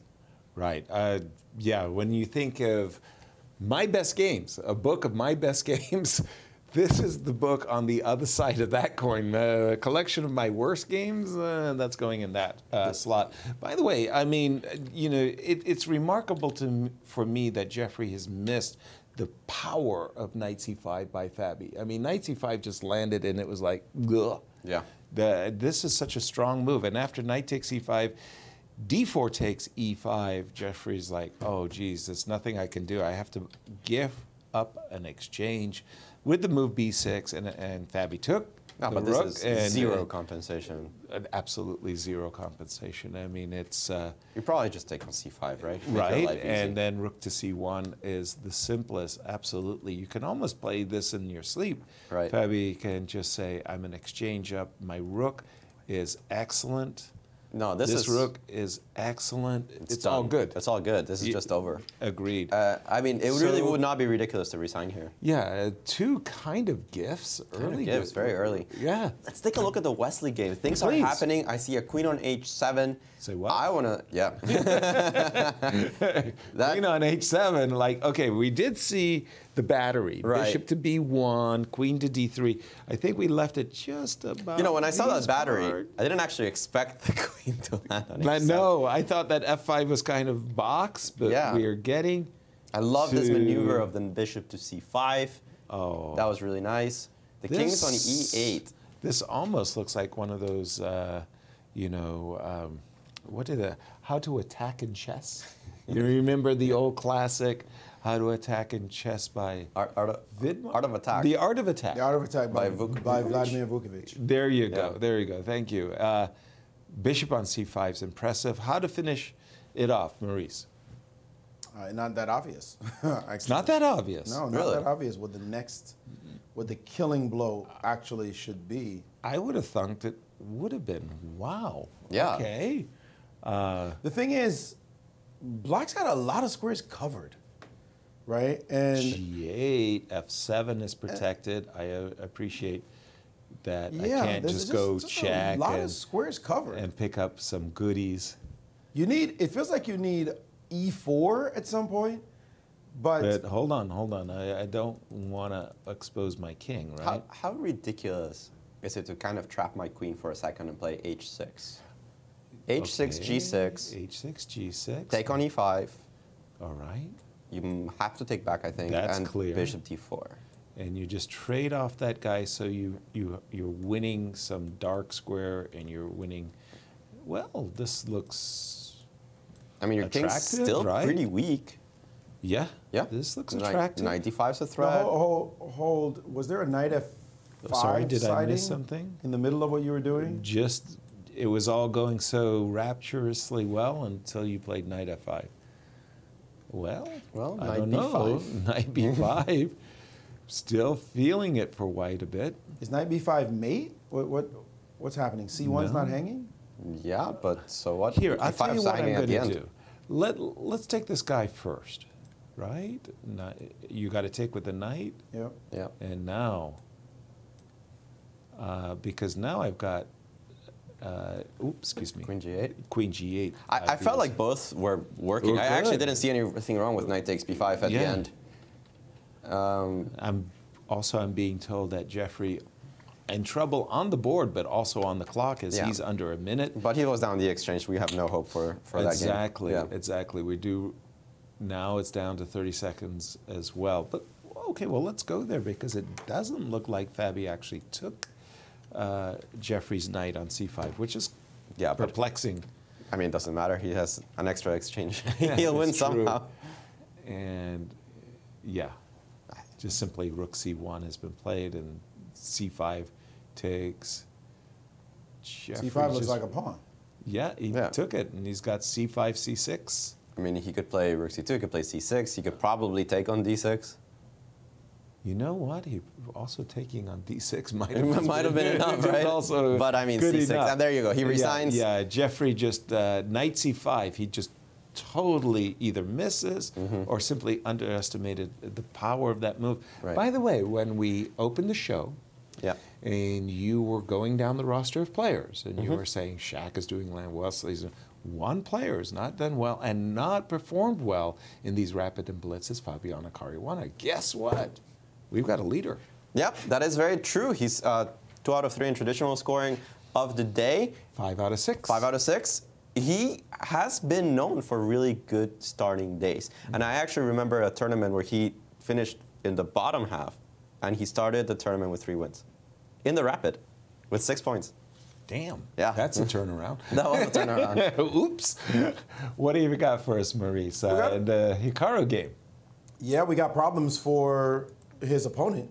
Peter. Peter, yes, as Peter has allowed a very solid initiative for black in this position. For white. For white, I mean, excuse me. For white. And he's just played queen h3. Somebody's going to show up on h2. How this happened? And guess who's trying to come down with Open potential breaks H5. everywhere? Knight e5 might come, knight g5, f5 breaks might happen. This is starting to be some cookery going on here. Terrible. Yeah, this is just a straight attack, and Peter in big trouble.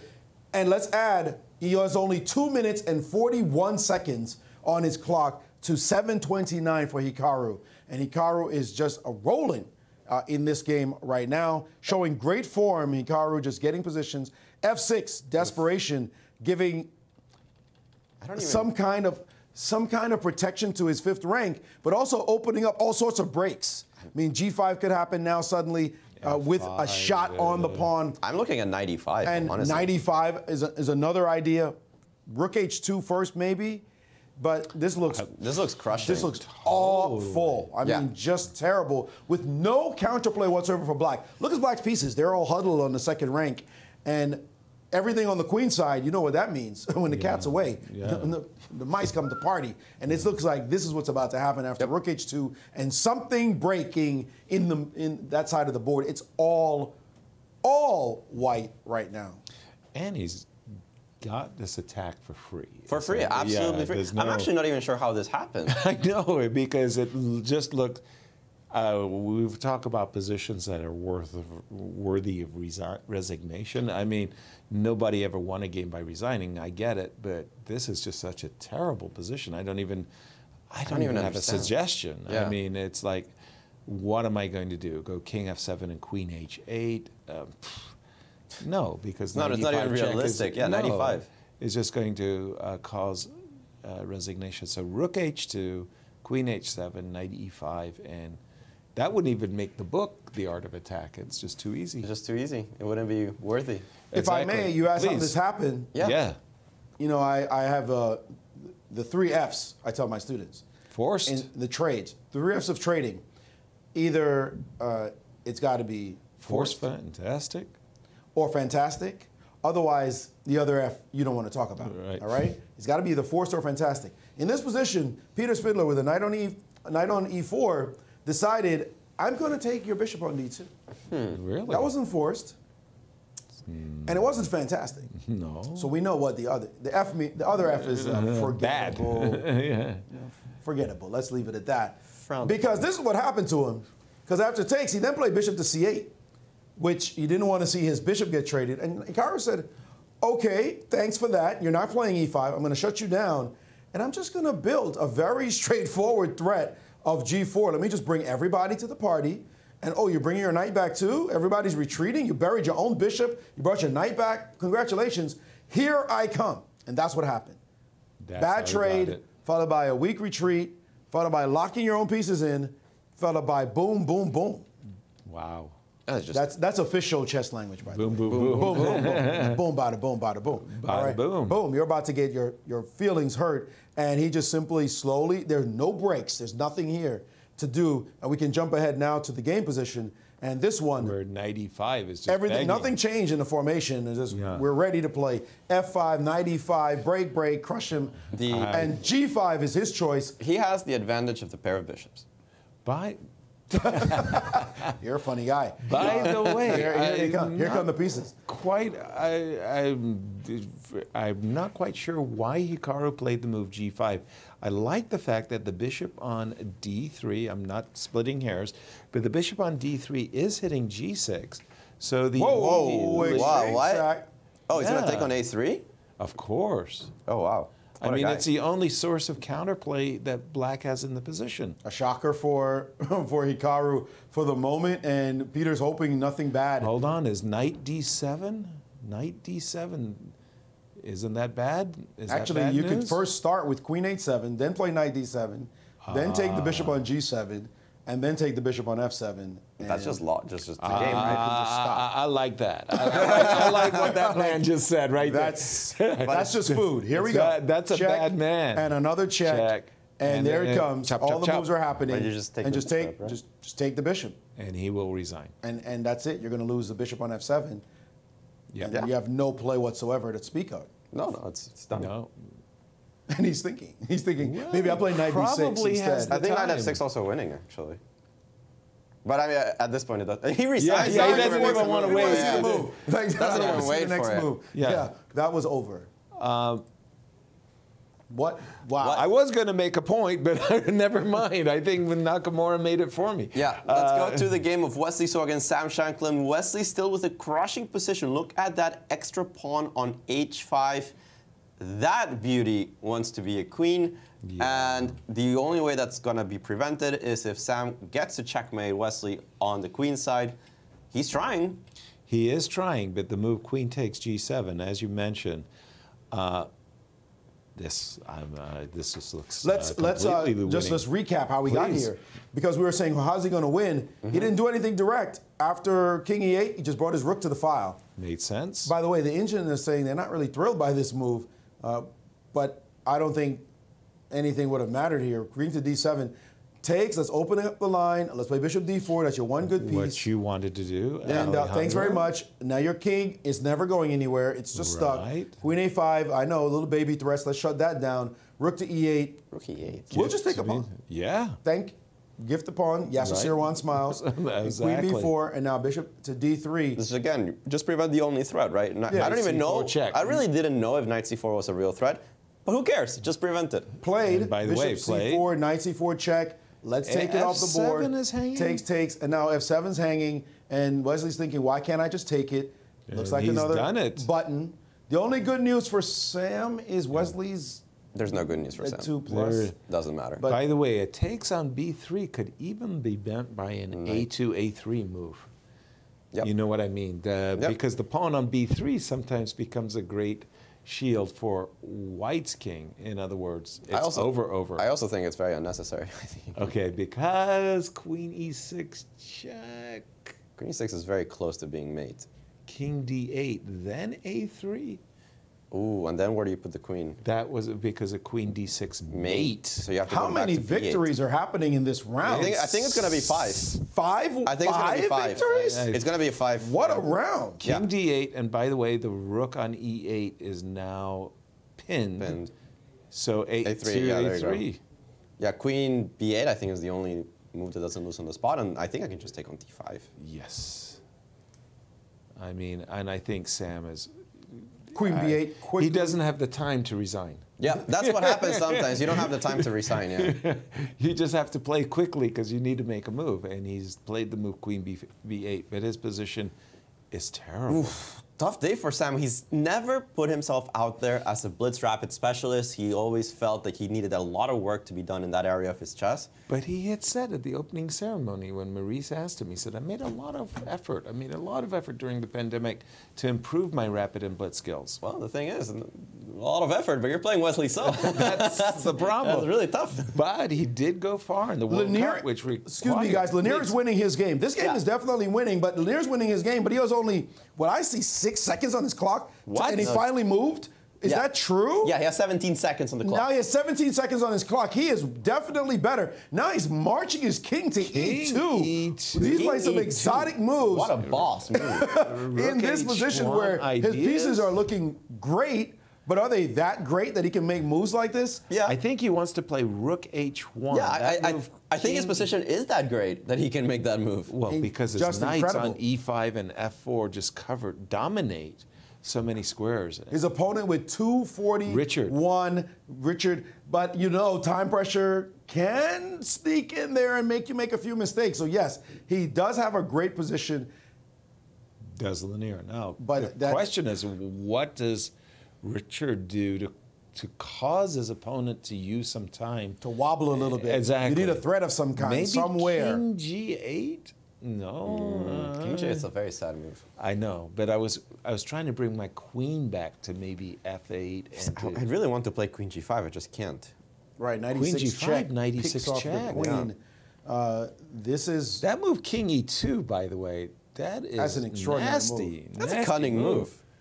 I like. Let's put the 2D board up since there's no movement right now. Right. Let's just put the 2D board up so we can get the analysis board and show some of the stuff we're talking about. They're not moving, so it doesn't make any sense to show this. So the problem is that Black's queen is facing the potential threat of Rook H1, and it's nice to be able to play the move Queen G5 and, you know, shadow this king. But the problem with Queen G5 is, oops, Yikes. Knight E6 with a double discovered check, which we discussed, and we didn't find something. The guy's frozen. What a move. King E2 is just... What a great move. You are boss chess. What?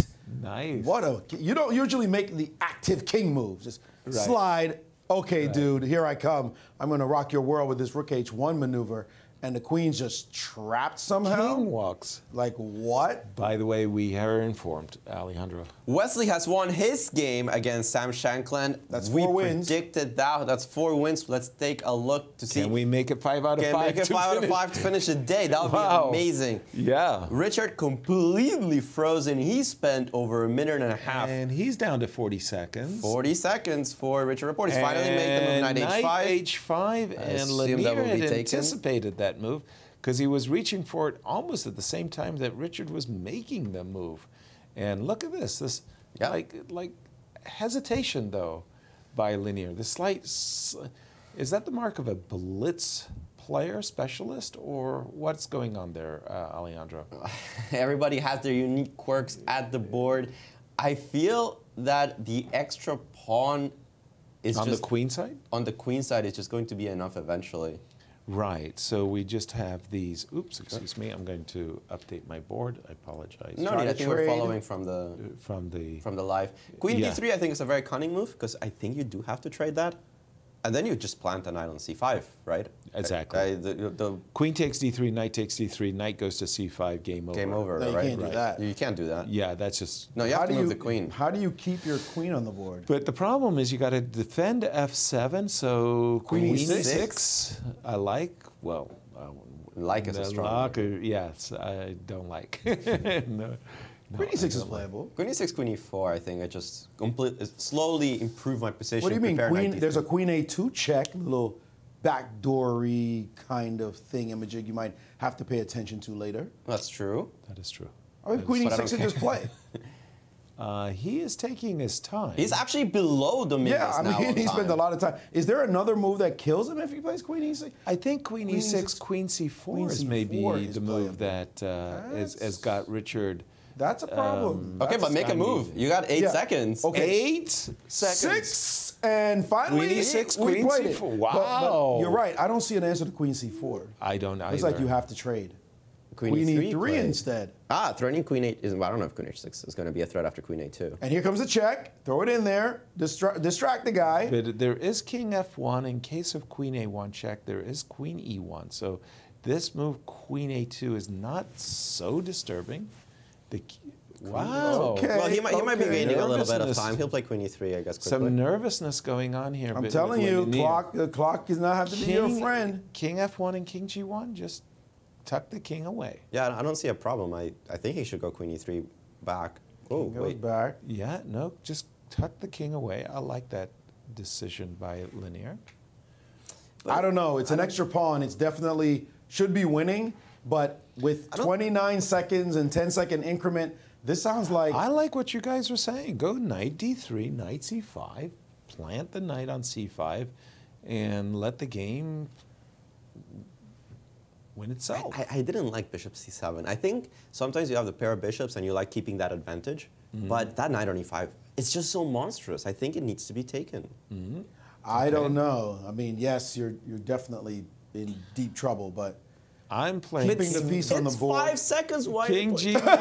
Yes, exactly. Stressing me out. How do you feel? Stressing me out. That's what I'm saying. You know, it's like he's got to find the moves. Neither side has moves, and everybody's worried about what comes next. The pawn, and now he's got 5 seconds, and he's finally taken, which goes straight into an endgame if queen takes. Well, that's why I thought you should take first. This is why I thought bishop takes e5 right away. Now queen takes e5 plays itself. And there it is. And king gets to f4 and black resigns. Yeah, Lanier didn't have to be asked twice. He said, "Thank you very much. I would love to trade off the queens." This is just He's gonna keep, and queen takes e6 and king to f4 as fast as you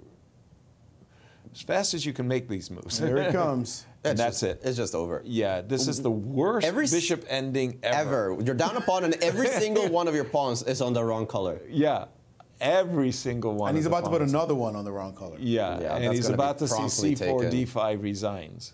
Here it comes. King d3. That does not help. Easy. I can't believe it. 5 wins? When was the last time we saw that happen in a round? That's pretty special. It's been a while. It has been a long, long while. That's amazing. 5 victories. The leaderboard has got to be interesting. It's not just... It's Fabian Lanier. Yeah. Fabian Lanier. That's right. Yep. They both have 5 out of 6. And now bishop f1, c4, bishop d3, and d5, and the seconds are building now for Lanier, so it just makes life that much easier. Easier. Bishop c4 and d5 is the easiest now.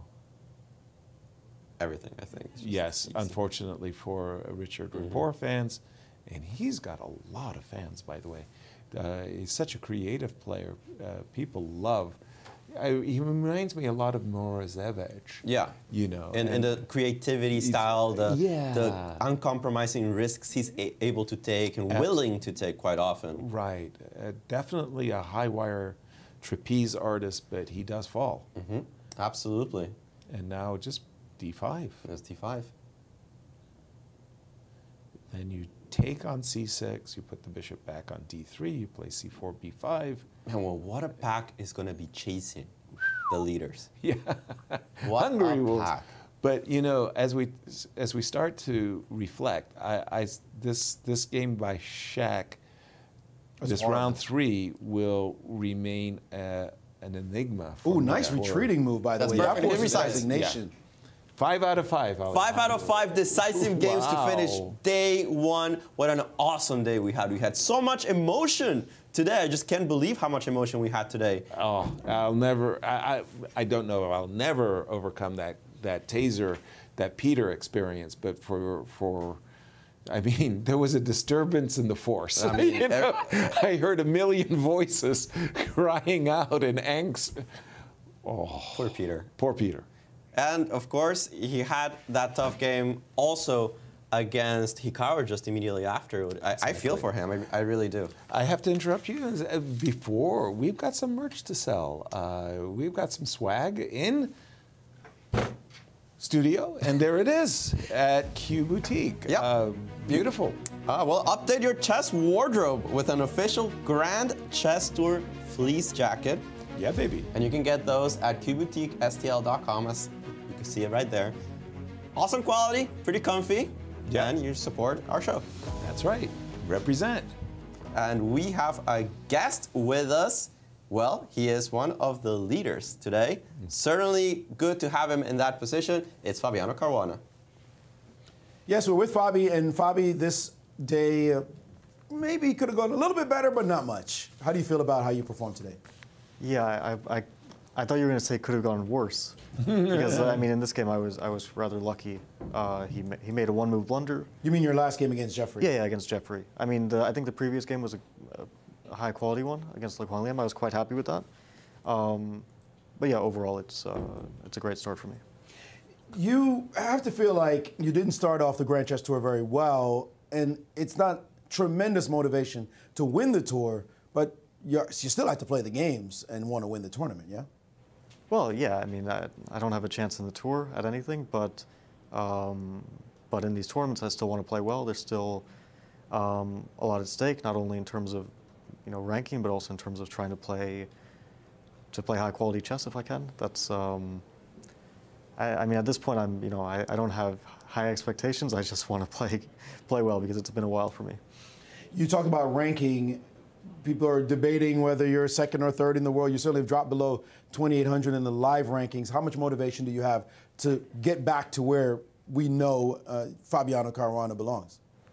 Yeah, I mean, I think it's a surprise I'm even number 2/3 because I mean, the way I've played over the past, I don't know, 5 months, I don't even deserve that ranking. But yeah, I mean, I had a high rating and it kind of gradually fell. But hopefully I can start to improve that. All right. Well, thanks very much for joining us, and good luck in the rest of the games. Thank you. Thank you, Fabi. I'm still recovering. 5 out of 5. I just don't see that very often with the players of this caliber. And we had all kinds of wins. It was just not that we had 5. Right. We had 5 very different wins. Exactly. A one-move blunder there by Jeffrey against Fabi. A collapse by Shaq, just getting absolutely crushed by Le Quan Liam. A beautiful build-up by Hikaru Nakamura, breaking through 97. Very nice. Very Wesley, done.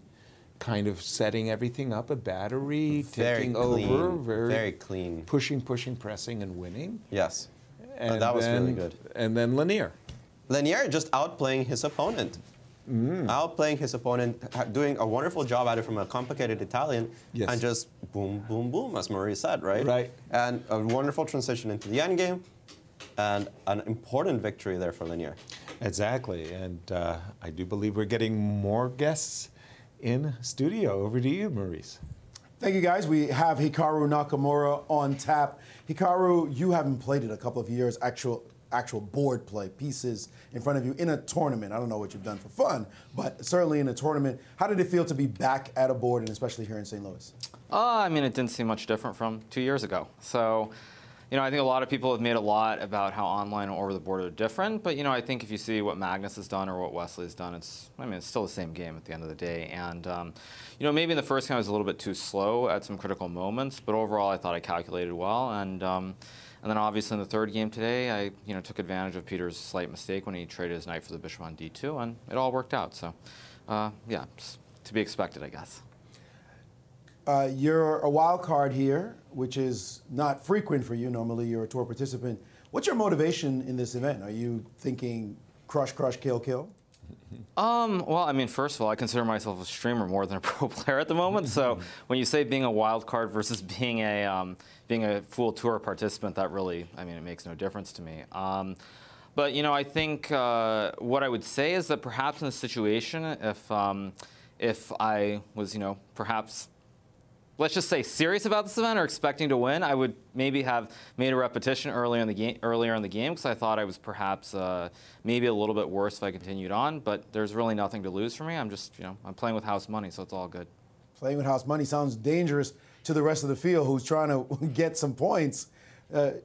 Will you be streaming after this is over? Like, when you leave this interview? Yeah, you know, I think when I won the U.S. Championship in 2019, I actually did some sort of recap of every game, and I ended up winning the event, so it was really good. But during this event, not really. I think I'll try to prepare, relax, and you know, I am focused on the event. I want to do as well as I can. But certainly, the start that I had today was really important with the two blacks, getting those two draws, and then winning this nice game against Peter. So, I mean, to me, you know, it's hard to know what to expect after not playing, but I feel like it's what I would have hoped for. All right. Well, we hope for. If I can get a question in, because I was just really amazed, Hikaru, in that first game. At what point were you out of theory, and how did you calculate your way out of it? What was your thought process around the moves Queen B7 a little bit before that? Well, you know, I actually have to say that after the game, I had a feeling this was going to be a good day, specifically because when I used those, like, I think I thought for maybe 15 minutes or something crazy trying to do a Gary, where I just, you know, think forever and don't move. But the reason that I had a feeling it would be a good day is because specifically in that position, when I calculated this whole line with Queen B7, if you just keep going to Knight F8, Knight E4, yeah, this position. What happened in the game takes Queen E4, F3. I actually, during that time, I calculated this line with Queen E3, this Queen E3 move, Bishop D8, Knight F4, Queen E8, King H7, Rook F2. Let us catch up. Sure. Bishop D8, Knight F4. Yeah, Queen E8. Queen E8. Oh, yeah. King H7. Yeah. Yeah, Rook F2. Okay. Knight H3. Right. Rook F1. Yeah. Knight F4. Oh my gosh. Rook D2. Yeah. Knight G2. Yeah. King D1. Yeah. Queen B3. Oh my gosh, yes. King C1. Queen A2. And so during this time when I thought for the 15 minutes, I was calculating this, and I thought this was probably okay. But again, you know, by the time I decided, I only had about 4.5 minutes left. And again, I felt like a position where I'm down a rook, and if I'm fully precise, I can probably draw it. And so, like, the point that I was about to say is that after the game, I actually asked Shakir, and he said that Queen F4 was a surprise to him, and this whole line with Queen E3, Queen B3, Queen A2 was a draw. And that gave me a really good feeling, because when I used all that time and I calculated something that was the top computer line, I knew that I was on. And then secondly, as far as the theory goes, I was out of theory probably around the time I played Bishop G2 and Rook G1. The order was a little bit unusual for me. And so that was that. Of course, later, maybe I had a chance to win the game, perhaps. But I was a little bit low on time, first game back. You know, very up and down. It didn't seem like the moment to take some huge risk. And it's very good. So I'm very, very pleased. Well, I was calling you a freak of nature, the ability to come back and just play any kind of chess anytime you want. They told me I should actually call you a beast, so I'm going to stick with that. But that kind of calculation is absolutely freakish and beastie at the same time. Yeah, but I mean, I think what I would say though is there's also a third example. You know, Magnus and Wesley obviously have played really well, but even Vichy, who didn't play almost at all online during the past years, he played in Croatia and did really, really well, finished in second place. So I think it's sort of just staying active and looking at chess. That's most important. I mean, they've done it, so why can't I? Indeed. Well, let's see some more of that good play. Good luck in the rest of your games. Thank you, Maurice. I'd just like to say also, Hikaru, that on behalf of ourselves, this game that you had with Shaq was just fantastic. It was really, really, really remarkable. And as Maurice said, if you played that in classical chess, you would be proud of yourself. Well done. Just really great stuff. Thank you. Thank you. Absolutely. Absolutely beautiful chess that we've seen today. Yeah. Hikaru, impressing. He's on form, calculating well. It's dangerous for the rest of the field. It sure is. Let's take a look at the standings as we have two leaders, Fabiano Caruana and Linier Dominguez, both scoring 5 out of 6, 2 wins and a draw. But the Hungry Wolves right behind them, Wesley So, who just defeated Sam Shanklin, and Hikaru Nakamura, who just defeated Peter Svidler. They're hunting only 1 point behind. On 50%, we have Richard Rapport, Shakuyar Mamediarov, who got there in the most bizarre way possible, but he's at 50%. Right. And Le Quang Liem, who lost to Fabiano Caruana and then bounced back against Mamediarov. Meanwhile, with 1 point only, we have the most unfortunate player of the day. There's no question about that, Peter Svidler, losing an unlosable game in the second round on time. 2 pawns up. Yep. And Jeffrey Shong and Sam Shailin that simply got, well, they got outplayed in their games.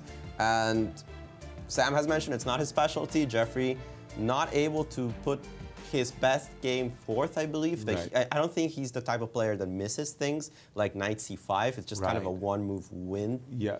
And not exactly on form, I feel. Right. But we have another guest with us. Still stunned. I'm still stunned. Absolutely. And he has been dominant through the year. We have Wesley So with us in the studio. Thanks, Alejandro. Wesley, you had a pretty reasonable day, +1. Your feelings about your play and your form coming so far today? Yeah, you're right. Today has been reasonable. But yeah, I'd like to thank the Lord for letting me win 1 game. Today wasn't easy at all in all games. It's very difficult. First of all, the thing is, in order to win, you have to get a good opening. So you have to survive the opening first. If white preferably gets some advantage. If you just get an equal position, it's very, very difficult to win games because everyone here is very strong.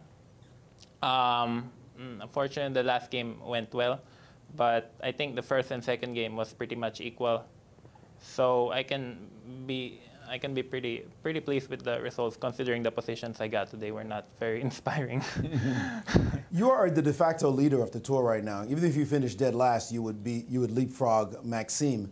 How much are your thoughts on maintaining a good result for the tour as it goes into its last event coming up? Well, considering the tour is very different this year, thanks to COVID, half the regular tour players cannot finish the events. Or at least would miss 1. So it's been very weird. I think there's like 5 regular tour players left fighting for the top 3 places. So there's not much competition. But I just want to play some good chess. I think I'm in a very good standing in the Grand Chess Tour at the moment, but I was also in very good standing 2 years ago and 3 years ago. And then I finished last place in the Singfield Cup and dropped out of the top 3 in the Grand Chess Tour ranking. So I just want to play some good chess. I understand that I've had terrible results in St. Louis during summer in the past. Maybe it's the heat. So I got to watch out and be careful, take it one game at a time. I must say, though, that I'm very pleased with this tournament because most of the participants here are my ex-teammates and also will be my teammates in the upcoming Olympiad and also perhaps World Team. So I'm very pleased. Sam Shanklin is here. He's improved a lot. Jeffrey Shong, he's improved tremendously. His games in World Open have been very inspiring. Also, it's nice to have Hikaru back, taking a break from Twitch, and also Fabiano. and Lanier. So it feels like Grandchester this year is an American tournament, but I'm pleased to spar and play with my excellent teammates. All right, I'm sure they enjoy playing with you as well, except with teammates who are beating up their fellow teammates like this. I'm sure Sam is smiling. I think we're friends out of the board, but we're enemies in the board. But I think that's you have to push because you either beat them or they beat you. That's the truth. All right, well, thanks so much for joining us.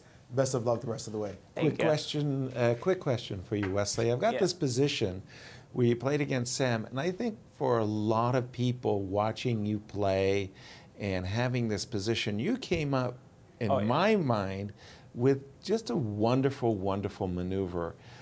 You found the move H5, G5, King B1, and the idea as you executed it was that you put your queen and bishop on this deadly battery, which eventually brought you victory.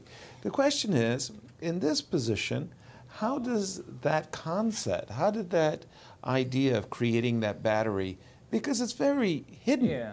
It's a very hidden way of play. How did that, take us through your thought process? Well, I spent a lot of time here, actually. I was just as confused as you at this stage because I had so many good plans, E4 or G4. But I took, I think, 6 minutes to figure everything out because a critical stage. So I finally realized knight's coming quickly to C4. But it turns out H5 is good, G5, King A1, Knight B6, and now Bishop B1.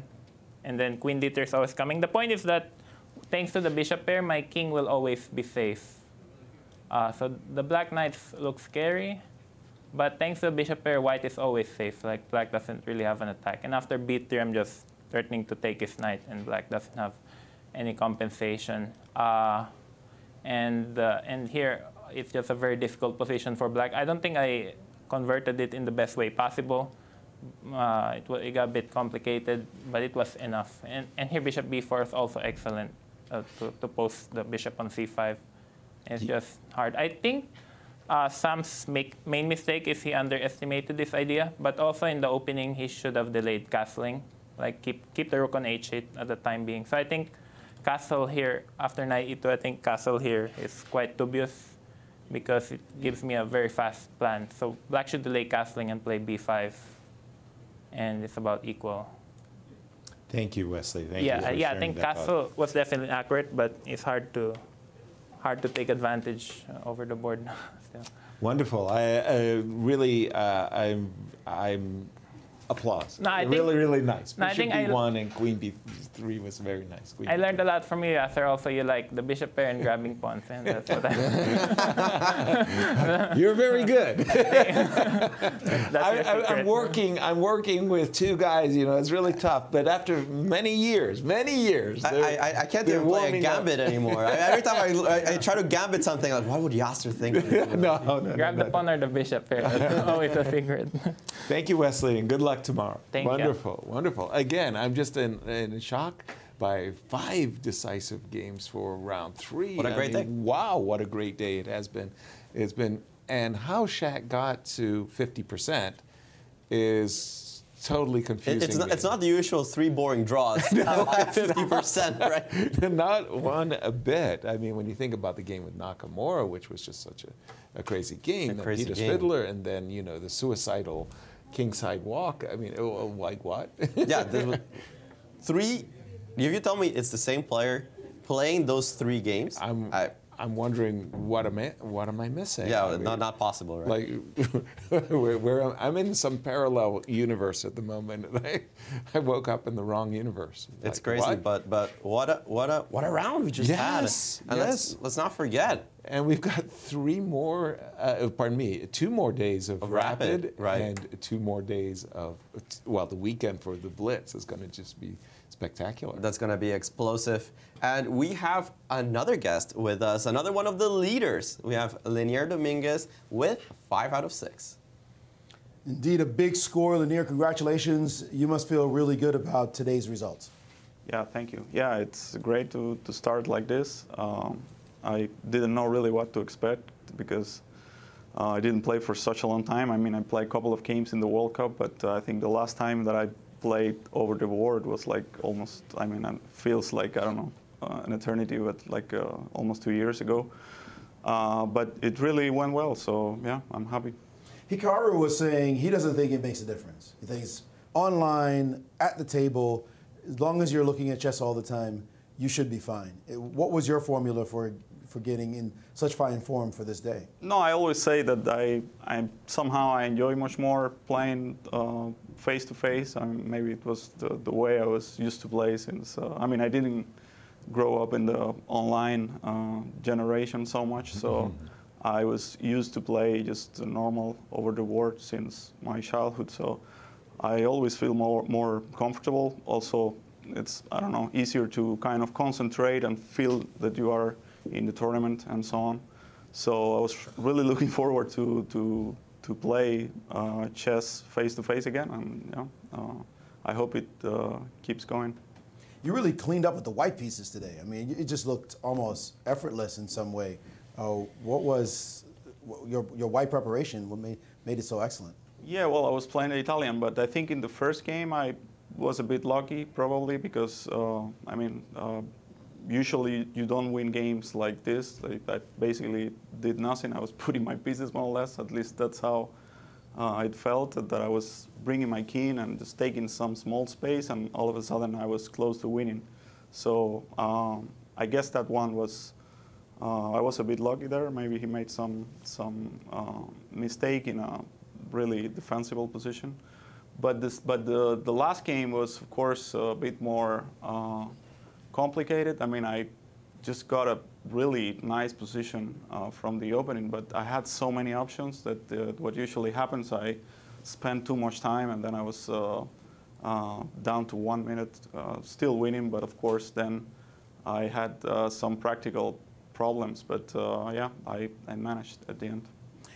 Earlier I saw you having lunch with your wife and son. Usually people try to get the family away, but you had the family right before you came to sit down and play. You're not worried at all about that being a distraction, and it seemed to work out quite well for you. Yeah, well, it's also important to kind of get out of the preparation and the tournament tension, so I thought that it might be good. And also my son is starting school soon, so I thought that this might be his last vacation week, and I thought we could spend some time together, so that's the plan. That's fantastic. Seeing parents, we saw Allyson Felix in the Olympics do well with her daughter around. It's always nice to have that contact with your kids. Congratulations and good luck in the rest of your games. Thank you.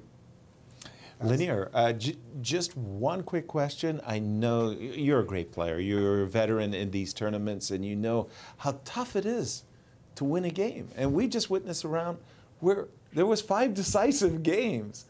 How does that happen? I mean, just does everybody go crazy at the same time? Well, in Rapids and Blitz, it's I think you will see a lot of more decisive games because more mistakes and little time, so anything can happen. So I guess it has to do with that. Maybe in the classical game we'll see more solid play. Excellent. Thank you. Good luck for the rest of the tournament. Thank you. Thank you. Alejandro, what a day. Day what a one. great day. We have some standings, and let's take a look at them. We have 2 players at the top, Fabiano Caruana and Lenier Dominguez, both with 5 out of 6, being chased by Wesley So and Hikaru Nakamura with 4 out of 6. 50%, Richard Rapport, Shak Mamedyarov, Lek Wang Liam, and with only 1 point on the scoreboard, we have Peter Zvidler, Jeffrey Xiong, and Sam Shankland. very luckless players at the bottom. Absolutely. Our tournament continues tomorrow. We have 3 more rapid rounds for you. Don't miss them. We had such an incredible day. Tough to top it tomorrow, but we have some great matchups coming up. And finally, we do have some predictions. I mean, I think you guys are really happy. Ooh, Var's in there with Jeffrey, so we've all got our... I like my guy so far. Yeah, I can see that. We're tied. We're tied. We're still there. I can see that. Yeah. You and I are certainly we're in the more mix. perspicacious of the Now, group. I think Yasser was super happy when Peter flagged They were like, there are two people in the world that were happy, Shaq and Yasser, and everybody else was suffering for Peter. This one, right there, you can just hear Yasser in the commentary. Yes, yes, yes, flag, flag, flag, flag. I didn't even think it was possible. I know, that was crazy. so far. King F3 walking into knight E5. Peter realizing he's touched his king, put it down, play King G1 and press your clock. No. He does it, but by the time 1 second too late, and that painful. Unbelievable. I forgot my clock. Remember, Peter started this endgame 2 pawns ahead. In a position where, like, if Shaq resigned, we wouldn't even have questioned it. Maurice, final thoughts of an amazing day. That was brutal. That was devastating. I saw a few things that I liked, though. I liked the way Fabi played, handled his business. I certainly liked the way Wesley shows he could just pick him up, put him down, and win. That loss, I might have nightmares over that loss. It's so bad for Peter. But I was super impressed by Nakamura. I mean, the guy, did you see that calculation? Oh, my God. Marching the queen over to B3 and A2. Like, what? Like, you were looking at what? I mean, that was absolutely incredible. And let's make this point. There were 9 wins today out of 15 games. Nice. 9 out of 15? Great day. That's an extraordinary number. Absolutely amazing to see the fighting chess and chess back here in St. Louis. These gangsters showing up to say, we have respect for this place and we will fight to the bitter end. So I'm looking forward to more of the same. Tomorrow should be exciting stuff.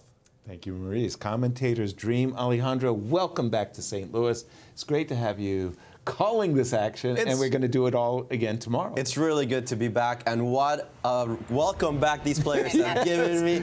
Wow, just what a day. Guys, come back tomorrow. We're going to have more great chess for all of you. Same time, same place, 3 p.m. Central. See you there. Good night.